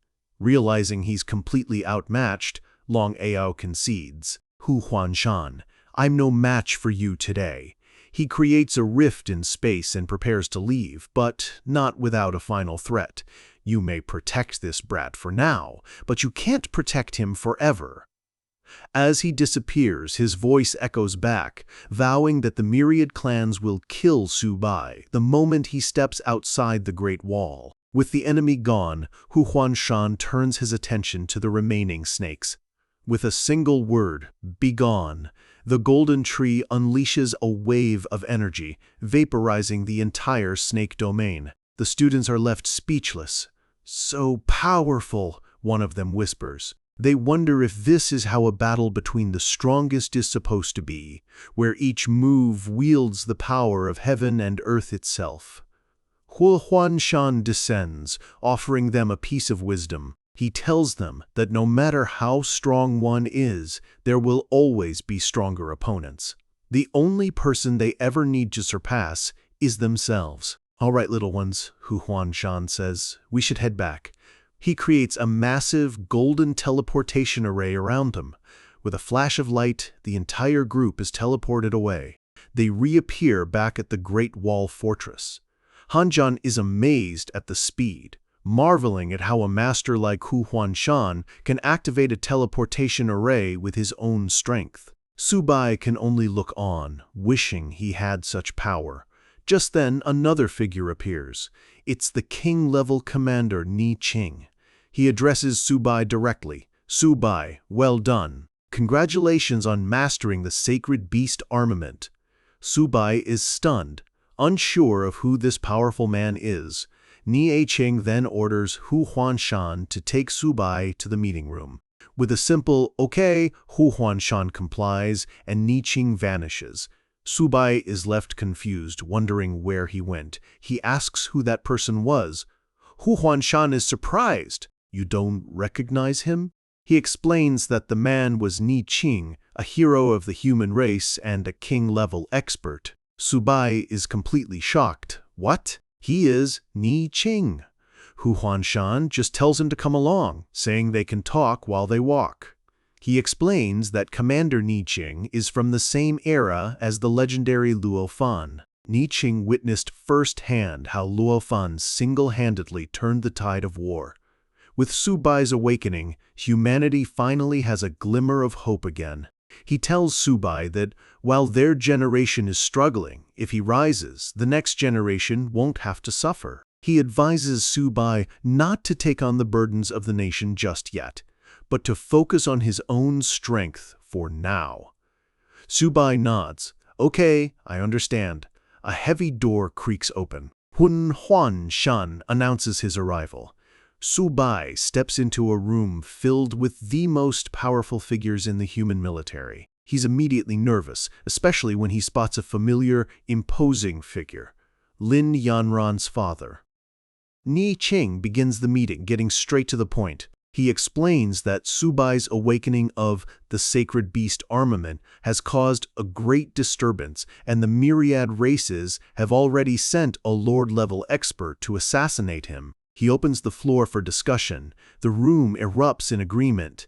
They all recognize that humanity's greatest hope has reappeared. They declare that Subai must be protected at all costs, with one of them saying Subai's life is now worth more than all of their old lives put together. Subai, listening to all of this, can't help but think, "You are all good people," Ni Qing asks if there are any other thoughts. Lin Zhenan stands up, his arms crossed. He argues that Subai should continue to gain experience on the battlefield, believing that true strength is forged in life and death battles. He continues, saying that strong individuals cannot be made in a sheltered environment. Another principal immediately objects, pointing out that the myriad races are in a frenzy. He asks who could possibly bear the responsibility if something were to happen to the only successor to Lord Luo Fan in a century. But Hu Huanshan speaks up, voicing his support for Lin Zhenan's view. A majestic eagle doesn't falter in a storm, and a wolf pack doesn't fear the long night. He reminds them that Luo Fan himself treated the battlefield as his home. Subai, however, thinks that if he were given unlimited resources, he'd be crazy to go to the battlefield. With the debate settled, Ni Qing declares, "All right, then it's settled." He announces the final decision. A warrior must be tempered on the battlefield, but with precautions. They will send 3 Lord-level experts, 38 Diamond-level warriors, and 1 million soldiers to the Misty Mountain Range. Subai thinks that with so much protection, he can finally relax. But then Ni Qing drops the bombshell. We will use Subai as bait to orchestrate a massacre of the enemy's strong forces. The room is filled with a new determination. Subai, however, is completely horrified. What? Did I hear that right? You're using me as bait? The scene shifts to the dark and imposing Nine Nether King's castle. Bats circle the Gothic towers under a cloudy, moonlit sky. Inside, the Lord of Nine Nether addresses his council. He reminds them of the terror of Luofan from a century ago, a terror brought back by the reappearance of the sacred beast armor. Seated on his throne, the powerful Lord declares that they absolutely cannot allow another Luofan to rise. They must spare no cost to kill this Subai. He orders reinforcements to be sent to the front lines, 8 Lord level and 42 Diamond level experts to hunt Subai down. However, the Grand Elder of the ancient Demon Phoenix clan, a beautiful and arrogant red-haired woman, declares that her clan will not send a single member for this operation.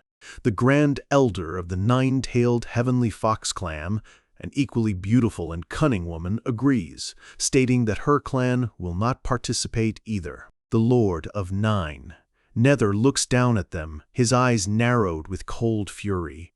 "Are you two trying to rebel?" he asks, the threat clear in his voice. The war between humanity and the myriad races has officially begun.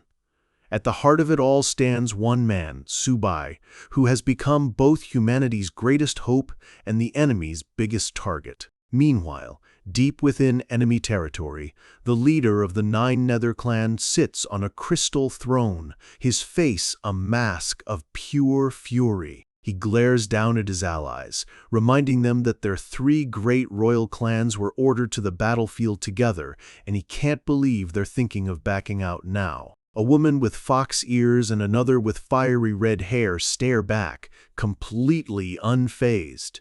The fox-eared woman scoffs, asking what powerful enemy he's even talking about. The red-haired woman cuts straight to the point, accusing him of using the mission as an excuse to invade the human race.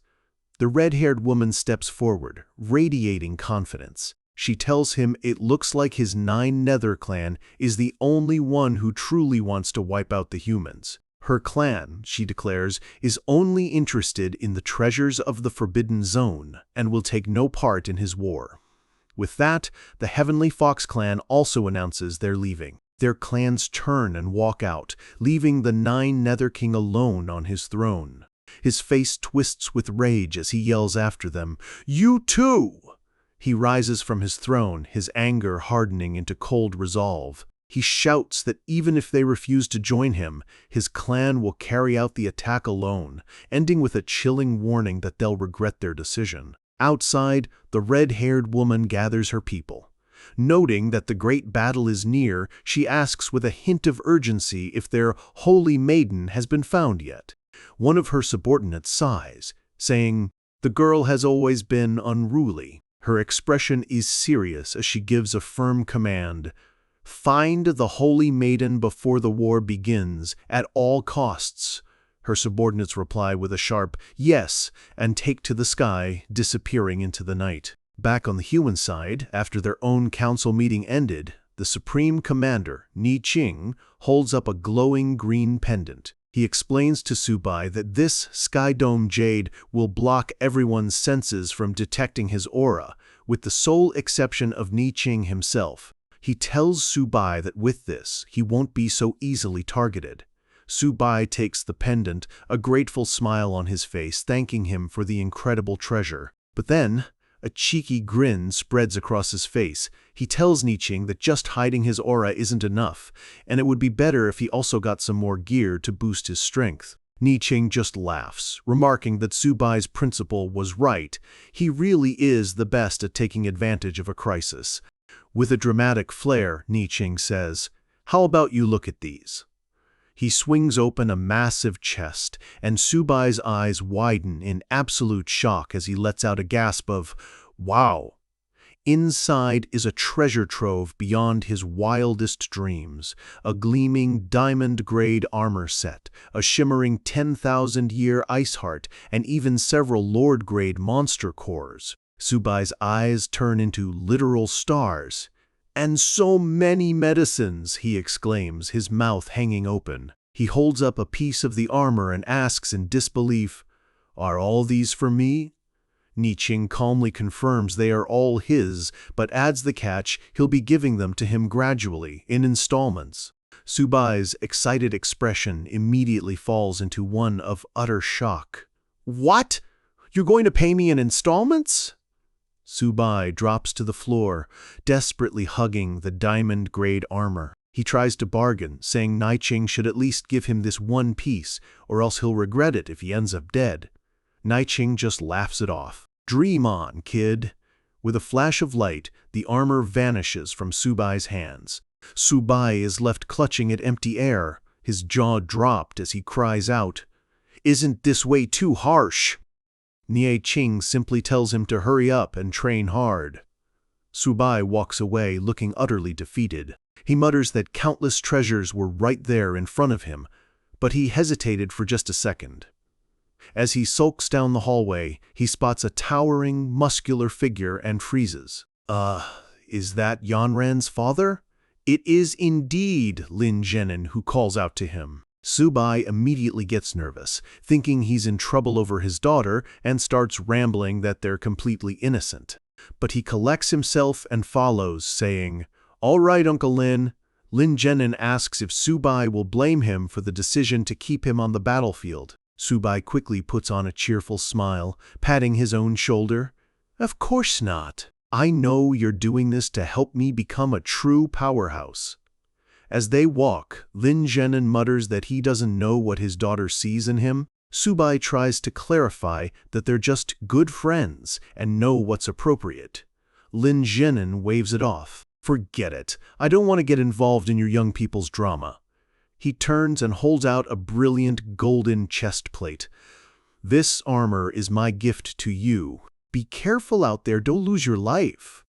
Subai's face lights up again, his eyes turning back into stars. He's absolutely ecstatic. Thank you so much, Uncle Lin," he exclaims, holding the armor reverently. Subai thanks him one more time, promising that he'll train hard. Uncle Lin simply nods and tells him to get going. The next day, at a massive military base, soldiers are gathered. The atmosphere is tense, charged with anticipation for the coming war. Commander Niching stands on a platform addressing the entire army. He announces that the army of the myriad races is marching toward their Great Wall with over 1 million troops. But his voice rings with unshakable confidence as he declares that even though they're outnumbered, the human race will surely win. The soldiers below erupt in a unified roar, raising their weapons to the sky. "We'll win! Win! Certainly win!" In the crowd, one of Subai's teammates remarks that among the king-level fighters, Lord Nijing is definitely stronger than the 9 Nether King. Hanjan adds that to keep Niching in check, the enemy will surely send several powerful Lord-level warriors to team up with their king. Subai, looking a little out of his depth, asks what they should do. Hanzan smirks, telling him the plan is simple, just follow orders. Just then, a command echoes across the base for all reconnaissance units to proceed to the Mist Mountains. The battle erupts in a storm of fire and light as human fighters clash with monstrous beasts. The sound of "Kill!" echoes across the war-torn landscape. Hu Qingshu, Subai's calm teammate, notes that the diamond-level experts have already started fighting and warns the team to be careful. Subai and Hanzan scan the rocky terrain ahead. Hanjan's eyes narrow. "Just as expected," he says grimly. "They're here." Emerging from the mists are hordes of monstrous creatures. Wang Yang chimes in with a confident smile. "No worries, they're just low-level weaklings." But the horde is massive, completely surrounding them. One of the soldiers just sees an opportunity for a fight, yelling, "Just leave these turtle wolves to me." Hanjan cracks his knuckles, a battle-hungry grin on his face. "My hands are itching already." "Kill!" He tells Subai he can take a break since these are just weaklings. Subai smirks. "Even if they're just minions, I can't let you take all the credit." With a surge of power, Golden energy wings flare up behind him as he shouts, Xiao Bai, come out! In a flash of light, his two divine beasts appear. The massive, armored form of Xiaoba and the ferocious, regal Bai materialize, their presence immediately shifting the balance of power. The effect on the enemy beasts is instantaneous. They freeze in place, their aggression turning to pure, instinctual terror. One of the wolves trembles, realizing the pressure is coming from deep within its own bloodline, and it can't even muster a shred of resistance. Subai is confused for a moment, wondering why they all stopped fighting. Suddenly, a notification screen flashes in front of his eyes. Congratulations, host! You've awakened the Legion ability. You can now make other races surrender and turn them into your Legion to fight for you. Below, two prompts appear, asking if he will accept the surrender of the wolf and deer clans. He just stares, completely stunned. His shock quickly melts away, replaced by a massive, incredulous grin. His eyes, now glowing red with excitement, are wide open. What the heck is this, he thinks, his mind reeling. Legion ability? Recruiting the myriad races? A whole new world of possibilities has just opened up for him. With the power to command legions now in his hands, Subai is no longer just a fighter, he's a general. But this newfound ability is about to bring a whole new level of chaos to the battlefield. His teammates stare in disbelief as the monster horde bows before them. One of them calls out, "Old Su, what's going on? Did you tame them?" Subai, standing before his new system window, just calmly replies, "Looks like it." He then strikes a pose, a huge, goofy grin on his face, and jokes that maybe they were just won over by his charming personality. His teammates can only stare at him, utterly speechless, while one facepalms in pure exasperation. Subai ignores them and turns to his new recruits. He tells the cowering beasts that since they've submitted to him, they must now follow his orders. With the authority of a seasoned commander, he issues his commands. The Turtleback Wolf clan will secure their rear, while the giant-horned demonic deer clan will guard their flanks.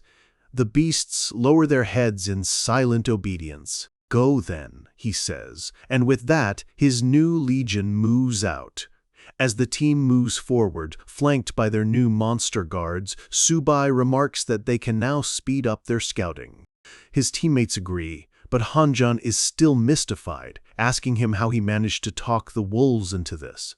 Before Subai can answer, a golden light suddenly erupts from the ground ahead. He turns, surprised, and calls out, "Xiaoba?" His divine turtle is glowing, seemingly drawn to something buried in the earth. Subai asks what he's doing and if he's found some kind of treasure.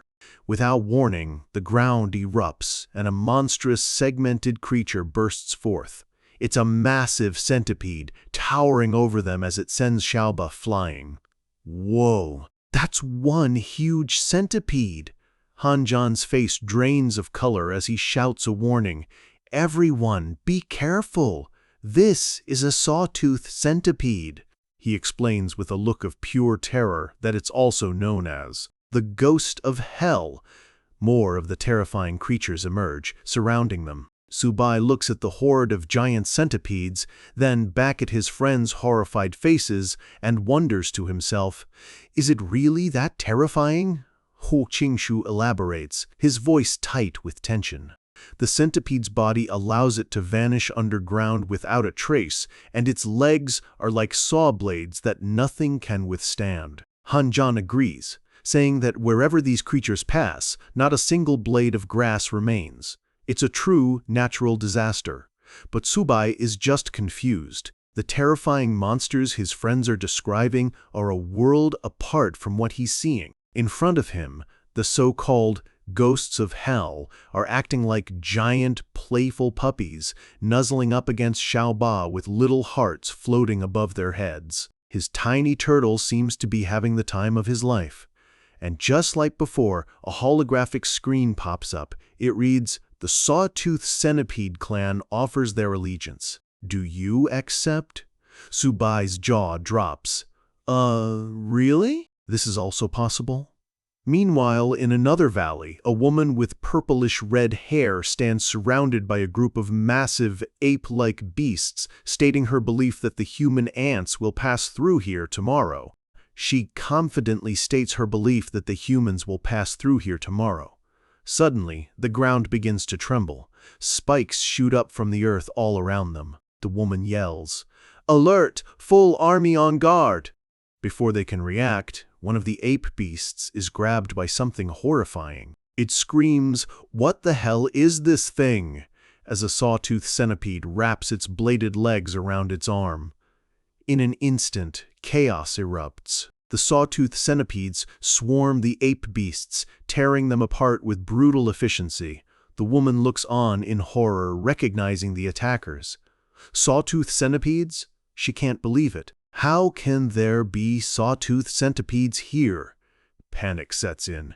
Her face contorts with rage and fear as she screams to her subordinate, "Quick, send a distress signal to the Nine Nether King." But it's too late. Her ape beast army is being completely annihilated. Screams of terror fill the air as the centipedes slice through them with ease. Pushed to her limit, the woman unleashes her own power, her eyes glowing with a menacing light as she roars. Green Snake Domain! A massive wave of purple energy erupts from her as she commands giant snakes to burst forth from the ground to fight the centipedes. But her attack is useless. The centipedes easily tear through her summoned snakes.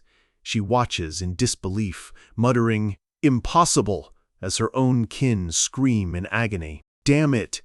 One of the centipedes, now with red, spiky armor, pierces through one of her largest snakes, which looks down in shock as its scales are pierced so easily. In a brutal, bloody flash, the giant snake is completely devoured by the relentless centipede swarm. A different group of humanoid beasts stumbles upon the grisly scene later. One of them kneels down, wondering what kind of ferocious beast could have done this. Another beast, his face pale with shock, stammers, "Could it be a sawtooth centipede?" His companion looks at him, utterly terrified, and lets out a choked, "What?" The news spreads like wildfire. Their leader realizes the legendary ghosts of hell have appeared. He immediately issues frantic orders, warn the entire army, and command any who encounter them to not, under any circumstances, engage. Back with Subai's team, the mood is far less dramatic. They are simply walking through the desolate landscape, looking completely and utterly lost. Hanjan complains to Subai that they've been traveling for ages and still haven't reached their destination. Subai snaps back, "What? Are you questioning the route I planned?" Hu Qingshu, with a hand over his face in resignation, says, "That's right, looks like we're lost." Subai immediately gets defensive, shouting, "That's impossible. It must be the map's fault." But Hanzan shoots that down, reminding him it's a military-grade map. Subai pauses, stroking his chin. Could it really be my mistake, he wonders, before admitting to himself. "Although I really am a bit hopeless with directions," Hanjan explodes, his face a mask of pure fury. "Damn, you're bad with directions. Why didn't you say so earlier?"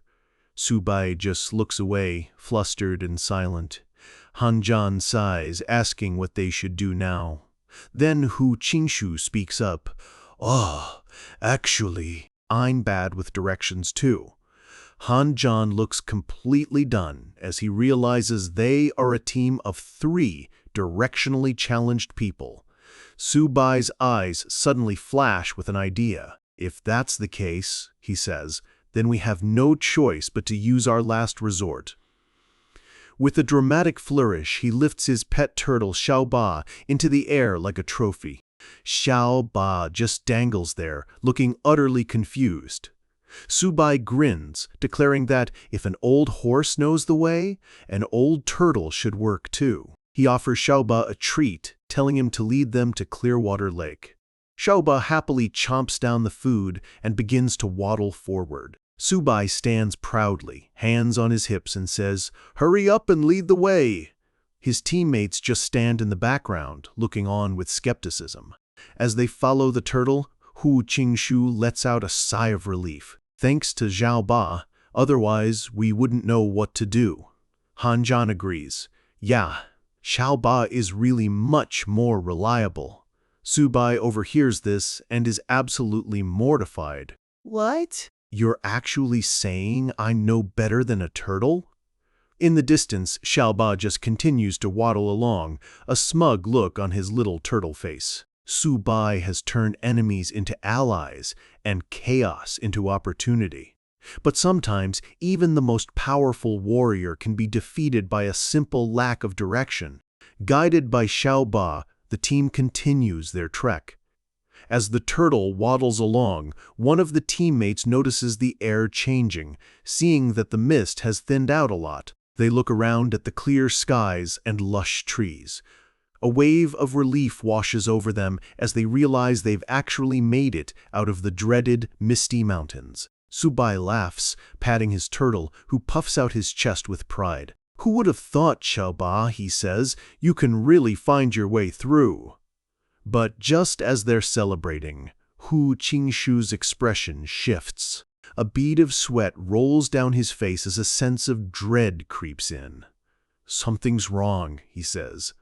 The team stops at the edge of a cliff. A river winds through a valley below, but it's not what they were expecting. Hu Qingshu states the obvious.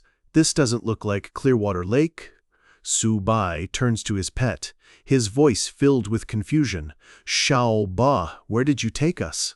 Han Zhan pulls out his holographic map. After a moment, he confirms. Judging by our current position, we're on the outskirts of Clearwater Lake. Su Bai can only respond with a confused, huh, before they can process it. The water in the river below begins to churn violently. A massive water dragon erupts from the depths with a furious roar, sending waves crashing into the air. The team stares in horror as one of them screams, "What the hell's going on?" Panic takes over. With the dragon's roar echoing behind them, someone yells the only word that matters, "Run!" The three of them turn and flee for their lives. Su Bai scoops up Xiao Ba, his face a mask of terror and anger. "Xiao Ba, you goof! Where the hell have you led us?" he shouts. Hu Qingshu adds to the panic, yelling that there's no way they could have run into completely unknown territory. As they're running, a high-pitched voice screams from behind them, "Help! You three lowly creatures, wait for this saintess." Su Bai glances back, but his only thought is to keep moving. Forget about the noise, just run. But then, the sound vanishes. He stops, panting, and looks around. That creature disappeared? Su Bai is still trying to catch his breath, his heart pounding. This damn thing, what is it? It's seriously terrifying. He bends over, hands on his knees, completely exhausted. Can someone tell me exactly what kind of place this is? He pants. The map clearly says the outskirts of Clearwater Lake aren't very dangerous. The team stands together, utterly defeated. Han Zhan declares that he knew the map was unreliable. They all come to the same conclusion. Xiao Ba must have taken them the wrong way. Suddenly, a small foot lands softly on the ground nearby. The same high-pitched voice from before rings out, full of indignation. "You three lowly beings!" They turn to see a tiny girl with short red hair and pointed ears, her hands on her hips and an angry pout on her face. At a critical moment, she scolds, "You only care about running." The team just stares, confused. Huh? Where did this little girl come from? Just then, a system notification flashes in front of Su Bai's eyes. "Congratulations, host. You've discovered a demon phoenix with the vermilion bird bloodline. It adds a warning that the clan is proud and hard to tame." Su Bai's eyes widen. What? Vermilion bird bloodline?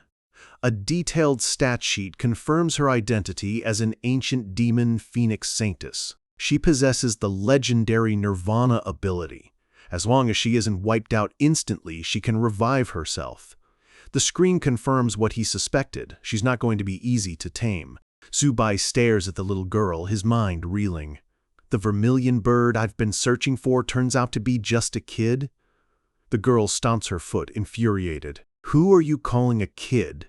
She points a tiny finger at him, threatening, "Watch out, or this saintess will roast you alive." Subai wonders how on earth he's supposed to tame this one. A wicked grin spreads across his face. He gets an idea. Maybe a good beating will make her behave. He lunges towards her as she screams in fury, an aura of fire erupting around her. Subai's hand lands squarely on her head, completely ignoring her fiery tantrum. The girl's face puffs up with pure, unadulterated rage. This lowly creature actually laid hands on me? Subai effortlessly picks her up. She struggles in his grasp, kicking and yelling, "You despicable species! This saintess will never let you off. Image, Che3-3025, get down on the ground, you little brat!" Subai shouts, and with one swift motion, he slams her face first into the dirt with a loud, "Oh, you sheech!" Subai begins to spank her, scolding her for her temper. He tells her none of her saintess nonsense, works on him, and asks if her relatives didn't teach her that spitting fire is dangerous. He keeps at it, asking her one simple question, "Are you gonna submit or not?" His teammates watch from a distance, completely dumbfounded. Hanjan asks if it's really okay to treat a little girl like that, but Hu Qingshu just reminds him that this is a beast from the myriad clans. The girl is now bawling her eyes out. "W-A-A-A! You despicable species," she sobs. "Just you wait. When I grow up, I'm definitely coming after you." Subai's patience is wearing thin. "Still dare to talk back?" he growls. Through her tears, she screams, "I won't! Wash!" The sound of her crying echoes through the forest as day slowly fades into night. By nightfall, Hanjan is roasting some chicken over the flames and holds out a drumstick, calling over to Subai, "Lao Su Yu, want some chicken drumsticks? Gotta recharge your energy and keep fighting." Subai is still holding the little girl, who is still wailing. "I'm not done with you yet," she sniffles. "If you've got the guts, wait until the elder of my clan shows up. Let's see how she beats you." Subai is unfazed. "If she shows up, I'll beat her too," he says casually. "Come on, let's eat first." He starts walking toward the fire, dragging her along as she continues to yell. As Subai sits by the fire, the delicious, smoky aroma wafts through the air, and suddenly, the little girl stops crying. She sniffs, her angry expression turning to curiosity. Why does this roasted chicken smell so good?" Subai explains that it's a bronze-level blazing chicken. The girl's pride immediately kicks in. She scoffs, thinking that a saintess like her has eaten all kinds of rare treasures. This is just some low-level stuff, but her eyes betray her. They are wide and sparkling as she stares at the chicken, admitting internally, it smells really good." She can't help but ask what he sprinkled on the chicken. Her question gives Subai an idea. A devilish, knowing grin spreads across his face as he leans in. "Well, of course. Want to give it a try?" With a sly look, Subai tells her, "Don't worry, it gets even better with seasoning." He sprinkles some spices onto the steaming drumstick. "Here, give it a try. It's quite tasty," he says, offering her the drumstick. She cautiously takes it, her eyes glued to the food. It smells so good." She takes a small bite, and in that instant, her entire world changes. A look of pure, unadulterated bliss washes over her face. "Oh my gosh! This drumstick is way too delicious." All her pride and anger are forgotten. "From now on, I'm eating this every day," she declares between mouthfuls. "It tastes way better than the elder's spiritual ingredients." Subai sees his chance. He leans in with a smug smile and lays out his simple deal. It's simple. Just agree to follow me, and I'll give you chicken drumsticks with every meal. Her response is immediate and enthusiastic. All right, I agree. As long as you give me chicken drumsticks, I'll do whatever you say." Subai's grin is triumphant. You better keep your word, she nods eagerly. I always keep my word. And with that, a loud ding echoes in his mind. The system announces, congratulations, host. You have successfully tamed the ancient demon, Phoenix. Your level has now risen to silver rank. Subai lets out a satisfied chuckle. Hee. Didn't expect to tame a vermilion bird with a single chicken drumstick. With his newest companion secured, he calls out to his other beasts. Xiao Bai, come out and say hi.